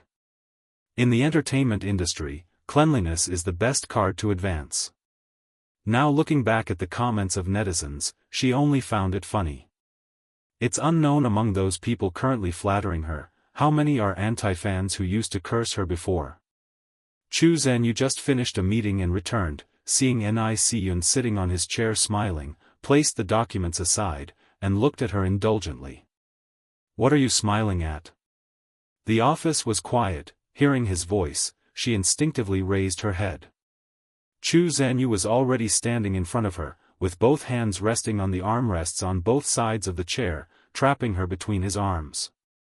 Ni Siyun put down her phone, raised her head and kissed his lips once. "I'm looking at fans' blessings." Chu Zhenvu contentedly curved the corner of his eyes, bowed his head and gently kissed the center of her eyebrows, one full of tenderness. "Tonight, we have an appointment to eat with father-in-law, do you want to change clothes?" His gaze carried a teasing intent, stopping at Nghi Tu Duan's collar. The traces of last night's battle achievements were still clearly visible on the collarbone faintly exposed. Nghi Tu Duan furrowed her brows and lightly punched his shoulder. It was clearly his masterpiece, yet he still dared to tease her. Ta Huin and Ta Ap Tri had completely settled their lives in Hojiang, the new house bought in the villa area within the city, not far from Du Man's villa. Just finished filming and came back. Naturally, they had to gather with family first. They did not choose to meet at an outside restaurant but went straight to the new home of the father and son. That afternoon, Chu Zhenvu got off work on time, brought Nghi Tu Duan home to change clothes before setting off. For fear of revealing marks, Nghi Tu Duan also specially draped an additional silk scarf around her neck, paired with a hoodie and jeans, looking extremely out of place. But she also had no other choice. With weather like this, wearing a scarf was truly forced. This time, the Ta father and son moved house truly thoroughly, even bringing along their Hong Kong household staff. Trong Jia Fuck had followed this family for several decades, personally having no relatives, so she always stayed close to Ta Huin. Nghi Tu Duan came home without pressing the doorbell but directly entered the password outside the door, to the extent that the people inside the house hadn't even had time to come out and welcome her. Trong Jia Fuck's ears were still sharp. Hearing movement outside the door, she immediately hurriedly informed Ta Huin it's Tu Duan and Chu Zhenvu who have returned. "Daddy, Aunt Fuck, I'm home." As soon as Nghi Tu Duan entered the door, she immediately ran straight to hug the two adults, completely ignoring Ta Ap Tri standing stiffly next to them. Ta Ap Tri frowned and questioned her, "What about me? Now there's not even a sound of calling brother?" Rarely did she come home for a visit without bothering to say a word. Truly, as soon as she was given a little good treatment, she turned into a wolf. Nghi Tu Duan still did not bother to respond. It was still Chu Zhenvu who spoke up. Without a word, he gave all the heavily laden gifts to Ta Ap Tri. "I've troubled you, big brother." "Big brother, my foot. You idiot." Ta Ap Tri distastefully took several steps back. "What is this? She didn't fulfill her courtesy and dumped it all on my head?" He felt it was completely unnecessary. That sound of big brother made goosebumps rise on his spine. Ta Ap Tri hurriedly carried the pile of gifts and hid behind. Upon reaching the dining table, Ta Ap Tri's gaze immediately noticed the silk scarf on Nghi Tu Duan's neck, completely mismatched with the outfit on her body, and he then curled his lip in sarcasm. Hiding the head, revealing the tail. Such an ugly scarf, yet you dare to wear it out. Under the table, Nghi Tu Duan straightened her leg and kicked him. Tri was in excruciating pain, throwing down his chopsticks, hugging his kicked calf, and almost let out a cry. Ta Huin frowned, turned his head to glare at him, signaling him to stay put a bit. He did not pay any attention to Tri's words about the scarf, only turned to pick up more food for Nghi Tu Duan. After dinner, he kept two of them to stay for a night. Nghi Tu Duan did not refuse. In the house, there was always a room reserved for her, still arranged exactly like her old home in Hong Kong. Ta Huin prayed for it but could not get it, only hoping she would come home every day, even if she didn't have to clean anything. That evening, when Nghi Tu Duan went up to her room to wash up, Ta Huin pulled Chu Zanvu to sit and talk downstairs. Seeing the two of them together for a long time, and the marriage certificate having been signed several months ago, as a father, he naturally cared about the progress of the wedding preparations. How are the wedding preparations coming along? Quite a few invitations had been sent, even though the wedding was still half a year away, but he still found it amusing. Kids these days, marrying for the first time after all. It's just that he didn't know that each guest was meticulously recorded, because the wedding was held at a Los Angeles beach, so Chu Zanvu had fully covered plane tickets and hotels for the guests. No one could forget the wedding day. Chu Zanvu honestly replied, "Preparations have already begun, sir. Currently, the wedding dress, formal attire, and couple's rings are all being custom-made, estimated to take at least 4 months to be made. If there is anything unsatisfactory before the wedding day, there would still be time to modify it." Ta Huin had previously seen their wedding plan, written extremely detailedly, and thought it was done by a professional event planning company, but did not expect it was actually prepared by Chu Zanvu himself. These 2 years, the more he looked, the more pleased he was with this son-in-law. Luckily, back then, he did not, because of hatred or public opinion, prevent the two of them from being together. If he truly let his daughter miss out on such a good person, he feared that his whole life he would not be at peace. Not knowing what he was thinking of, Ta Huin's eyebrows slightly drooped, and he sighed softly. "Zanvu, you also know, although Tu Duan is not my biological daughter, but to me, she is no different from my own flesh and blood. For more than 20 years, having her by my side has been the happiest thing for me. Thinking about her getting married soon, should be happy, shouldn't I, but I feel indescribably sad. From childhood to adulthood, she has always been pampered like a princess. As a father, I wish for her a life free of worries and troubles. It might be a bit inappropriate to say this, but I sincerely hope that even after marriage, you will always treat her as you do now." The person about to get married was Nghi Tu Duan, but the one suffering from premarital syndrome was Ta Huin. Recently, in the country, he had heard quite a few stories about couples changing their personalities after marriage. Men were one person before marriage, and another person after marriage. Wives, upon moving into their husband's home, were oppressed, and could not even get a divorce. Having heard so much, he couldn't help but worry. Although knowing Chu Zanvu was not that kind of person, he still found it hard to stop his imagination from flying far. "Uncle," Chu Zanvu called out, patiently assuring. "I love Tu Duan very much, love immensely. I also wish her to always be a happy little princess. As long as she wants, it will always be like that.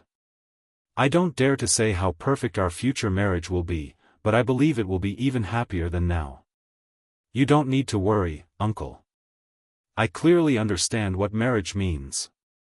Whether 10 years, 20 years, or 30 years later, I will also use my very life to commit that. I will treat Tu Duan even better than now." He used his whole life to swear, in exchange for a lifetime of peace for her. Not only a promise to Ta Huin, but also a self-reminder to himself, loving her is a lifelong matter. Hearing that, Ta Huin's eye rims grew warm, he hurriedly turned his face away to wipe away a tear that was not at all dignified, then tried to regain his serious demeanor. "You've already said that, why are you still calling me uncle?" Chu Can Wu froze, his heart suddenly missed a beat. He choked, his throat lightly swallowed. It took a while before he could utter a sound "Dad." At this moment, Nghi Tu Duan, having finished bathing, came down from upstairs, happily jumped onto Ta Huin's back. "What are you two talking about?" Ta Huin moved aside, bent his head down to secretly wipe away a tear, pretending to be wiping his glasses. "Nothing, just telling Can Wu to take good care of you, telling you to eat properly, you're already so thin." Father's words were like salted cream, touching the heart and intensely sweet. Nghi Tu Duan pouted, retreated into Chu Can Wu's embrace. "It's not like I don't eat properly." Just then, she had just finished bathing, wearing a loose nightgown. As soon as Ta Huin turned his head, he immediately saw the red and purple marks on her neck, instantly understanding what Ta Tris phrase "hiding the head but showing the tail" from last night meant. Chu Can Wu hurriedly took off his jacket, intending to drape it over her, but it was already too late. Ta Huin awkwardly coughed twice, turned his face away, his admonishment directed straight at Chu Can Wu. "Little Duan is a public figure, in the future, it's better to exercise some restraint." Having said that, he immediately turned and went upstairs, without looking back. Nghi Tu Duan stood in place, full of questions, turned her head to ask Chu Can Wu what was going on. She still thought it was the act of draping the jacket in front of Dad that was a bit too intimate, until she saw his gaze stop at her neck, his chin slightly lifted. Only then did she realize that the marks on her body had been discovered. Nghi Tu Duan's ears immediately turned red. She hurriedly pulled the jacket back to cover herself completely. The first time such a private matter was discovered by an adult, she couldn't help but feel embarrassed. Seeing Chu Can Wu still smiling mischievously, she angrily raised her hand intending to hit him, but before she could punch, his large hand held it tightly, pulling her into his embrace. His breath coiled around her sensitive ear rim. "Do you really have the heart to hit me?" Chapter 113. Then let's try creating a baby. After wrapping up filming, Nghi Tu Duan's life once again became leisurely. Every day she either followed Chu Can Wu to the company, or together with Chu Yuyan Truck went for a stroll on the street. However, now she was too famous. Every time she went out it was very easy to be recognized, so her time going out was also little, and she soon returned home. Nearing the end of the year, Chu Can Wu and Nghi Tu Duan went to Hong Kong together for a trip. He did not have much rest time. Year-end work piled up, and he could not handle it with high intensity as before. The New Year's Day holiday was the last short holiday this year. He returned to Hong Kong together with Nghi Tu Duan. The incense smoke at Namen Temple was increasingly flourishing. It being a holiday, pilgrims and tourists flocked there incessantly. It was said that the parking lot on the mountaintop was completely full. On the road were entirely people with myriad forms and looks. They went up the mountain quite early, so at that time there were still not many people passing by. Inside the temple was also not crowded with pilgrims. Nghi Tu Duan, as was customary, bought incense and fired it into the incense burner, then one by one went to worship Buddha. Chu Can Wu learned from her to light incense, clasped his hands and bowed to Buddha. The corners of his eyes and eyebrows all clearly revealed a doting affection. When they arrived at the Matchmaker God Temple, they again met that little master monk. It was unknown whether it was predetermined fate or not. Every time Nghi Tu Duan came she always met him, and gradually they also became acquainted. "Miss Nghi." The little master monk bowed to greet her, his gaze fell upon the handsome man beside her, smiled and said, "Currently the worldly dust has been cleansed, light has emerged, illuminating myriad green mountain peaks. It seems Miss Nghi has found her own happiness." Nghi Tu Duan turned her head to look at Chu Can Wu, softly curved her lips and thanked him. From the first time she came to Namen Temple, it was this very little master monk who had led her to meditate and worship Buddha. To this day, he has always been there.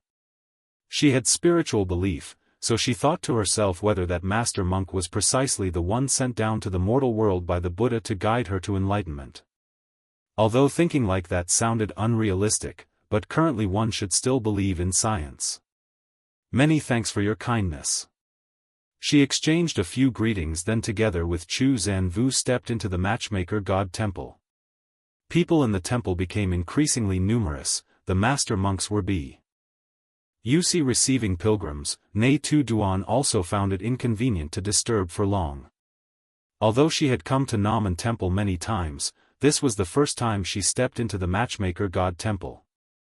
The statue wore red attire embroidered with gold thread. On both sides there were 2 young attendants standing in attendance. The incense smoke on the altar compared to other deities was somewhat sparse. Nowadays not many people pray for a destined match anymore, even Nghi Tu Duan from small to big. Today is also the first time setting foot into this place. Today she came mainly to return an offering. 2 years ago, she had asked for a divination lot here.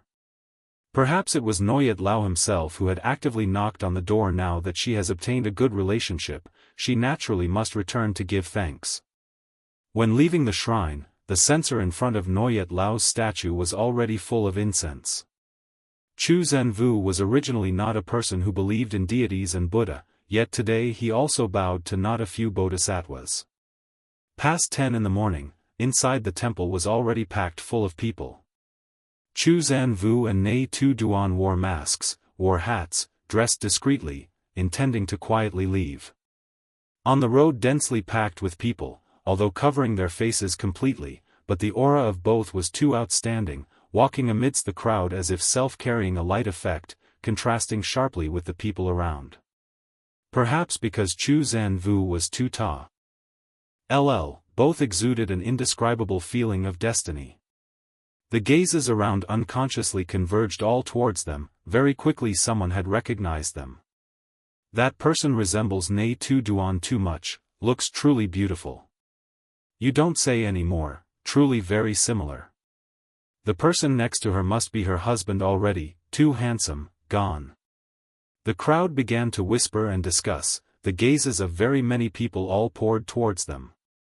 Nghi Tu Duan felt uneasy, wanted to quickly descend the mountain, but around was too crowded. The stream of people increasingly poured in, making her feel difficulty breathing. Zhou Can Wu hugged her into his embrace, not letting anyone push in. On the way, everyone all raised their phones taking photos non-stop. Nghi Tu Duan felt extremely uncomfortable but could not escape. From when setting foot into showbiz until now, she had never encountered a scene like this.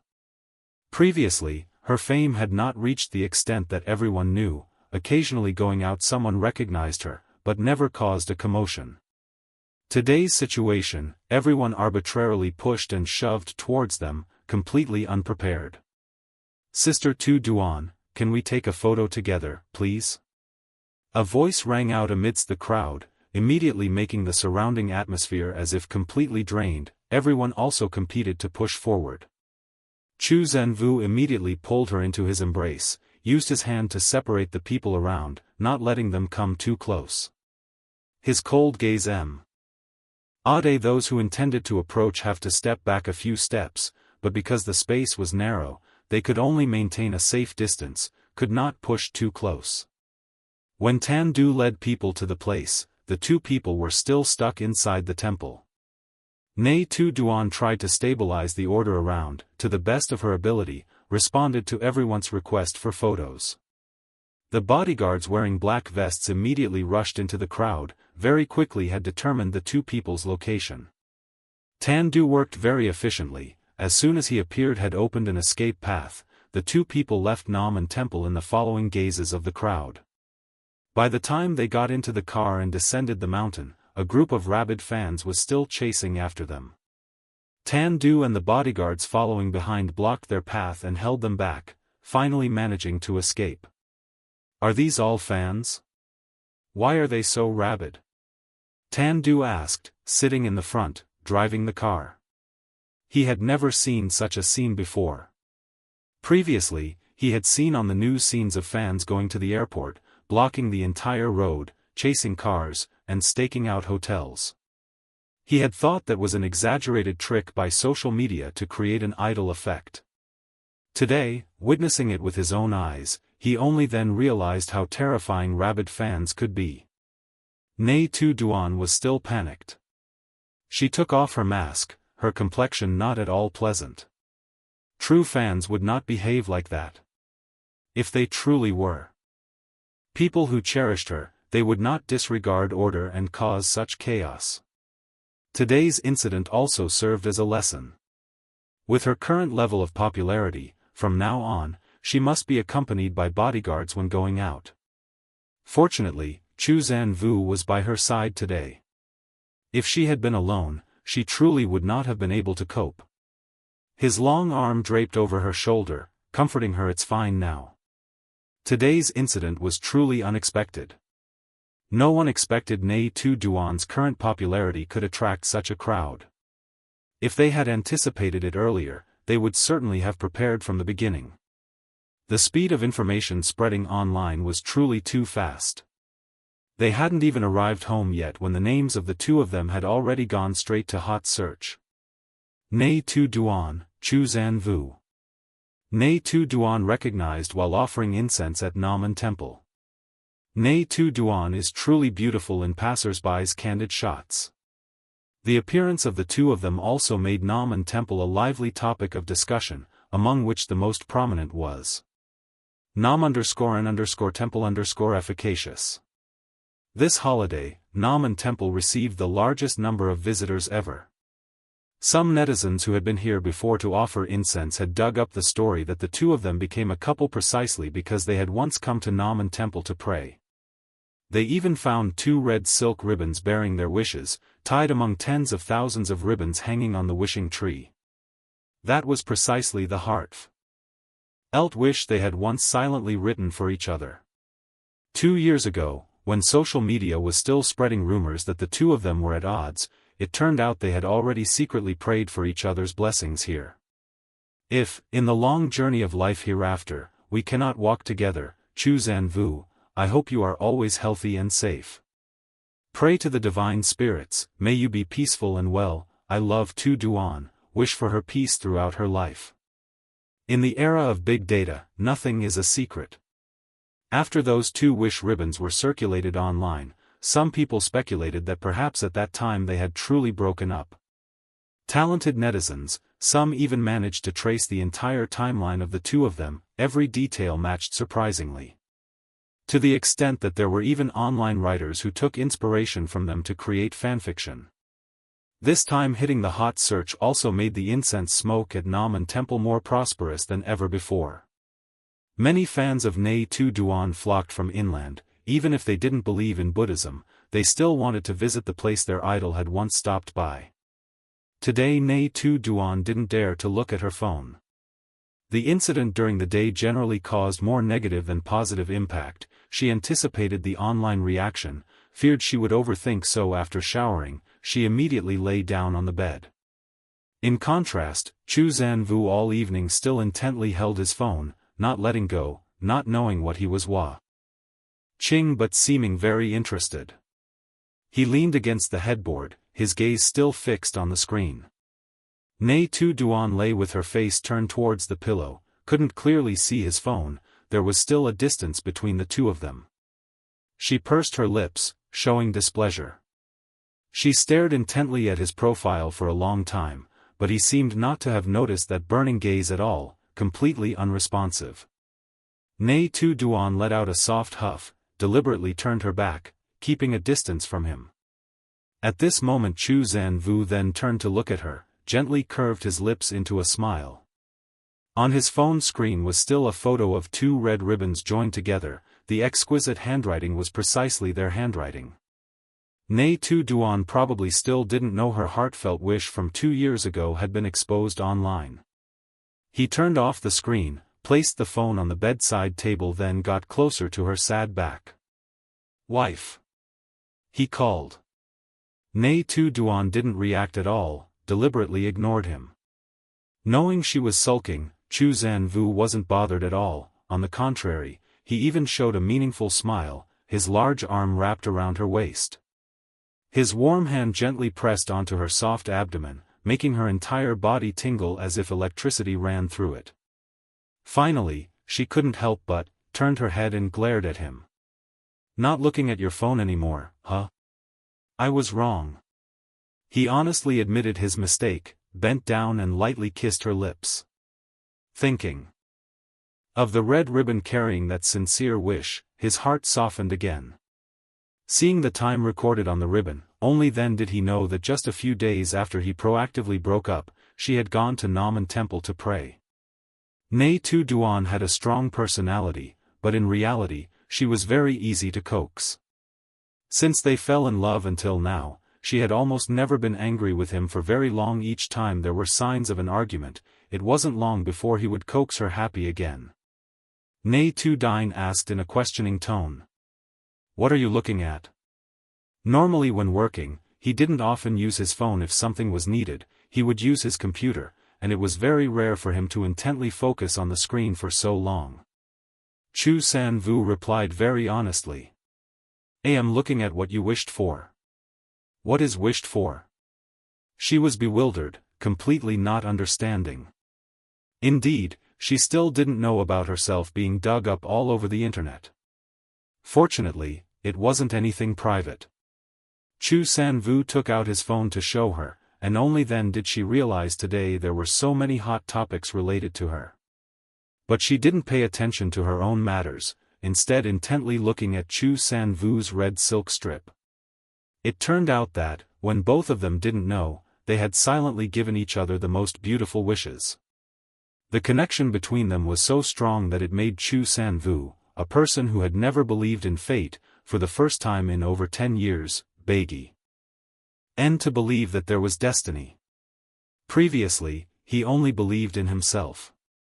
But ever since having Nghi Tu Duan, he began to believe in things that seemed invisible, because those were precisely the invisible gears operating their destiny. Nghi Tu Duan's eyes were red-rimmed, perhaps because it was near her menstrual period, so her mood these past few days was easily emotional. Just because she saw the wish Zhou Can Wu had silently made for her, she burst into sobbing tears. Because she understood, Zhou Can Wu was a person who did not believe in such things at all. But because of her, he had accepted things that were originally outside his worldview.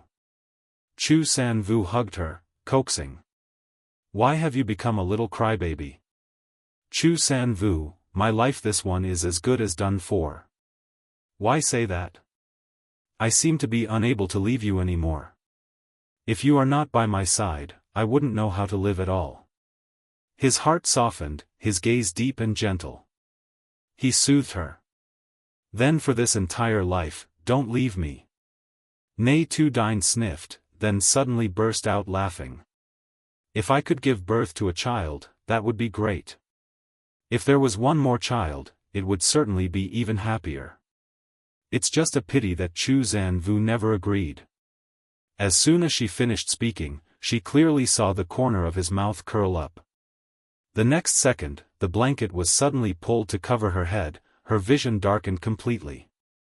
Zhou Can Wu's deep voice, like sweet poison, threaded into her ear. "Then let's tr. Why to make a baby?" Chapter 114. Are you ready? Complete.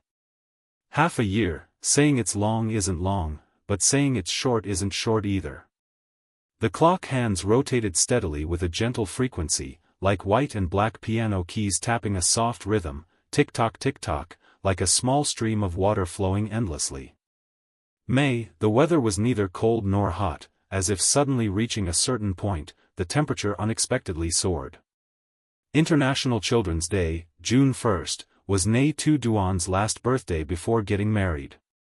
Right at this moment, Zhou Can Wu again started to be extremely busy, leaving early and returning late all day long. Even that morning he still had to go on a business trip to Qinchao. As for Nghi Tu Duan, she went back to the Xie family's house. With her father and elder brother there, she also didn't feel very lonely. Near dinner time, Zhou Can Wu made a phone call.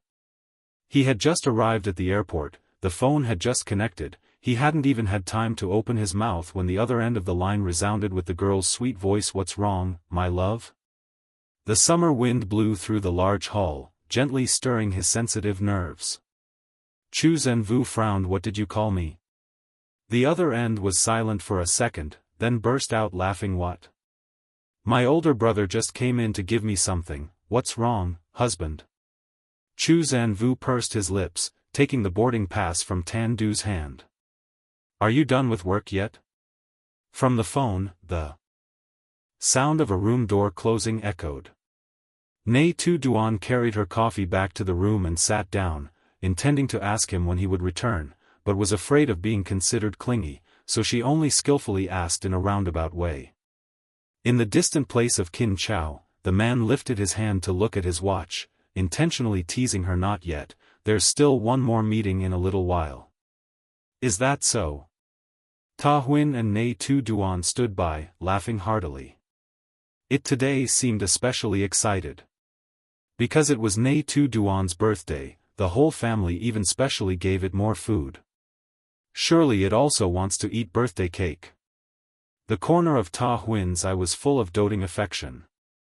Nghi Tu Duan touched a finger to her chin, but it just ate a lot already.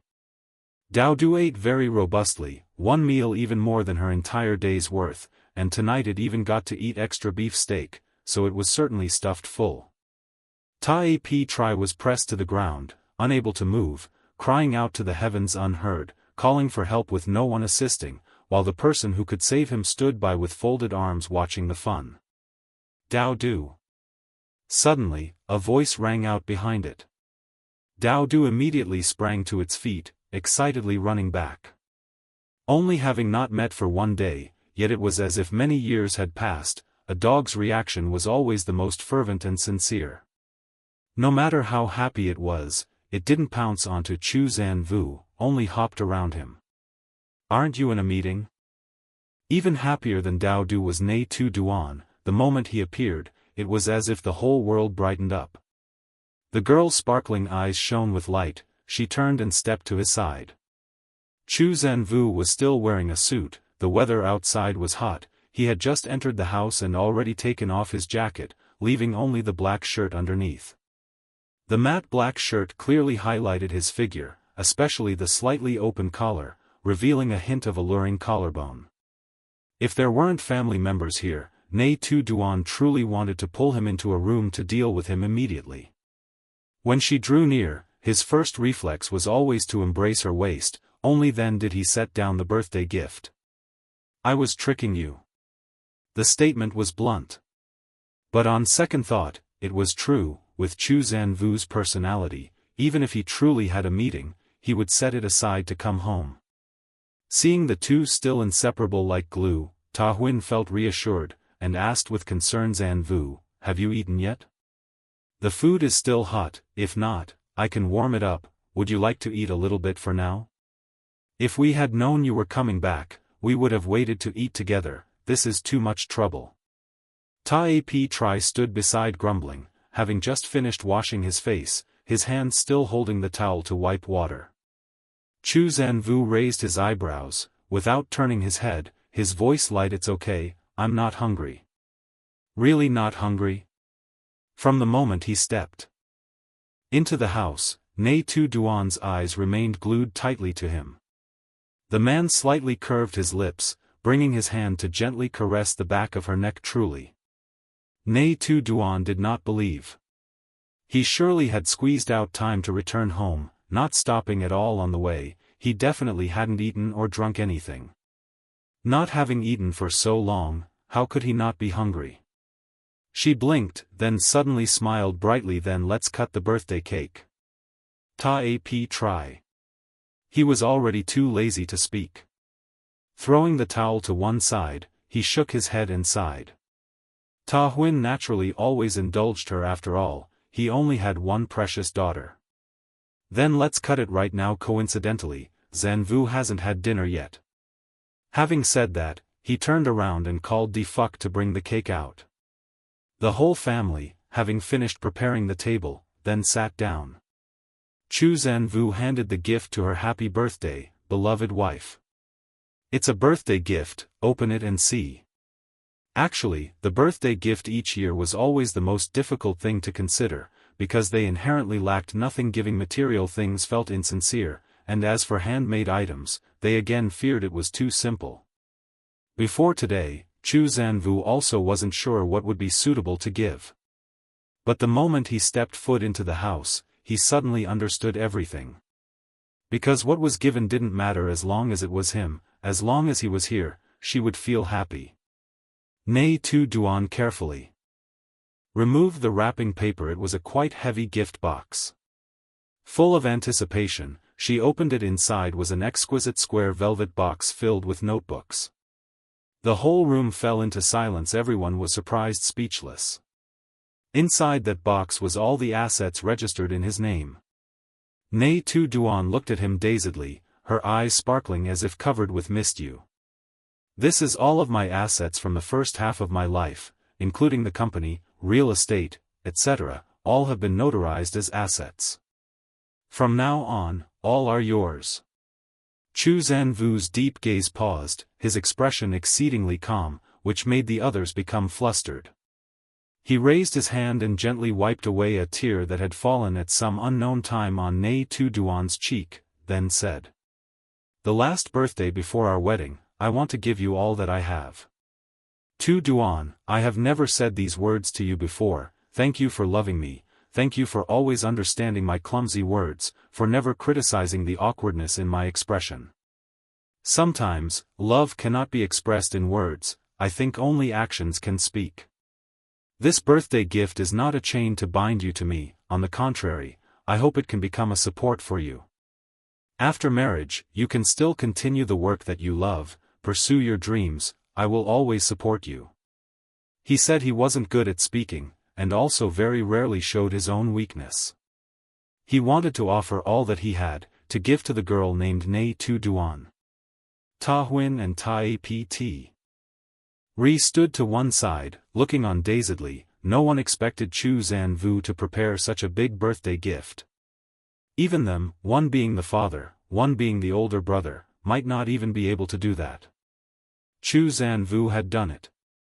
Previously, Ta Huin still had some doubt about their feelings for each other, but today, he himself had witnessed Chu Zanvu pour out all his assets to give to Nghi Tu Duan. He had never seen any man love a woman with such a whole heart, truly pouring out his entire heart and soul. "Zanvu." Ta Huin couldn't help but speak up, his voice still slightly trembling. "Have you truly thought it through?" Today, he had given everything, handed all over to Nghi Tu Duan. If the two of them were to divorce later, it would be no different from his previous half of life flowing down the river, having to start over from the beginning. In this world, truly there are very few people who can do that. However, Chu Zanvu's gaze was exceedingly firm, he held the girl's gaze tightly, and sincerely nodded. "Actually, this matter, before officially registering our marriage, I had already planned it. It's just that the procedure for notarizing assets was too troublesome, I couldn't ensure everything would be completed early. Moreover, the mass of assets under my name was also too large, to arrange clearly also required a lot of time.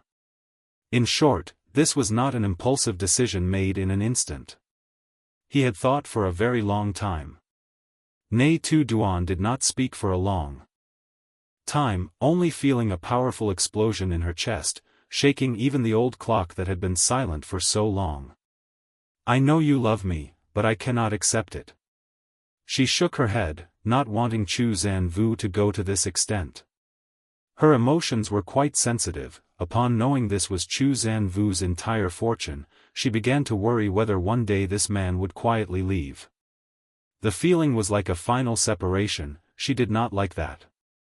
Chu Zanvu saw through her thoughts, smiled, extended his hand, lightly stroked her hair. "You're not accepting, is it because you don't have faith that you'll be by my side for a lifetime?" "It's not that."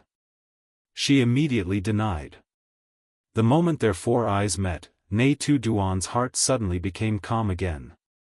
Chu Zanvu quickly continued speaking. "Don't worry, as long as I'm alive, for this entire lifetime I will not leave you." Just that one sentence, Nghi Tu Duan truly believed that Chu Zanvu was indeed the protective deity that heaven had bestowed upon her. He truly understood all her emotions. More precious than any jewel in this world. Her eyelashes were moist, her eyes shone with tenderness. She took a breath, put the gift box lid back. Then I want to make a wish. The candles were already set. Hearing her say so, Zhou Can Wu then automatically lit the candles for her. The lights in the room softened, in an atmosphere filled with love and warmth. She closed her eyes, clasped her hands, silently made her 28th birthday wish. Zhou Can Wu, why? Oh, you must keep your word, be by my side for this entire life. Dad, older brother, be healthy, happy, forever. This year's birthday was not prepared too grandly, but just like 20 years ago, she still had family by her side, and also had her lover, together writing a beautiful future. Everyone laughed and joked happily together, engraving the most perfect moment of this life. Today was the day Nghi Tu Duan ate the most. She had eaten a very full dinner, and after that, she ate another large plate of cake. By the time she returned to her room to bathe, she still felt her stomach uncomfortably full. When she stepped out wearing a bathrobe, Zhou Can Wu was making the bed for her. Now he didn't have a single penny left. That appearance of him working was exactly like a student newly working at the harbor. Nghi Tu Duan looked at his back, trying to hold back her laughter, and didn't understand why she suddenly wanted to cosplay a bit with him. She softly coughed twice. What's your number? Hearing her voice, Zhou Can Wu suspiciously turned his head back, his hand still holding her bolster pillow. What do you mean by number? Well, those people who do this profession, don't they all go by numbers when serving? She didn't quite understand, her eyes dodging when she spoke, not daring to look him straight in the eye. Zhou Can Wu immediately understood her meaning. The corner of his lips curled into a cunning smile. He relaxed his hand and placed the pillow on the headboard. He stepped closer to her, playing along extremely naturally. Sister, is this your first time here? You don't even know me? That single sister made Nghi Tu Duan's entire body go limp, as if an electric current ran from her head down her entire body. She clutched the door. So after all, you are. Before her words were out, Zhou Can Wu had already bent his face close to her. Engineer number 001, honored to serve you, sister. Sister. Nghi Tu Duan's breath trembled lightly. This man truly was an enchanter. Every gesture, every word carried a seductive charm full of suggestiveness. He called her sister without feeling awkward in the least. Who could have thought this handsome, gentle face was actually 30 years old? She suddenly felt lucky. Fortunately Zhou Can Wu was not the model-type handsome guy out there, otherwise she wasn't sure if she could have kept her morality. Thinking carefully, she then felt a shiver, because she certainly didn't lack money. She turned her face away, not letting him touch her lips. Is this a decent service you guys offer? Zhou Can Wu didn't move an inch, just clung tightly to her like that, his gaze lingering on her red lips and the pristine white skin of her neck, his breath enveloping her. Try it and you'll know. No sooner had his words finished than she felt light, her head spinning. That man had already lifted her up at her waist. When she realized, she had already been placed down on the bed. Behind her was a soft bolster pillow. He pressed down on her body, his gaze clinging, unwilling to leave. Nghi Tu Duan wondered if he had ever truly done this kind of work. His movements were exceedingly proficient, not at all like he was acting. Which service would you like to experience today? His finger lightly brushed aside the fabric over her chest. Her collarbone vaguely visible along with alluring curves made his Adam's apple bob slightly. Nghi Tu Duan couldn't stand his expression like that, hurriedly grasped his mischievous hand. Darling, I don't want to play anymore, let's just sleep, okay? Just one call of husband dear immediately pulled him back to reality, suddenly remembering the call that afternoon at the airport, his ears still echoing her petulant call. His eyes narrowed slightly, he bent down, lips close to her. Change to something else. Nya Siyun froze. Change what? He lowered his voice, provoking her sensitive nerves. Call me older brother. The call this afternoon truly made his soul fly away, just thinking back to it made him feel light and floating like on clouds. Her face suddenly flushed bright red. This intimate form of address, she had never thought she would use it to tease. Her eyes met the deep gaze of that man, her throat choked up, unable to utter a single word. Too embarrassed. Too ashamed. She truly couldn't open her mouth to say it. Nghi Tu Duan lightly bit her lower lip, silently looked at him for a moment, until she gathered all her courage. She cautiously pushed him away. I feel a bit uncomfortable in my stomach. Hearing her say uncomfortable, Zhou Can Wu immediately flipped himself up, anxiously asked, does it hurt? She shook her head. The man's large hand gently placed on her stomach. Strong fingers gently rubbed. That scene unintentionally touched the softest spot in her heart. If she were to get pregnant later, surely Zhou Can Wu would also gently stroke her stomach like that. It's just a pity that they would not have children. In reality, Nghi Tu Duan was also worried and scared of the challenges of pregnancy. But if it was for him, she felt that all difficulties could be overcome. It's fine, just ate a bit too much. Since childhood, her digestive system had not been good. At home, there was always digestive medicine readily available. I'll go down to get some medicine for you. No sooner said than done. Zhou Can Wu immediately stood up and went out. Watching his retreating figure disappear behind the door, Nghi Tu Duan gently sighed, one hand holding her stomach, slowly sat up. Not long after, Zhou Can Wu returned with digestive medicine in his hand. He sat down on the edge of the bed, considerately handed her medicine, and again poured more warm water. You rest, I'm going to shower. The air conditioner in the room was still on. He carefully recovered her with the blanket, made sure she wouldn't be cold, then only turned into the bathroom. Seemingly, in that moment, she caught a glimpse of disappointment in his eyes. She roughly guessed it was because just now had not turned out as he expected. Actually, it was just words, but girls, when facing such things, always feel shy. Nghi Tu Duan tucked her chin into the blanket, only revealing a pair of sparkling eyes. Beside her ear only remained the faint sound of water echoing from the bathroom, and also the sound of her heart beating, filled with tension. Don't know how long it had been, the sound of water went silent. The person in the bathroom stepped out, his entire body soaking wet, firm chest and abdominal muscles clearly visible, every drop of water tracing his body as it flowed down, soaking into the towel wrapped around his waist. He did not look at her but went straight to the sofa to dry his hair. Nghi Tu Duan pursed her lips, silently watching closely every movement of his. Until he finished drying his hair, walked towards her, gently asked, still feel uncomfortable? She shook her head, it's better now. Let's sleep. He took off the towel, only wore underwear, sat down on the edge of the bed, turned off the ceiling light, his eyes showed no emotion. Clearly he expressed nothing, but Nghi Tu Duan still felt as if she owed him something. Perhaps because of the birthday gift just received today, this relationship was becoming more and more imbalanced, so it made her feel uneasy. She bowed her head, said nothing. Zhou Can Wu seemingly saw through the thoughts in her heart, encircled her, sincerely said, I'm not upset. And you also don't feel that you owe me anything at all. Now we are husband and wife, everything of mine is inherently also yours. Actually, I deeply regret that breakup.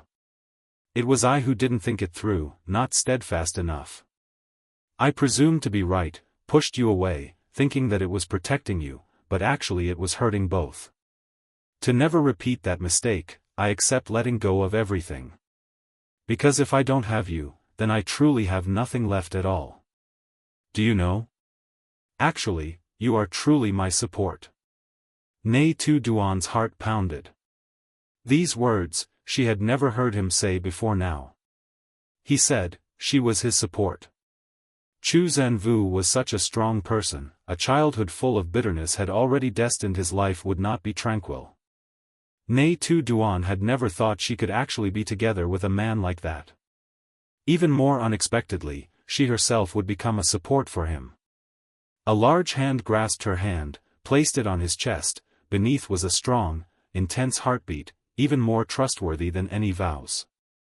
Over the past 2 years, she changed a lot, became more sensitive in her feelings. But Chu Zhenwu was always gentle and understanding, little by little healing her. Every time she had negative thoughts, he always realized them in time, then gently adjusted her mood, just like at this moment.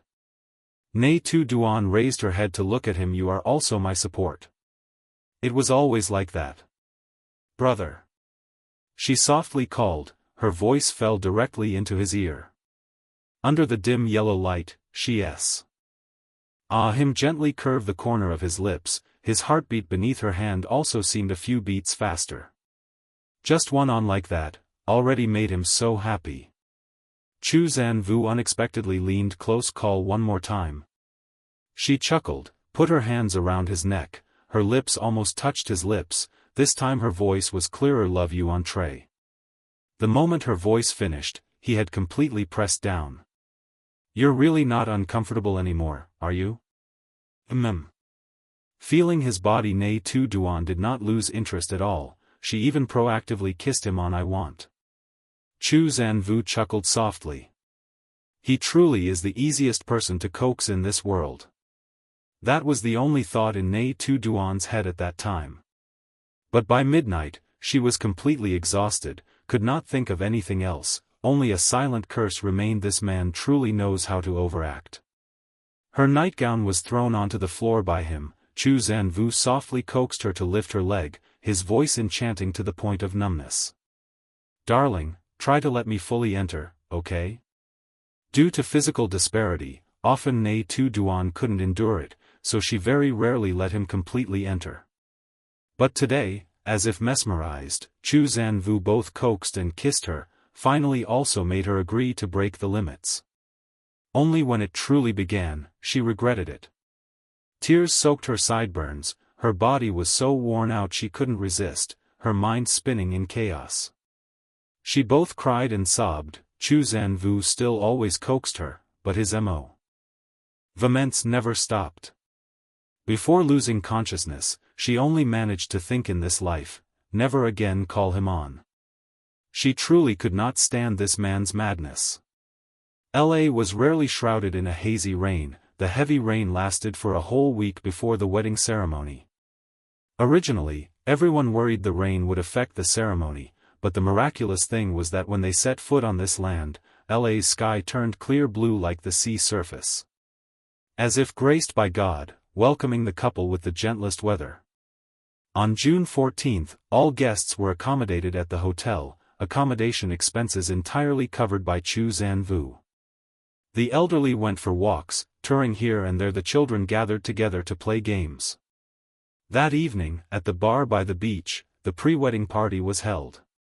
Anyone who walked into the bar was drawn by Nghi Duan's poster. That heartbreakingly beautiful face had been hung in the bar throughout the past 10 years. At this moment, everyone truly understood the length of this relationship for the first time. Mingyi walked in, stunned by the scene before her eyes.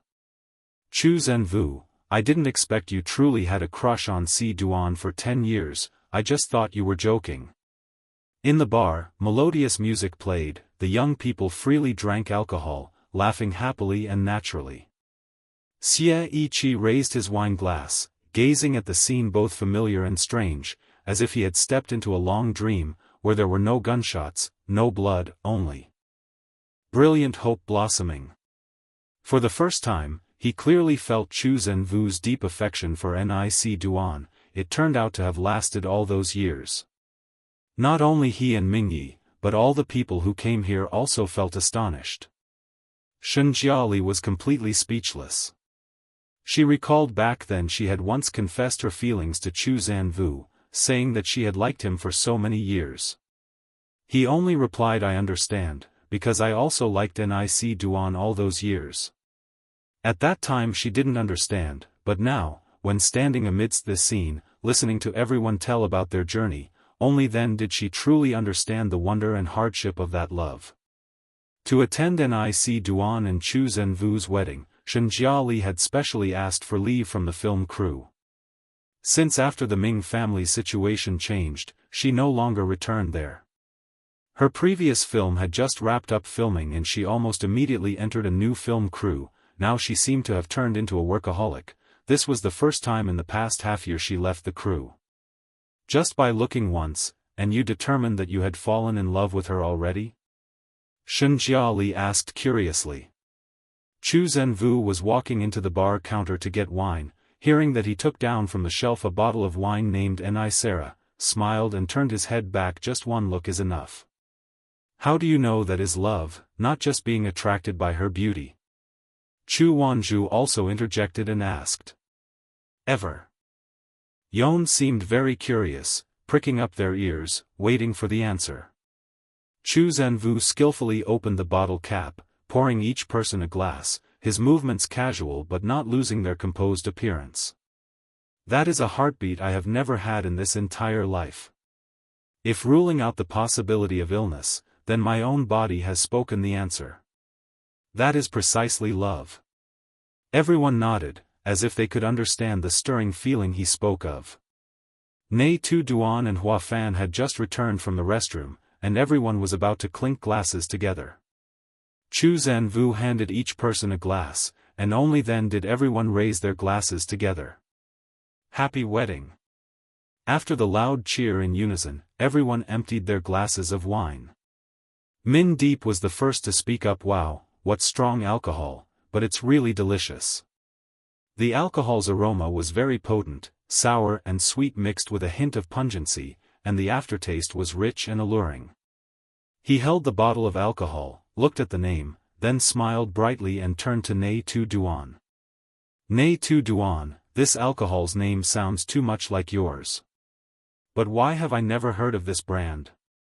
It is precisely her, can't you tell? Zhang Man Na glared at him, her gaze falling upon Chu Zhenwu. Clearly, everyone realized that this bottle of alcohol carried a special meaning. Chu Zhenwu nodded. Everyone gasped, as if they were witnessing something that overturned their perception. In fact, it wasn't wrong either. Who would have thought that the stern and decisive CEO of Chu Group would be such a deeply infatuated person? Hua Fan softly asked Nghi Tu Duan.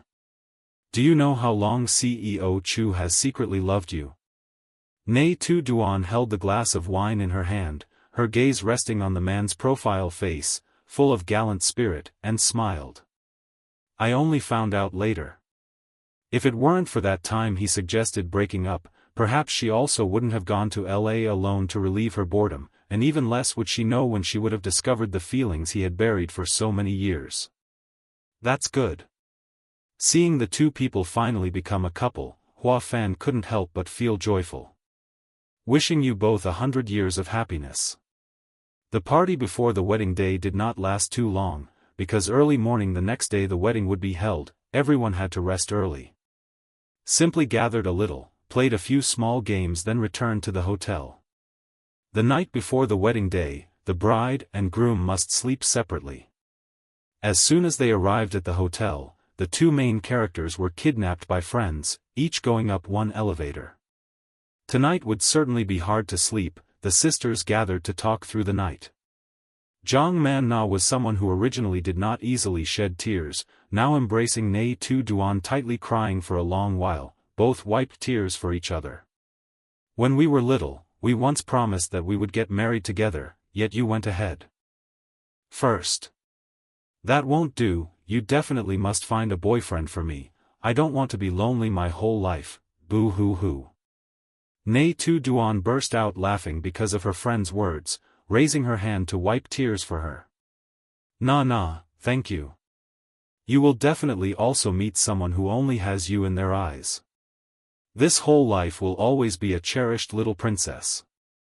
Zhang Man Na sobbed, for the first time expressing her true feelings. Actually, there are some words I always wanted to say to you, but felt very embarrassed, having suppressed them for a very long time. Today I definitely must say them. Tu Duan, I truly really like being friends with you. Because I myself am originally not a good person, in every relationship I have a very strong possessive nature. It is precisely because of my selfishness and self-righteousness that I have caused you much trouble and suffering. But I did not have enough courage to properly say sorry. I have thought a lot. Being able to be friends with you is the greatest grace that heaven has bestowed upon me. You have a free spirit, I should not possess you for myself. You deserve to receive everyone's love. Therefore, I also want to apologize to Sister Tam Jai Li and Chu Yuyan Truck. Before, it was my fault. You are all friends of Tu Duan, and also my friends. I hope you forgive my arrogance and disrespect. A sincere person very easily makes others moved. Tam Jai Li couldn't help but her eyes turned red. Emotion spread, making her start to reflect on herself. Hearing you say that, I also want to apologize to Sister Tu Duan. Before, when we didn't know each other yet, fans often brought us out to compare. The studio also bought many PR articles. Later, after cooperating, I only then knew you were truly very good, yet I had prejudices, and even once said many unpleasant words to you. This whole life I also cannot forgive myself. What are you doing? Nghi Tu Duan also choked up, reaching out to grasp her hand. I forgave already, okay? Just finished speaking, Tam Jai Li immediately burst into tears. Welcome to Eastern Romance Tales, where every story is a journey of the heart. Let's dive into today's tale.